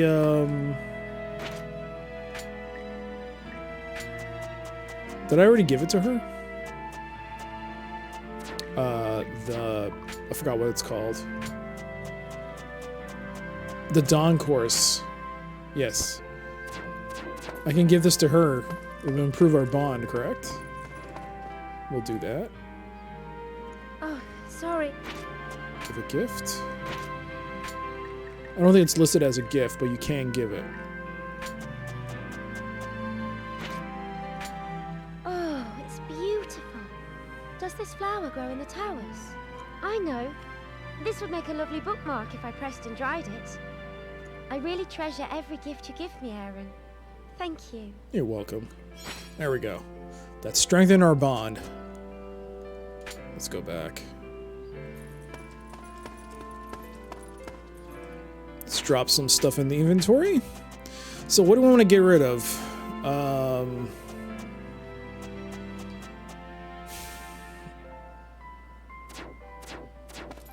Well, let's call Mavda and see if we can buy some stuff. What can I do for you? Can I repair stuff? Oh, wait. The item you wish to create. Oh, right. We can create stuff, What right? creation method do you wish to use? Okay, I don't have any tough pelts. Can I make a pelt? Permafrost. Unmelting ice.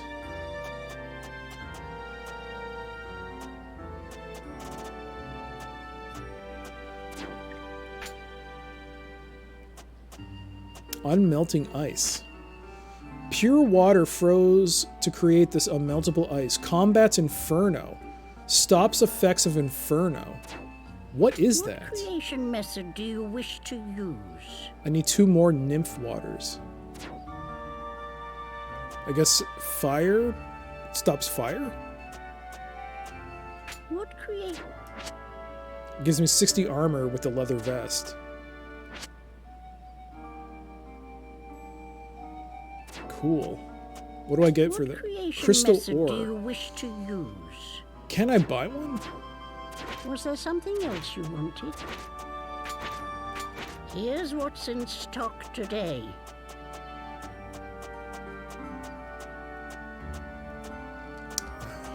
No. Oh, I can buy nymph water.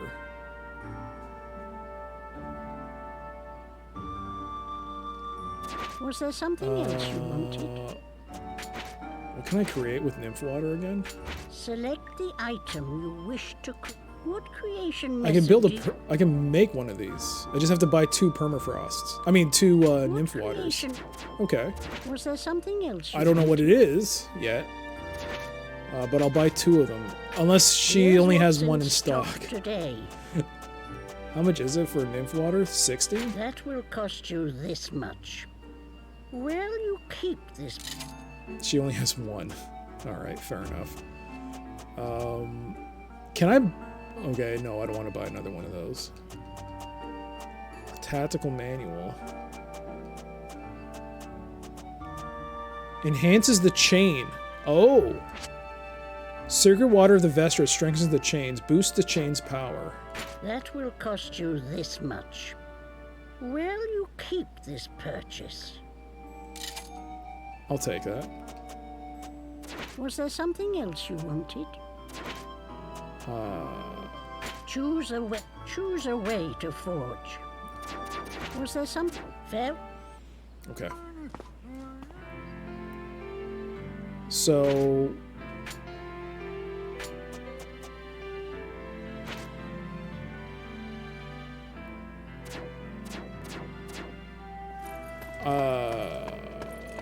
what? Can she enhance the chain? Oh, sorry.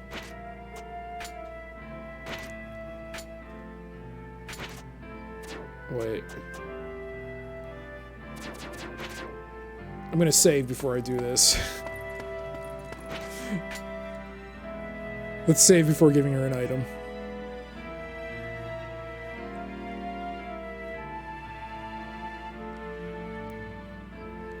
That was a cursed sub. My connection did some weird stuff right away when I did it. Anyway, I had to sub because you've been a great help during these restless nights, so thanks a lot. Koivatsu, again, I'm so grateful. But yeah, if it helps, I'm really happy. Oh, sorry. It's nice to be able to talk to people while playing games. It's just really nice to be able to play with people. I mean, to talk to people while playing these things, because we all share a common interest. Do you like this? For me? Thank you, Aaron. I just spent 1,500 and I just gave her a gift for 1,500. I need that back. No, I need it back. How do I get it back? I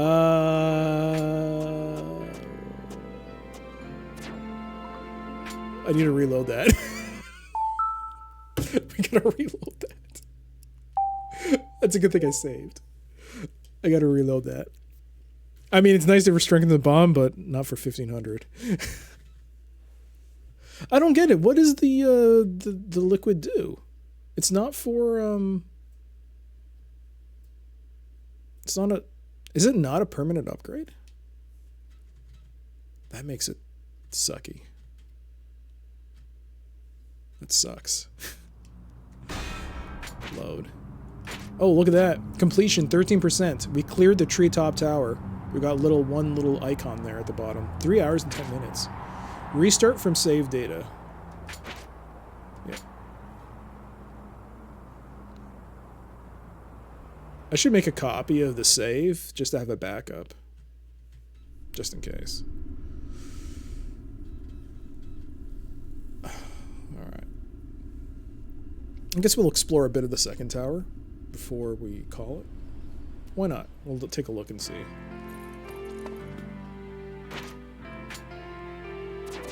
Vestron water.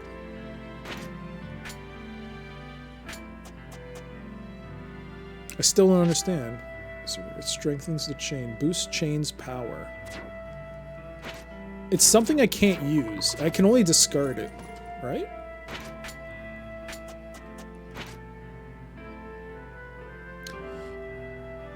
Oh, it's like a health item. For the chain. I didn't even know the chain could be... Is that right? What can I do for you? Choose a weapon. Yeah, there's nothing to forge. upgrade. Okay. Was there something else you wanted? Here's what's in stock today. That will cost you. Was there something fair?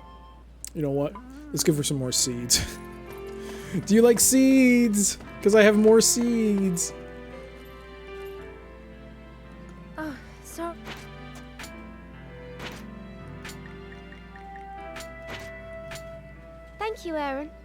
sow these and try my best to grow some more flowers. Nice.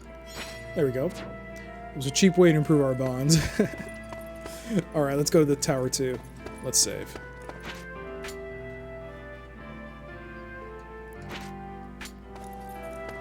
Let's go to tower 2. Aaron, wait. Please. Promise me you'll be careful.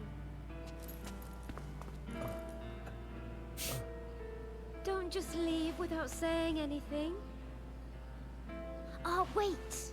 Hold out your hand. You know what this is? It's the vow of Ios. Come on, do it.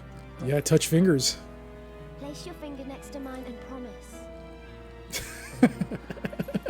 Oh no. Aaron's socially awkward.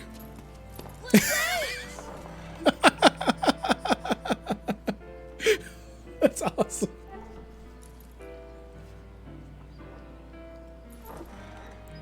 Oh, Aaron. Oh, Aaron. Just be careful. Oh, this is gonna be such a sad ending, isn't it? What a dope. Actually, I do have to go back in because I think I forgot to put away the Vestron water. I'm back, Mavda. Wait, Mavda, wait. Mavda, wait, hold on. Let's do the pinky swear. Huh? Did you forget something, Aaron? Mavda said my curse would be lifted if I ate 12 pieces of Oh, this is new. flesh. 11 to go, then. Oh. Let's go. I need all this. I need all the space I can get.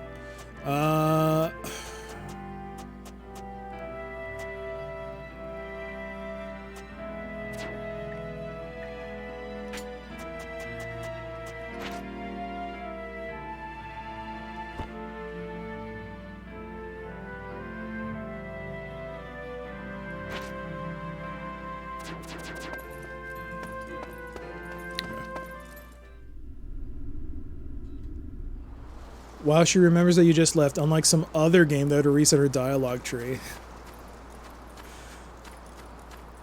I mean, to be fair, that other game... Ooh, new music. Oh, that's a good song. That's a good one. That other game has nudity, though. So you gotta take the good with the bad. Go to Sheer Drop Spire. The new place. Ooh, Aaron with the jump.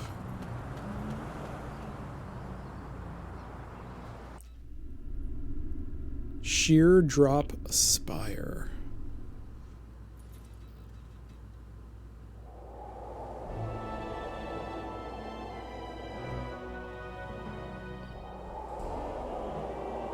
Oh my.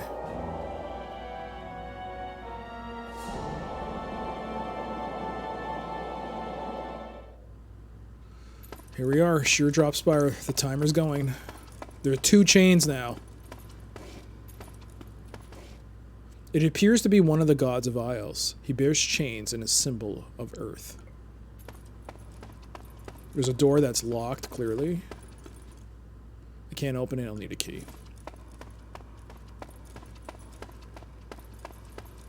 No music, eh?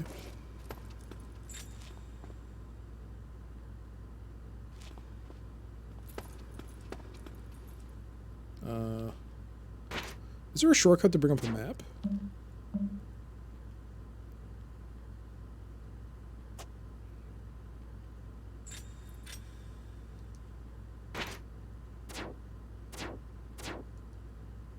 Yes, it's the 2 button. Oh, this door's locked? No, it's not. Oh, they got weapons now. Oh.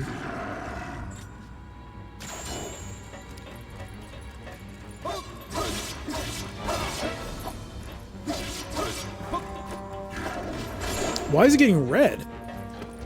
I guess it has a timer on it.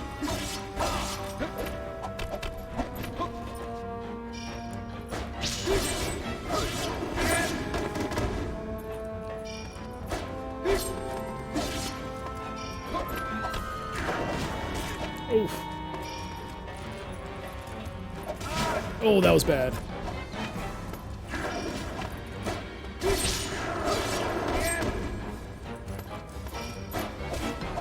Ooh.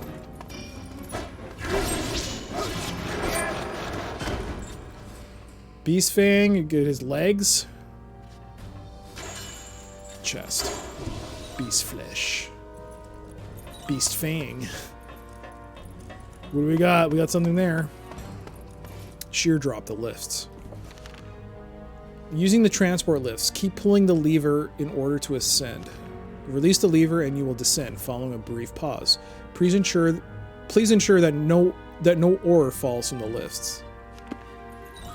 Some more lore. I would make a bad joke about 2 chains, but I don't think I'll be able to live with myself.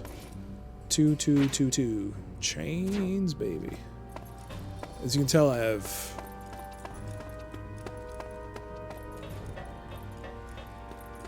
a vague idea who that might be. Is that a rapper? I'm so up on the game. Looks like the lever for the lift. Try pulling it with the chain.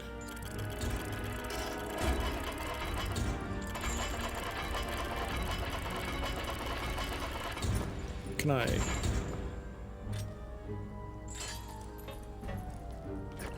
How do I get up there?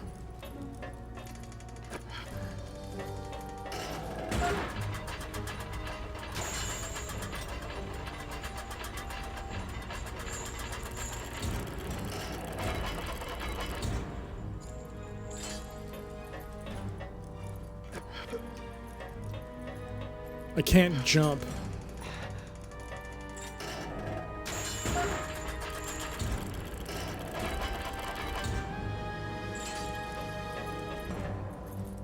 No.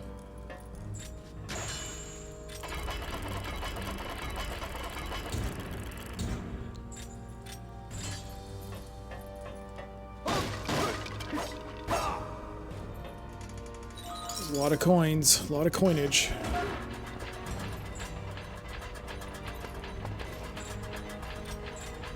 Is there any way for me to...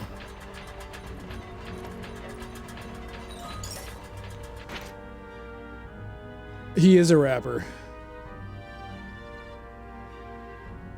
A rapper in quotes. Now look here, his songs might be garbage, but his features go crazy. Okay. The chain thing reminds me of Rygar a bit with the shield throwing. Yeah, actually, speaking of Rygar, I watched Duke Donuts play that on PS2, and I immediately bought it. I was like, oh, this game appeals to me. Guess we'll find out how good it is. I mean, the good thing is the game is cheap. It's not very expensive.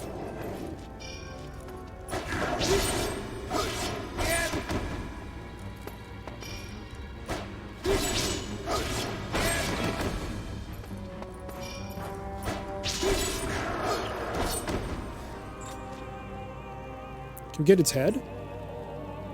Let's go for its legs. A large bone.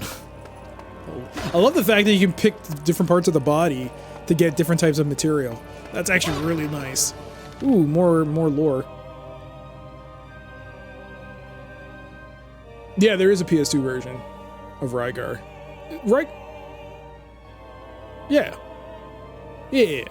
It reminds me a bit of God of War. But less polished? You only ever played it on the NES. I think yes. Someone will have to correct me, but I'm pretty sure Rygar was... They made a PS2 version of Rygar. Yeah. Sheer Drop. On Ore. A geological report on Sheer Drop Spire. This tower boasts 2 key geological features. Ore deposits. There is a rich supply of all manner of ores within the structure of the tower. Clay layers. Pale, porous clay is found throughout the tower. For effective mining, it would be ideal to develop mines centered around the ore deposits. More research is needed into the unknown ore found in the tower. Some more lore we can sell to Mavda. Oh, hell. Hello. Oh, hello. Do I even... That's cool. Can I just run across? Nope. Probably shouldn't do that. Hey! Sheer drop. Gold ore. Deposit 1. Golden ore. Strike this fragile ore and it will fragment into sharp shards. Another property of this ore is that its seams often jut out of the wall. If you wait for some time, new ore will appear to replace ore that has been destroyed. This ore is in plentiful supply. Research is now underway into the most productive ways to use it.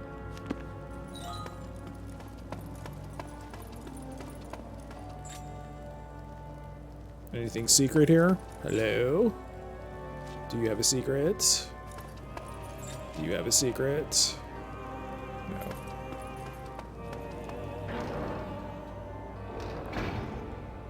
Bind a beast with B and then link him to another beast using B. Oh boy. Oh snap. To do damage to both? Okay. I got it. Okay.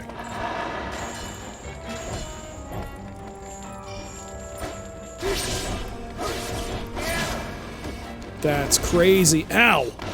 Almost dead.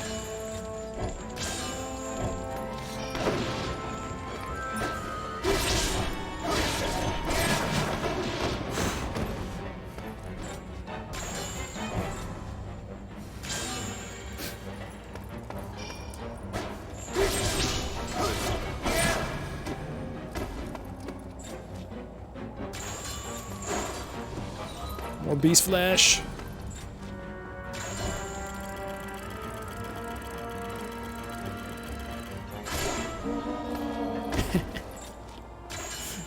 This game is great. Oh, tough pelt. More tough pelts. A PS2 remake of the NES game, which went to the Wii later. Oh, it did go to the Wii? The PS2 version looks hot. Playing that on stream. Maybe. One day. Eventually. I know Duke played it. Duke Donuts played it on stream. It looked really good. That's why I bought it. Because of him playing it. Kind of surprised those early PS2 adventure titles are either pretty good like Onimusha or pretty bad like Eternal Ring. But Rygar checks out. I have finished Onimusha 1. I've finished Onimusha 3. I have never finished 2 or 4. And yes, there is that tactics game, but and the fighting game, but I want to play. Since I haven't finished 2, I guess I'll have to start from the beginning and play 1, then 2, then 3 to finish it off. I'll play it on stream. Because why not? Why not?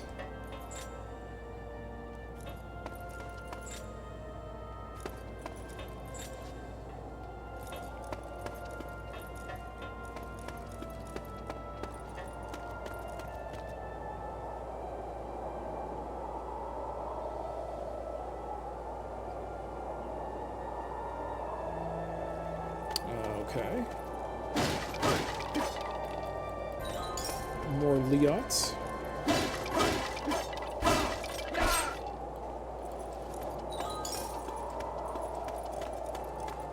I don't know who owns the rights to the game, but I would love a VR remake of Red Steel. Ubisoft. I believe Ubisoft owns it. Yeah. I know they published it.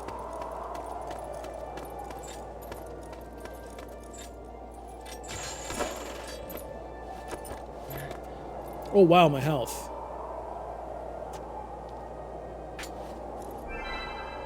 My health is kind of low. Oh, I should have taken the damaged one. Whoops. Press A and B. Press A with B held to throw the chain to the cursor target. Whoops.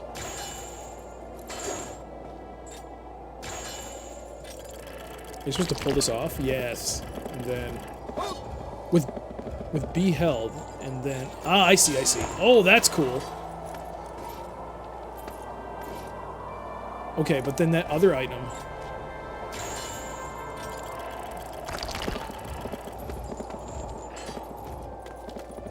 I think I can use it over there, right? Yeah, you can. You can drag it over. I remember this. Yes, yes, yes. And then you, while holding B, you place it here. Bam!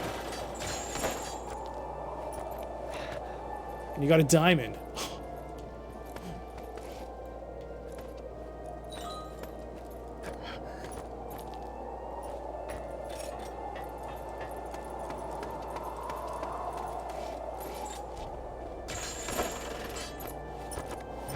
I've never played Red Steel.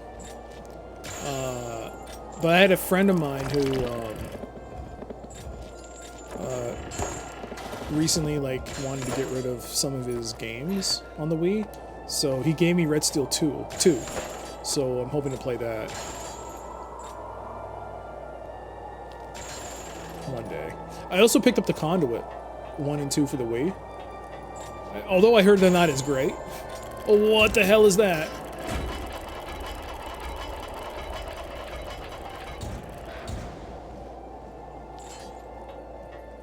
I know what you're trying to do.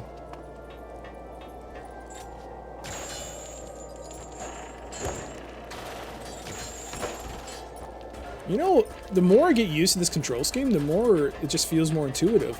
It really does play better with the Wii remote and control. Oh my goodness.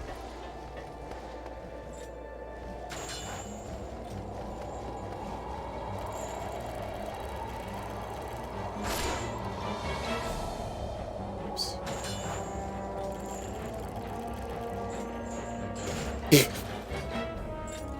That was awesome.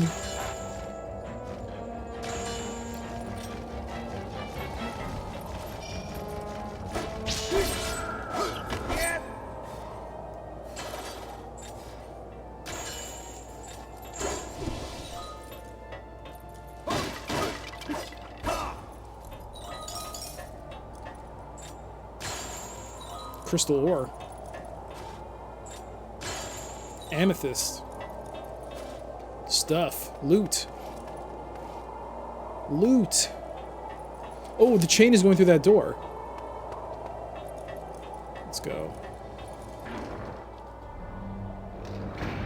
Checkpoint passed. I can only imagine what this looks like on an emulated PC. Like, PC emulation.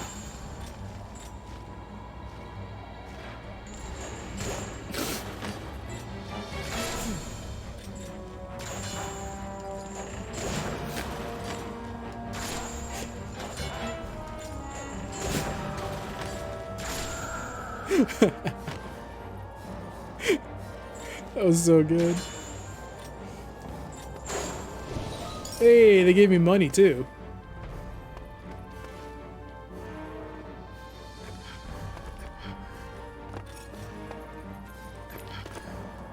Whoa, whoa, whoa, whoa, whoa, whoa, whoa, whoa. Got some beast flesh. Yeah, it does seem satisfying. Oh, that's a lot of them. That's a lot of enemies.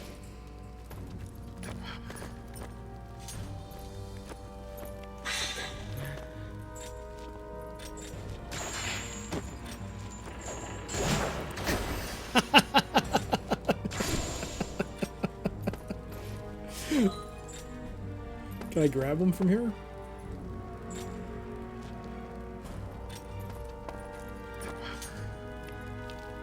Hello, here I am. Oh shoot! It's got a range attack of some sort. Interesting.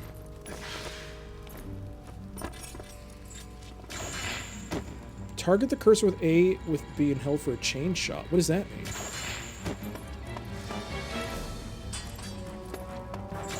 Wait, what? Target with cursor. Oops. And press A. Oh.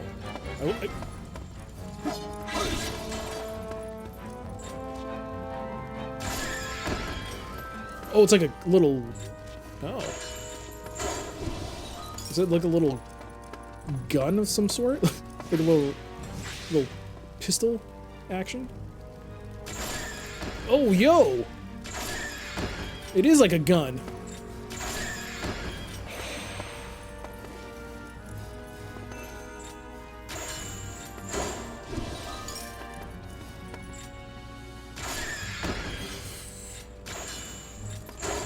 That's so cool.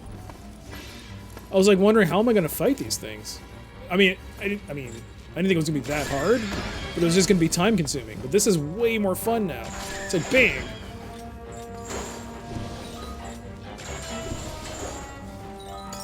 Might as well just dudes.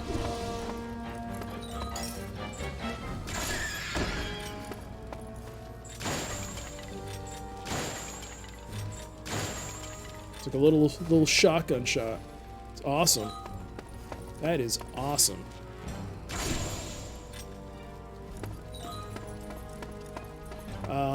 The chain goes this way, right? Whoa, whoa, whoa, whoa, whoa.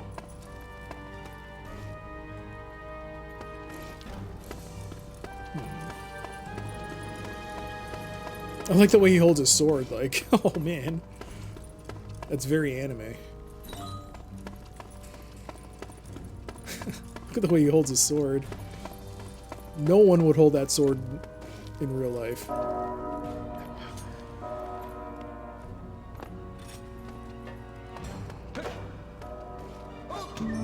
The Shard of Divinity, another one, okay.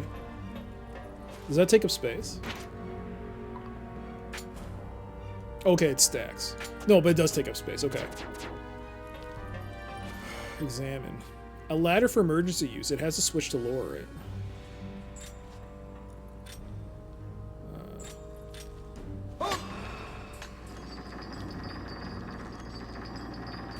Cool. So I think that'll take me back to the beginning. Pulling the doors. Oh, yeah. You gotta do this.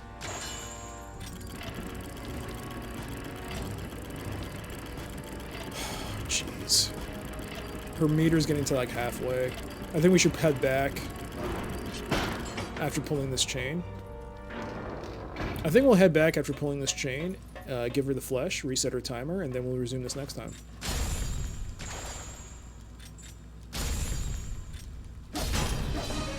One chain remains. I hope all is well with Elena. Oh, pfft. I do hope you're all right, Aaron.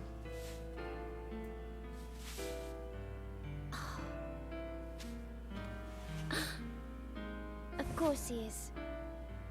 He's as tough as they come. Alright, little story cutscene. If she starts to turn that bends...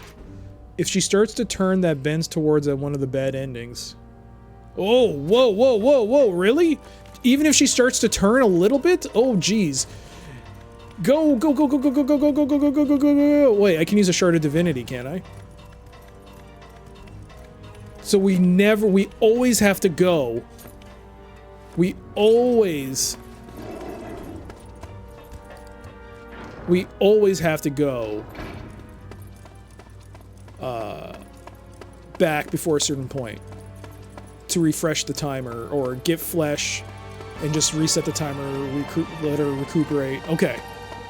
So this is, yeah, she's still over halfway, so she should be good. For the S ending, she needs to be healthy all the time. I think she has.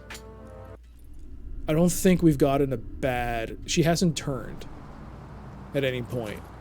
That's good to know. Thank you for that, Necro. Okay. Ugh. I should have flesh. And I think the game would tell me if flesh has gone spoiled. Where are you? Welcome back. Eat! I finished translating that text you gave me, Aaron. How you doing, Glitter? Death to the Meklar. Not until Sunday. Got Vessel Testament 1. War and Peace.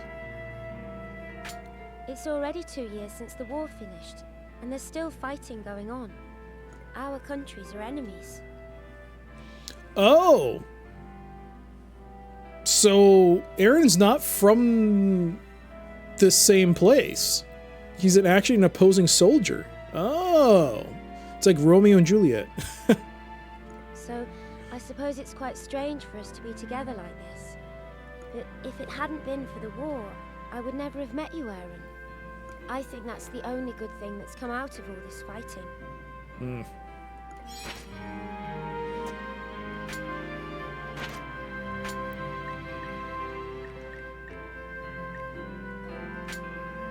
Yes, pulsating flesh. I've got to eat it. Are you kidding me? Automod. Automod. Automod censored the following line. I'm going to allow it, of course. I'll leave it up to you, chat, to figure out what Automod held back. Held a message for a reason. Identity. I'll leave it to chat to figure out what got held back by Automod.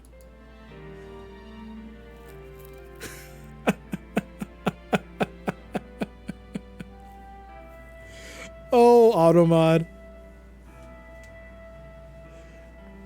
And it's not is. I can't believe it. It held back waifu.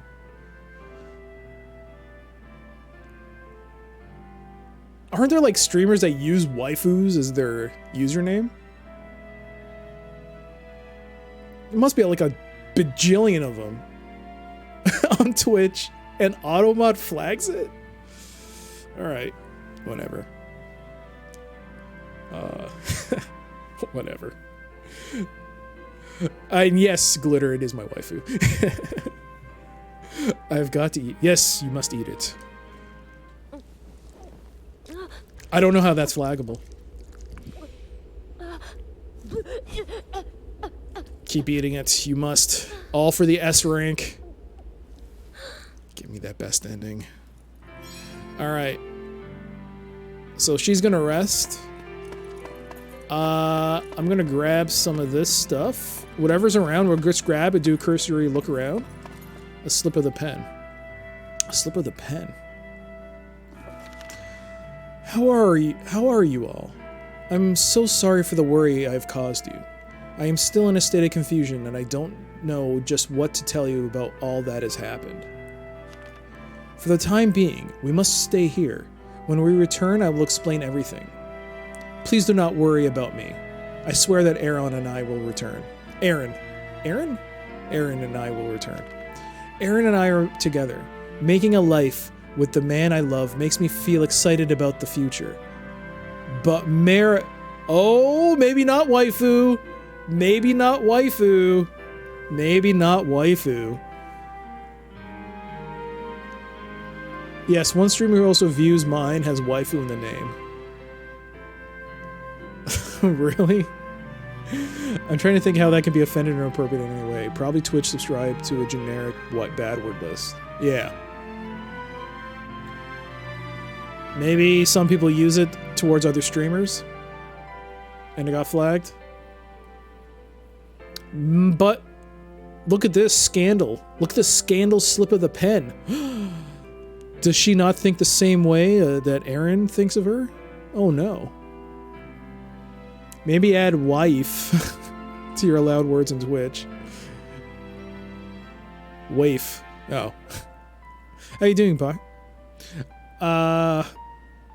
Man. This is disappointing. Aaron must be reading this going, what? Marriage? Who said anything about marriage? No, I'm kidding. Alright, slip of the pen. We got it. Let's keep looking around for other potential lore. Good morning to you as well. Another dryad berry. We'll leave that alone. Maybe you can use dryad berries to create medicines. She's thinking about marriage when the dude didn't even want to touch her finger. That's the thing. She said, but marriage? I think she was going to say something like, that's why it was a slip of the pen. Maybe she's like, nah, maybe not. Maybe marriage is not for us. because of the finger. The snub. The finger snub. Hey there, Atomic. Dryad berry. What? Where does that come from? From trees or bushes. Dryad bushes.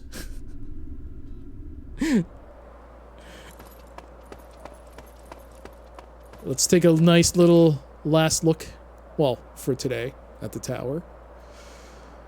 Pandora's Tower, I guess it's called? Actually, I don't know. They don't actually refer to it as Pandora's Tower.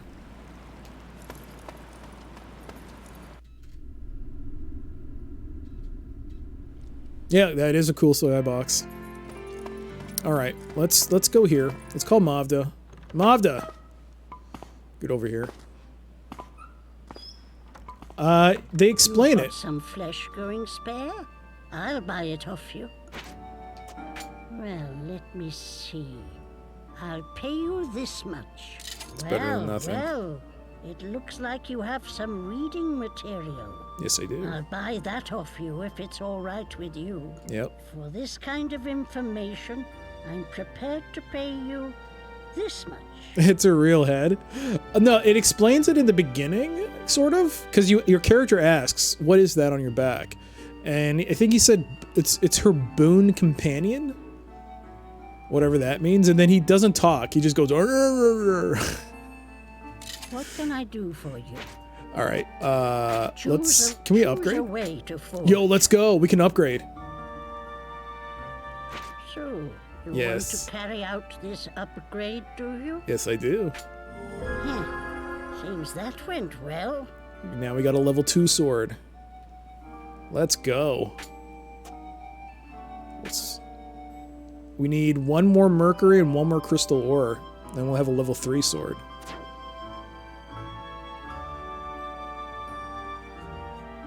They did, yeah. They did explain it.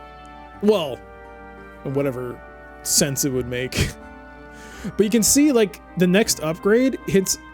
It's like a major level. It goes from level 1 to level 2 sword.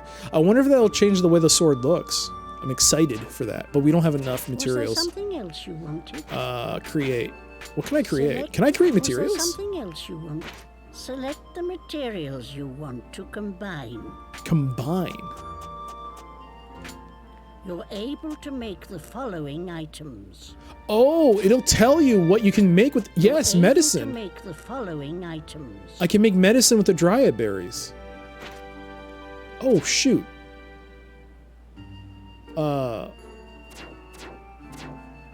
Was there something? Yeah. Select the item you wish. What creation method do you wish to use? Leather lining.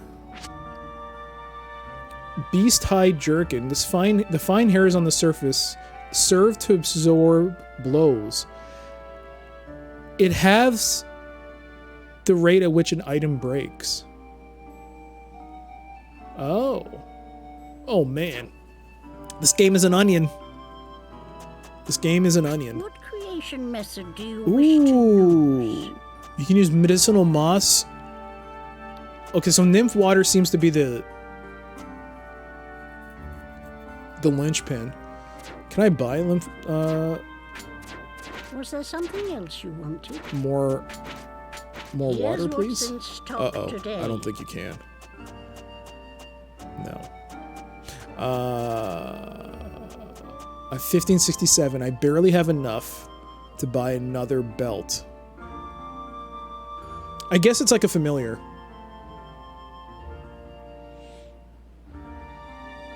This is the masked salesman from Majora's Mask. In a way, yes, she's helping us. She's the one who's guided us so far. She's the one, when this whole thing started, she's the one that told us to come with her. And she took us here. She's the one who's telling us if you do these tasks, you'll be able to save her.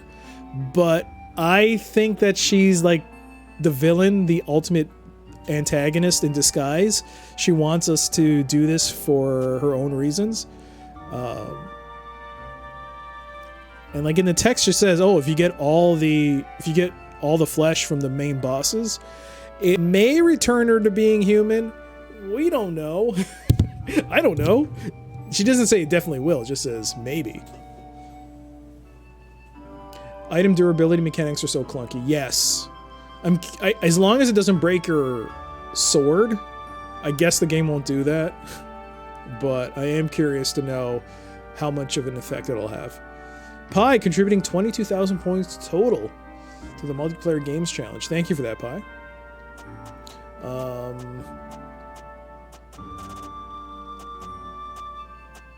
I need more money. It's like you gotta go farming for stuff in order to maintain. So here, this is what I'm getting at. That's what I'm getting. This is my, like, it feels like the way I gotta play. If I want to maintain this S ranking, I'm gonna have to make sure that I get beast flesh to keep the timers up so that I can run back, grab money, enough money in order to, like, buy more stuff to increase the bonds as well. Oh boy. This is gonna be a long game. A long, good game. Alright, let's... Was there something else you wanted? Let's create some... Select the materials you want to combine.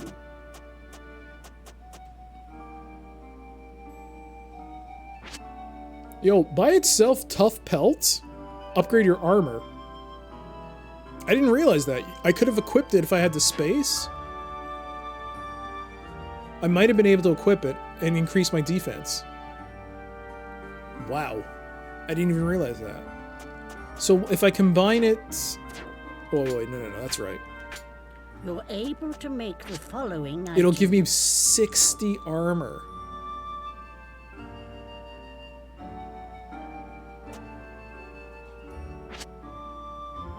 So either I get 60 defense, or I have the rate at which an item breaks. It'll cost the same amount. Well, in terms of pelts. Where's bodily fluid? Tan leather.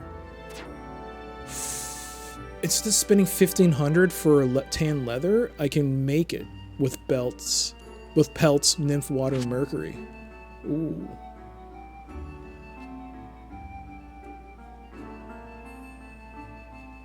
I tell you, Doc, I'm not a fan of working the night shift, but the happy side effect is I get to watch these streams almost from start to finish. This is good stuff. I'm glad you're enjoying it. I'm really enjoying this game. This is great. It's... Man. It's so nice to play a game like this. I should play more console games. What do I want to make? Defense, right? Defense sounds good. But I need space, right? So you want to create that? And she doesn't want money for the creation. That's nice. Seems that went well. Where do you want to store it? Place it in my bag. Wait. I want to make some medicine. You're able to make... Well, no. Wait, what? You're able... Wait. Where's the, Oh, you have to click on... You're able to make the following items. You can make nymph water. Whoa, you can make nymph water? I didn't know that.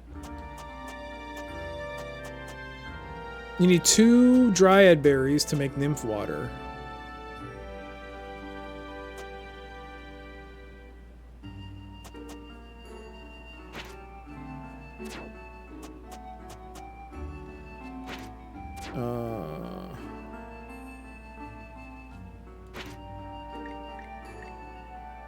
So you want to... Seems that... Where do you want to... It's in the trunk.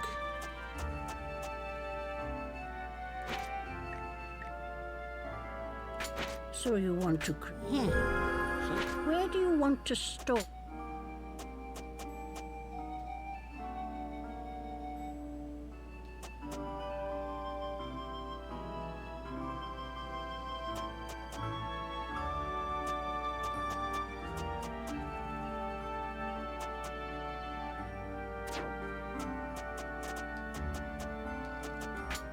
You're able to make the following items. So you want to... Seems that way. Where do you want to store? Make some more medicine. All right.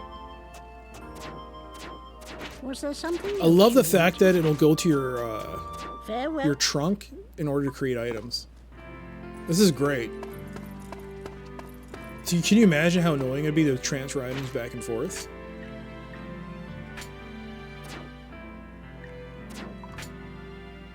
Seven medicines. Alright. So I'm going to do some last minute inventory management and then, oh yeah. You know what? I forgot. Probably should equip this. Equip.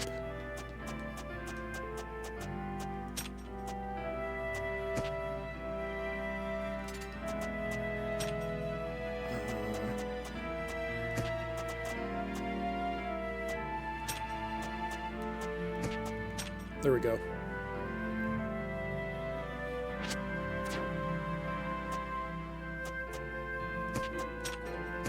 It's not pretty, but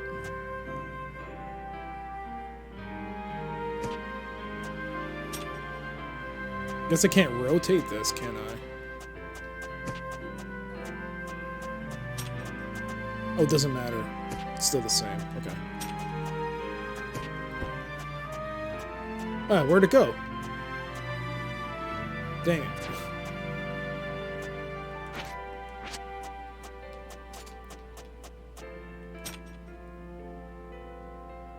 Tetris for equipment is a genius idea. Yeah. You can also see this is what you could possibly expand your equipment zone to eventually. So I'm really looking forward to that. Dang it, I did it again. Equip. What does this do? So from 296 it adds an extra 120. Oh, look at our attack without it. 17.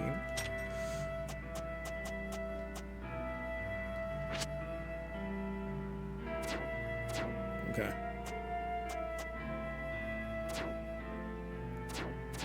So that's been equipped.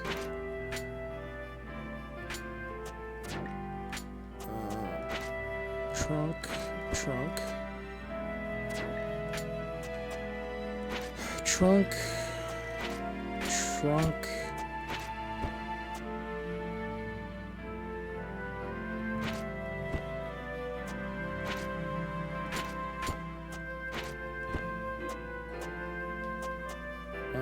The diamond will transfer. Lump of metal, transfer. So now we got 7 slots out of 40 now. Excellent. All right, let's save, and we'll call it a night here. Save completed. Oh.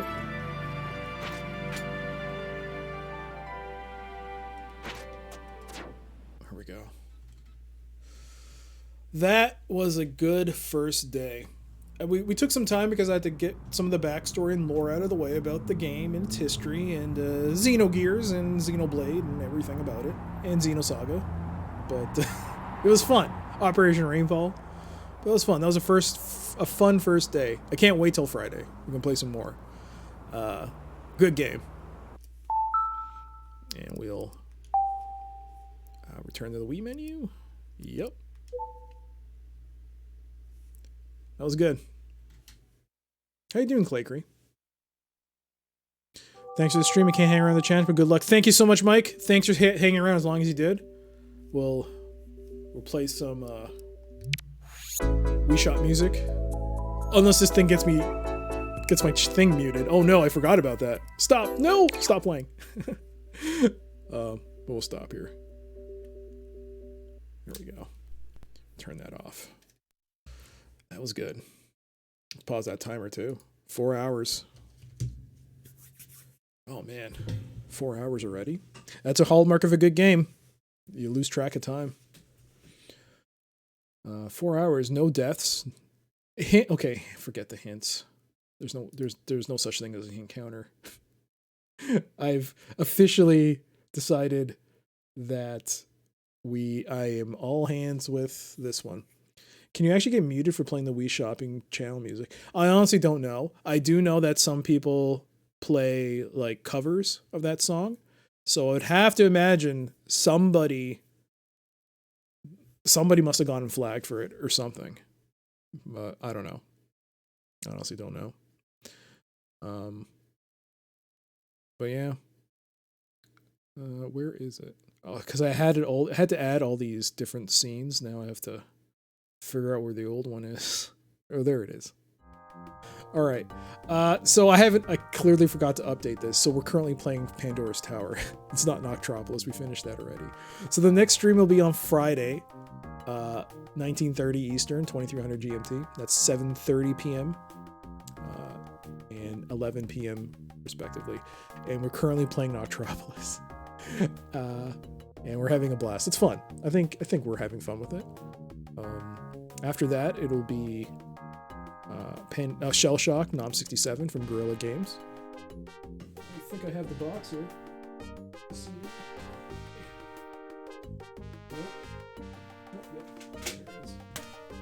It looks like this. Oh, there we go. Shell Shock Nom 67, published by Eidos, and little known indie publisher named Guerrilla Games, or Guerrilla. There you go.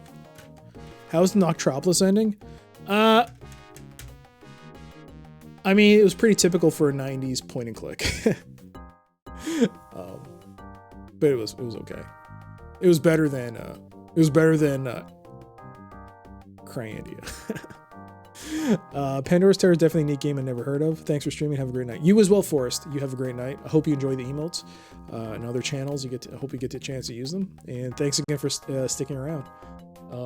But yeah, we're not done yet though. We're not done. We got one more thing to do before we call it a night, as we always do. Again, thank you so much